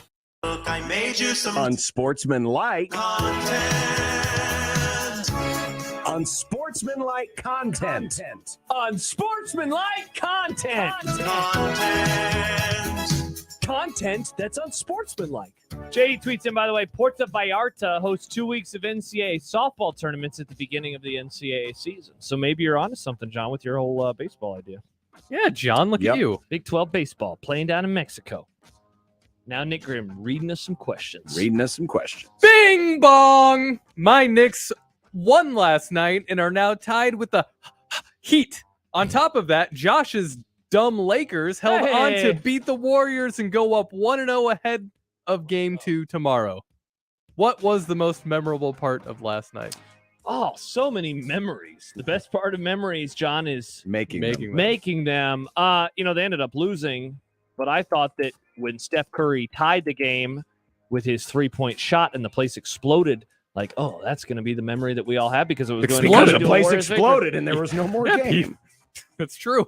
But then the Lakers held on, baby. I was really excited. You are such a phony Lakers fan. Why? It was only just a couple of months ago you said, you know what, this NBA, I'm out on the regular totally season. out on it. On and the then regular magically, season. your Lakers start to win, and it's like, oh, look, it's the NBA. Oh, this is cool. It is cool. Yeah, why can't you be a real fan like me and John? In April, May, and June, it's cool. You stick with it. All right, what was the most memorable part for you, old man? Did not see the Lakers. Good game. God, why not? Damn, too late. Too late. It started at 9. You couldn't watch like 15 minutes? I didn't want to start something I couldn't finish. And I was afraid if it was really good, I would stay up and then I'd be really sleepy. It was really good. Yeah. Yeah. And I am really sleepy. You know? Well, now he isn't. They need to do better job like baseball does. Play those playoff games earlier. Yes, baseball normally usually does a very good job at scheduling their playoff sports and not getting any criticism from anybody. Well, I don't usually fall asleep during them. Okay. And now the games are faster. It'll be That's true. You're going to be going to bed at normal times. It'll be great. Yesterday, we had news that the Super Bowl was the most watched U.S. TV show ever. The most people to ever watch anything on TV saw the Eagles meltdown. Oh, thanks for reminding us. Okay, Nick. that's not to whatever. Well, we also learned that Game 7 of Warriors Kings had almost 10 million viewers, the most watched first-round game since 1999. Why does the NBA continue to set ratings records? It is a curious phenomenon when you consider that the regular season ratings were meh. Yeah. And they were actually down in a lot of places. Did but a then bunch all of a me's sudden showing up? Well, it sounds like it. Bunch of Joshes. Oh, very handsome, smart people. And I mean, maybe it's because, the biggest names like LeBron had to work in the play-in round and thus Big names, big games. It got people in right away.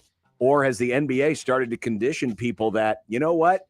This 82 game thing, not that important. But once we get to April, May, and June, that's when you need to start watching. I think all of that, what you just said, is correct. I'll also throw in that back in the day, a few years ago, for example, they did not count out-of-home viewing in this collection of numbers, and now they do.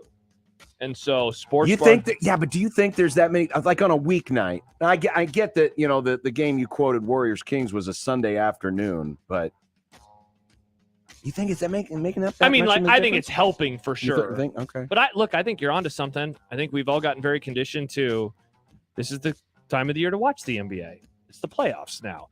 Also, the storylines have been pretty good in terms of big brands, big names. Well, it's helped that New York's involved. New York's involved. It helps that LA's involved. LA's involved. LeBron's involved. Steph's involved. You got young stars. You got old stars. It really has been this kind of perfect storm. Look at the East tonight. Who do we got? Boston and Philly. Two great rivals. Yeah. Two huge cities. Yeah. Two franchises that people love or hate. It's like that for a lot of these matchup. So I think all of that is in one giant stew and they're stirring. Boil them, mash them, stick them in a stew. Mm-hmm. Joel Embiid won his first MVP in rather convincing fashion over Nikola Jokic and Giannis. Don't make me say Jokic and Giannis. Just say Giannis. Giannis. Was it the right choice? I guess. I don't know. We talked about it towards the end of the regular season when it started trending that it was going to be Embiid over Jokic. His defense is better than Jokic's defense. I still think if you look at the definition of it, most valuable, I think that Jokic is more important to his team in the end. It's fine. I don't care. I listen. I'm just happy that whatever Kendrick Perkins did to shame all those voters, he did a very good job. He shamed all those Klansmen who are apparently going to vote on this award. Just chased them out. One of the more inane rants of the year so far. The Klansmen? Well, he was alleging that people weren't going to vote for I don't think he said Embiid. they were Klansmen, though. That'd be pretty funny if that's what he would have said. Well, he came damn close. But either way, I mean, Embiid's numbers were really, really good. I do wonder if there's a little bit of a because Jokic would have been one of like 3 guys to win 3 straight MVP. Yeah, it would have been him, Bird, and maybe Kareem. Yeah. Yeah, so it just doesn't And happen. so you wonder sometimes if there is voter fatigue, and if you have someone who's got, pretty close numbers and also happens to play a similar position. John, that narratives matter. They Narratives do. matter for They do. voting. It's a big part of this. And it's funny because we thought this was going to be a close race. It wasn't even close. Yeah. 73 first place votes to only 15 for Jokic. See, and the other thing is, to make an argument, in a serious argument, is that Jokic, his team lost more later in the year. He took a bit of a step back, but they'd also locked up the 1 seed, and they were good to go for so long. The Jets are signing Randall Cobb. Is Jordy Nelson still playing somewhere? Who else can the Jets bring in to make Aaron Rodgers feel at home? Isn't it funny that for years it was like Aaron Rodgers needs more talent. Aaron Rodgers is frustrated by the garbage skill players, and now it's like, hey, let's just bring them all over. They just want to run into recycle the 2011 season, I guess. That'd be great if they were like, the Jets are trading for Samori Toure. Amon Green. I guess he probably didn't play with Amon. No, he didn't play with Amon. Rats. But, yeah. I think they're almost like trying to convince Aaron. I mean, he's going to be wearing green as a primary color. He's used to that. He's going to be throwing to... Different number, though. I know, but... He's wearing the GOAT's number. Troy Aikman, number 8. The GOAT. The GOAT of being the worst quarterback to win 3 Super Bowls. Can't be the GOAT of being the WOT. He's the GOAT of being the worst quarterback to win 3 Super Bowls. The WOT GOAT. The WOT GOAT. AI generators got a hold of Herbie Husker last night. Does Matt Rule need to add a back camp along with a fullback camp? This was bad. What? So someone, the account is @HeavensFX, did an AI generation of Big Ten mascots. First of all, they must have plugged into the formula that they all had to be hugely obese. They had to be fat. Yeah. But what's up with the eyes on all these things? I don't know, but this guy just, oh my God. Hey, you want to come Can you over imagine to if the this would have farm? been the version of Herbie Husker that Trev Alberts rolled out? Okay, I would have been triggered. Some morbidly obese, looks like a 15-year-old kid. No, Nick, don't do. No. Read the last question. It is Read the last question. That is, oh my God! But at least they got the coveralls or the overalls. Overalls. Right. Oh, they nailed those. Yeah, but oof, man, that's a rough look. John, Lincoln is still crime town. Have you boarded up your windows yet? I'm working on. See, that's the reason I couldn't watch the NBA last night. I was too busy boarding up the windows and seeing, trying to see if I could find some attack dogs to guard the perimeter. Crime town remains crimey. Make Wrigley and Gino the attack dogs. Wrigley's just get him some armor. She is a lover, not a fighter. Which is why you get her spiky armor. So then when she tries to go love on somebody, they still get poked. The Peds, they just keep taking L's. Their guys got frost-fired. Their candidate lost by a lot.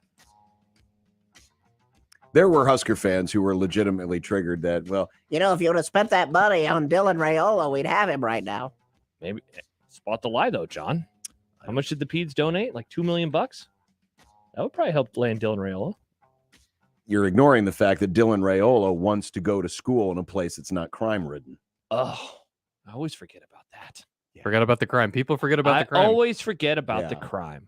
By the way, because when his dad was here, Republicans were running the town and there was no crime. No crime in the 2000s? No. Or the 90s. Certainly not with the Husker football team. No crime. There's no by the crime way, anywhere. Severe's listening. Bird, Wilton, Russell. That's the list for 3. Bird, Wilton, Russell. Bird, Wilton, Russell. That's the list for 3 in a row. Well, either way. He also texted Klansman question mark?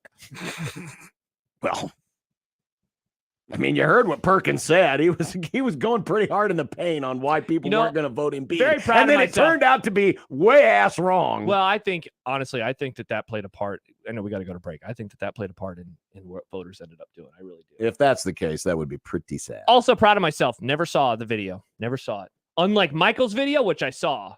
Oh, did you hear about Michael's video? I never saw the Perkins one. I never saw it. Well, you weren't here that day or that week. Oh, you played it on the show? No, I didn't play it on the show, but I don't think you were here that No, week. I just ignored it. I was like, I'm not going to watch. I don't care. I don't want to participate in this discourse. It was stupid. So I stayed out. It was stupid. There you go. But either way, Joel Embiid is your MVP. Now, will he lead your 76ers to victory tonight? Find out later in Bet of the Day. Well, that's not going to tell you if he's going to win or lose. If I pick it, it will. Maybe I'll pick the Cubs again. Oh. You know who's up next? Steve Sipple. Hopefully. Find out next on 1620 The Zone. It's the 5K giveaway on 1620 The Zone. Enter to win a $5,000 shopping spree right now at 1620thezone.com. It's the 5K giveaway on 1620 The Zone. Hi again, everybody. Kent Pavelka courtside, getting ready for hail season with the rooferees at John Higgins Weather Guard. When hailstones fall, be sure to make the right call. Just one call to the experts at John Higgins Weather Guard to work directly with your insurance provider. With an A+ rating from the Better Business Bureau for the highest level of customer service. There are so many reasons, so many fans have used the winning team for their roof at John Higgins Weather Guard. Remember, when hailstorms fall, make the right call. The rooferees at John Higgins Weather Guard. How powerful is the Cox network? So powerful that one day the internet will let your doctor perform miracles from thousands of miles away, Connecting to remote operating room. giving a whole new meaning to the term house call. Operation complete. The Cox network. With gig speeds everywhere, it's internet built for tomorrow, today. Cox, bringing us closer. In Cox serviceable areas, speeds vary and are not guaranteed. Cox terms apply. Other restrictions may apply. You ain't seen nothing. This is Ford Truck Month, America. Time to get up and get into Ford F-Series, America's best-selling trucks for 46 years straight. Like the Ford F-150 or the all-new Ford Super Duty. Or check out Ford Maverick and Ford Ranger pickups. So get into Ford Truck Month and see what a built Ford Tough truck can do for you. There's a great selection in stock and ready for delivery today. Based on 1977 to 2022 calendar year total sales. If you're hiring, it can feel like you're trying to find a needle in a haystack. You can hope the right person comes along, or you can just use ZipRecruiter. And now you can try it for free at ZipRecruiter.com/radio. In fact, ZipRecruiter has helped a lot of business owners find their needle in a haystack, like Marco, president of operations at Telly Tires and Auto Centers. Because Telly Tires has grown a lot in the last few years, Marco needed to hire everyone from a receptionist to a store manager to a head mechanic. ZipRecruiter helps me find all the right people, even the most difficult jobs to fill. ZipRecruiter helps me keep my business running. Take it from Marco and millions of other businesses who've used ZipRecruiter. ZipRecruiter can help you find the needle in the haystack.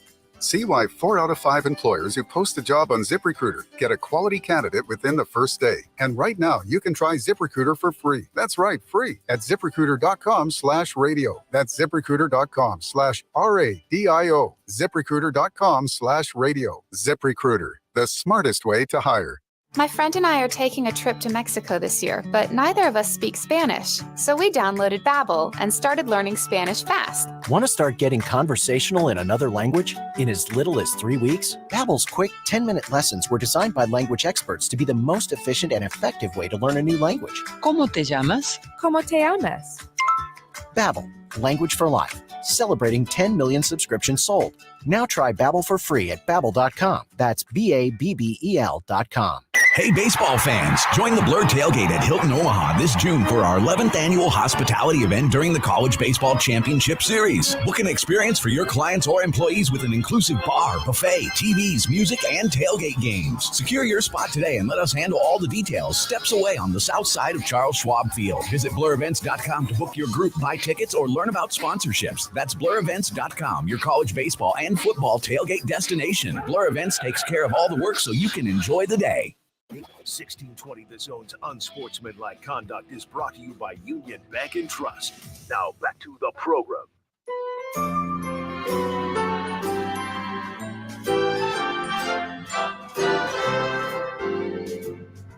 Sipple the snowflake is one old triggered soul with reading glasses sitting on his nose and takes that really blow.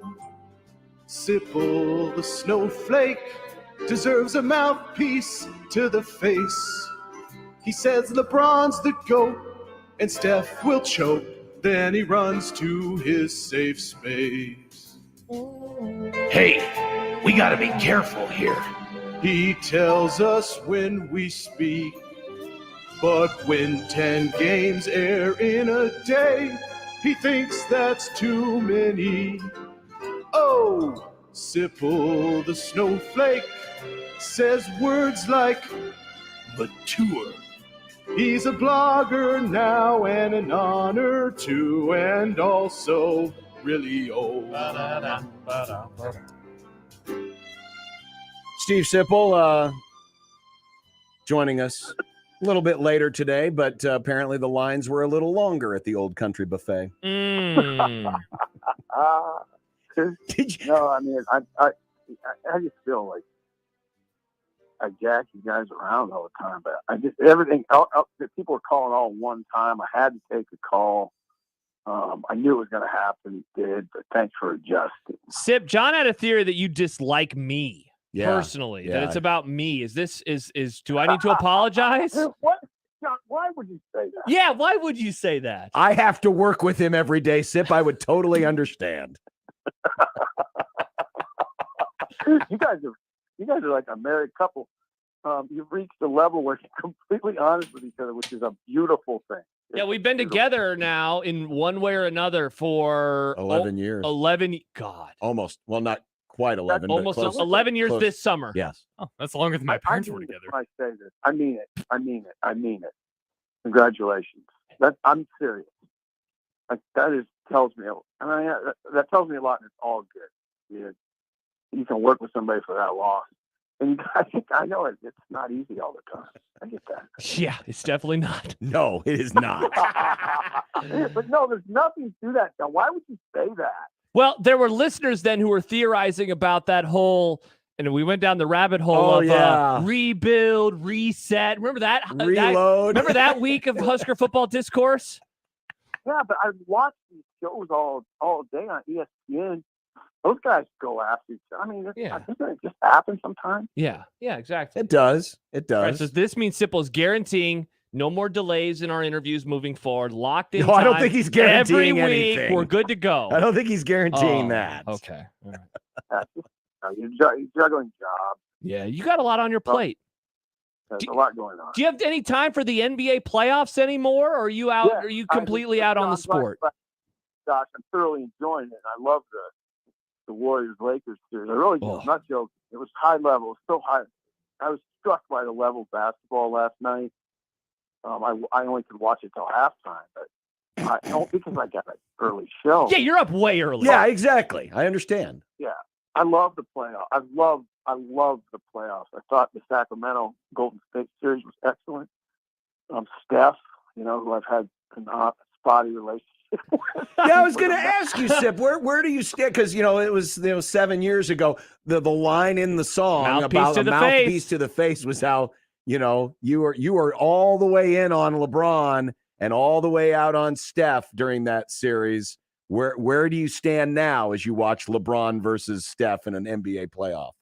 I only have major respect for both of them. Or major.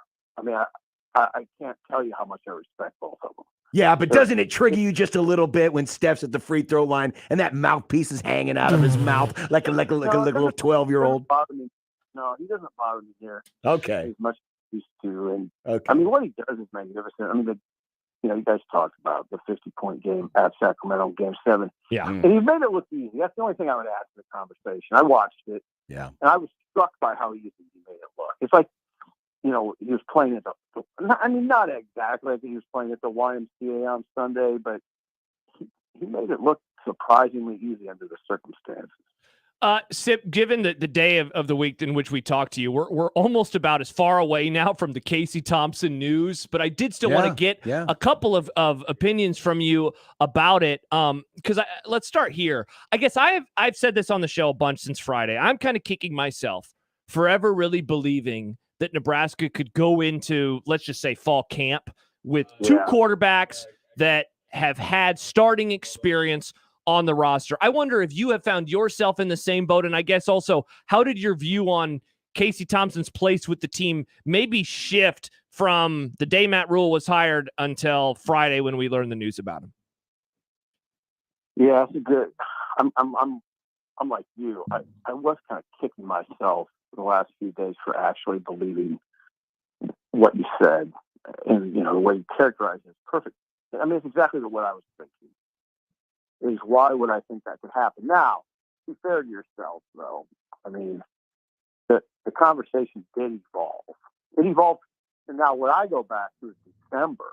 I mean, I go back to December when I talked to Charles Thompson, his father. And Charles Thompson was very convincing. I mean, very convincing that Casey would return. They knew at that point that Sims had arrived or was coming. And he said, that's great. Bring it on. We accept the challenge. And there's a couple of things that come to mind now. I think the Thompsons are pretty good at playing the game.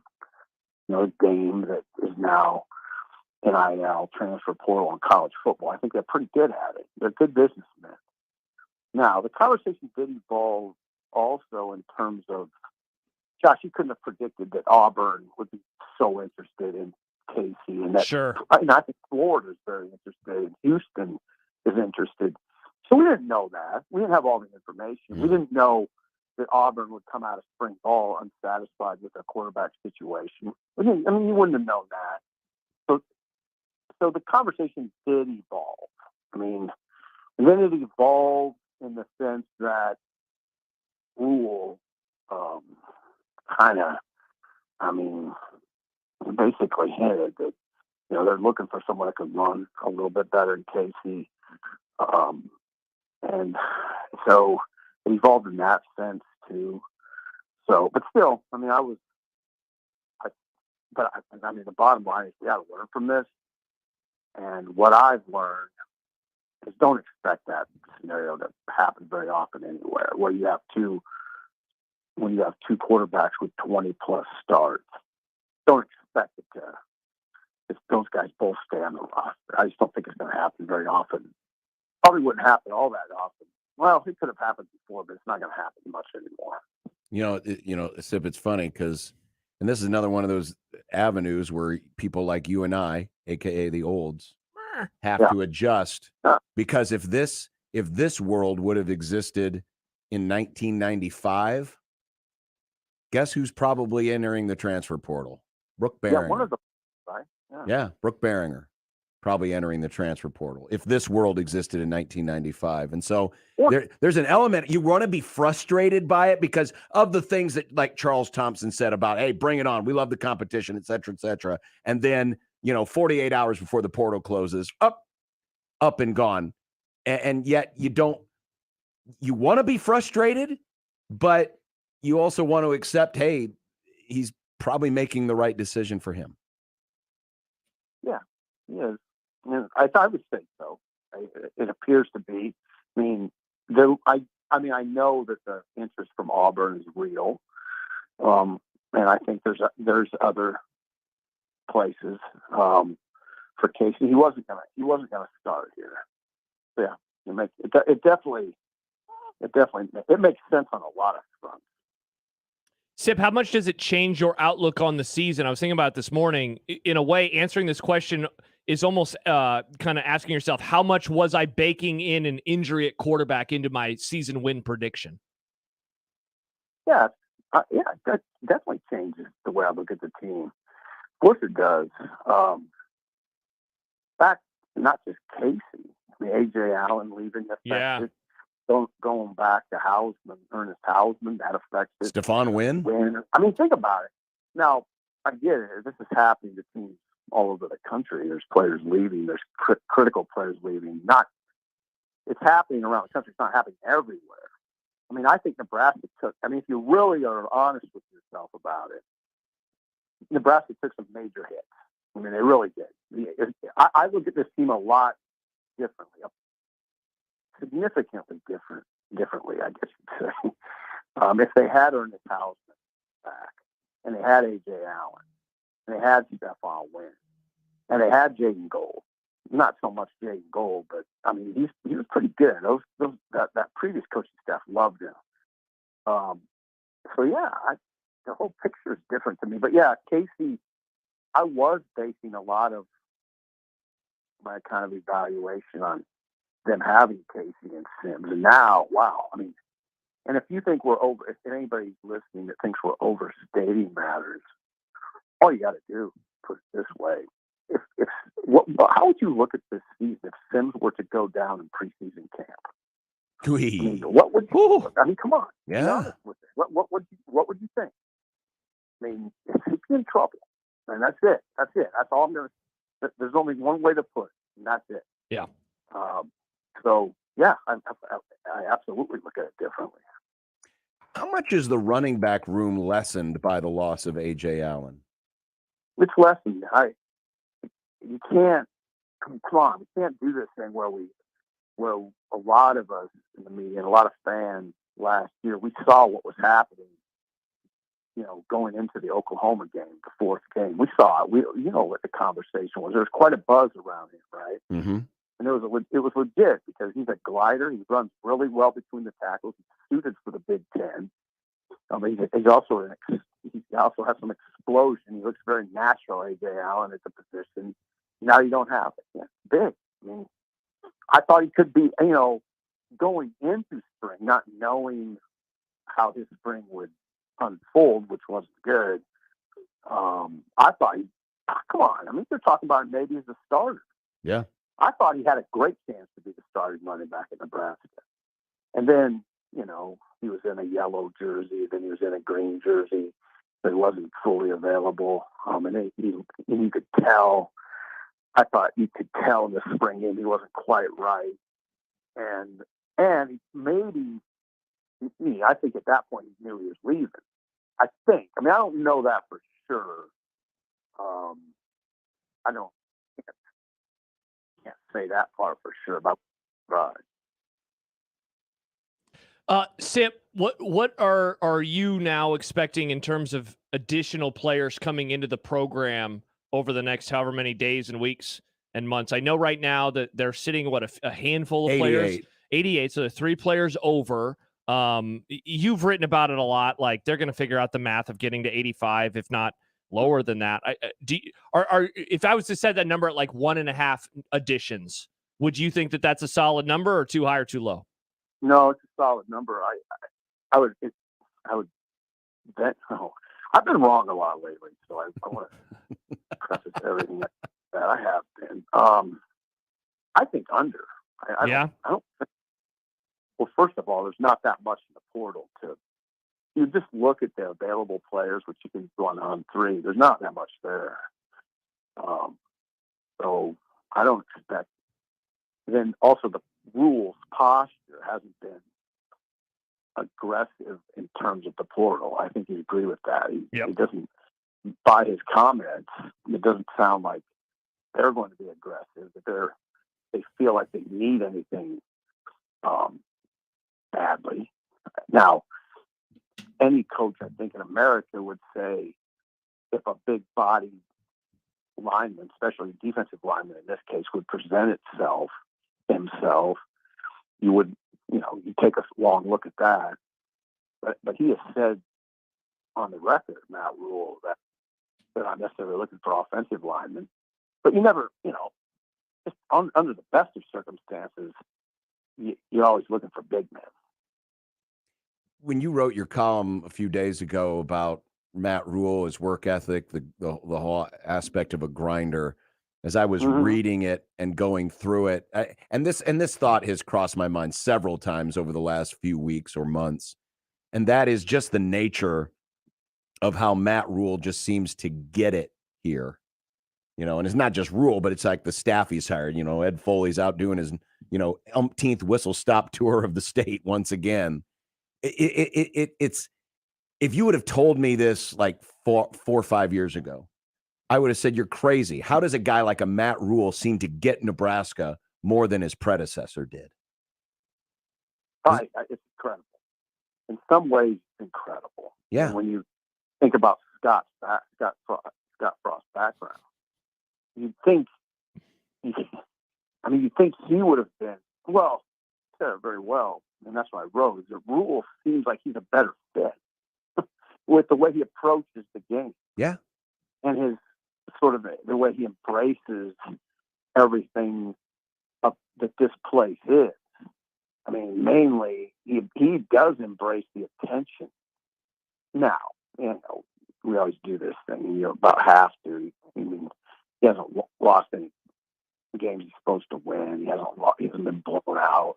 He hasn't had any disappointment or anything that would disappoint the fans. So, but I don't know. I mean, I think Rule is a professional, and I think that he knows that that's coming, and that I don't think he'll change.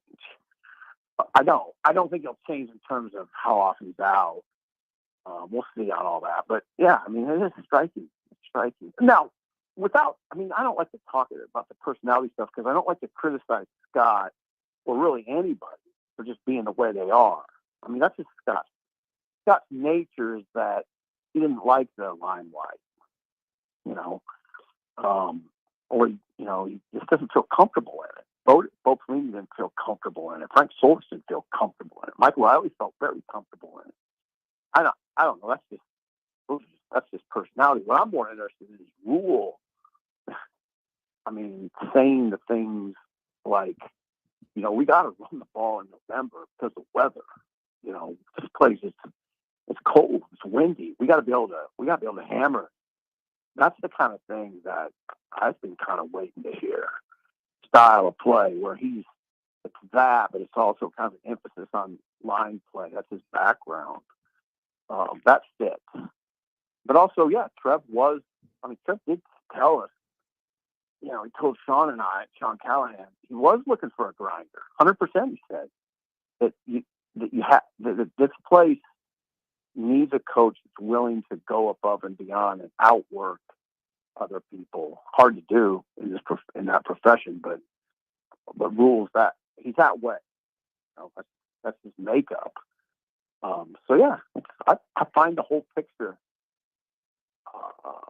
I think it's alluring in a lot of ways, but it's also intriguing. Steve Sipple, now digesting whatever was at the Old Country Buffet. No, I'm not. Sadly, we don't have one in Lincoln anymore. No, it's gone. All the crime scared it away. Nothing. No. Yeah, John. Jeez. Jeez. What's wrong with you, John? What do you mean, what's wrong with you? You guys were the ones that started the Crime Town thing, not me. Crime Town. Crime Town. Have a good week, Sip. Bye, Sip. All right. He's like, what the hell did I just walk into? Crime Town. Crime Town. That's Crime what you walked Town. into because you're in Lincoln right now, bruh. He's lived in Crime Town longer than I have. I'd have to ask Sip when. No, we might be about the same. Yeah, that's well, true. no. He's at the university. Yeah. So before me. So yeah, he's been in Crime Town longer than I have.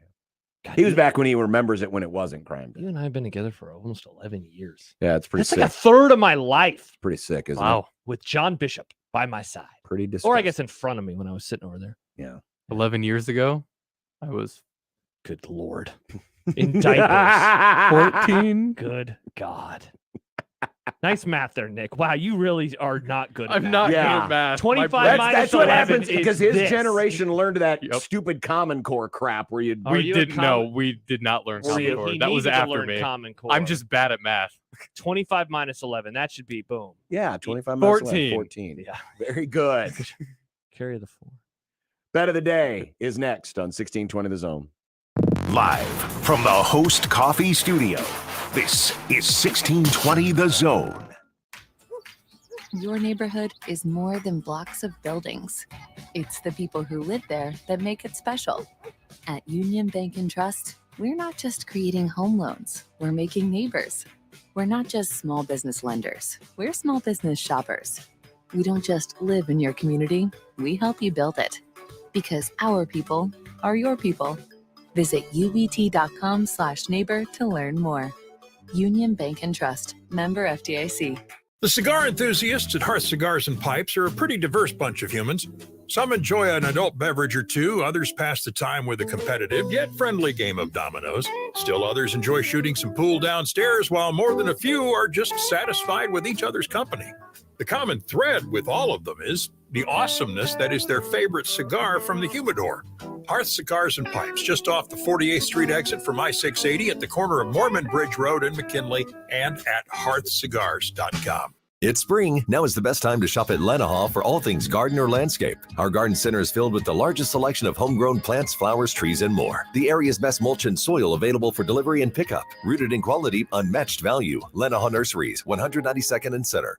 The greatest American rock and roll band in history, Aerosmith, present Peace Out, the Farewell Tour. Aerosmith, with special guest the Black Crowes. Little thing, let me light your candle, calls the mama, I'm sure. CHI Health Center, Friday, November 10th. Get tickets this Friday at 10 a.m. at Ticketmaster.com. Aerosmith with the Black Crowes, the Farewell Tour. Peace out. The brand new Dollar General Distribution Center in Blair is now hiring. Starting wage is up to $22 per hour with benefits including medical, dental, vision, 401k, and a $2,000 sign-on bonus. Apply today by texting DG Warehouse to 25000 or online at dollargeneral.com/careers. Again, apply today by texting DG Warehouse to 25000 or online at dollargeneral.com/careers. Dollar General can't wait to have you become a team member at their brand new distribution center. NASCAR is known for fast cars, roaring action, and big bucks. The Nebraska Lottery's NASCAR Powerball Playoff promotion features all three, especially the bucks. Until May 30th, buy a Powerball ticket with Power Play or Double Play, enter the voucher number, and you could be one of 15 winners of $1,000 and the chance to win a VIP trip to the NASCAR Cup Series Championship Weekend. Enter today. Powerball top prize odds 1 in 292 million. Your exclusive home for Royals baseball in Omaha. Right up the middle, base hit, and the Royals are a winner. 1620 The Zone. This is unsportsmanlike conduct. You root big red football, you must root big red basketball. The 1620 The Zone.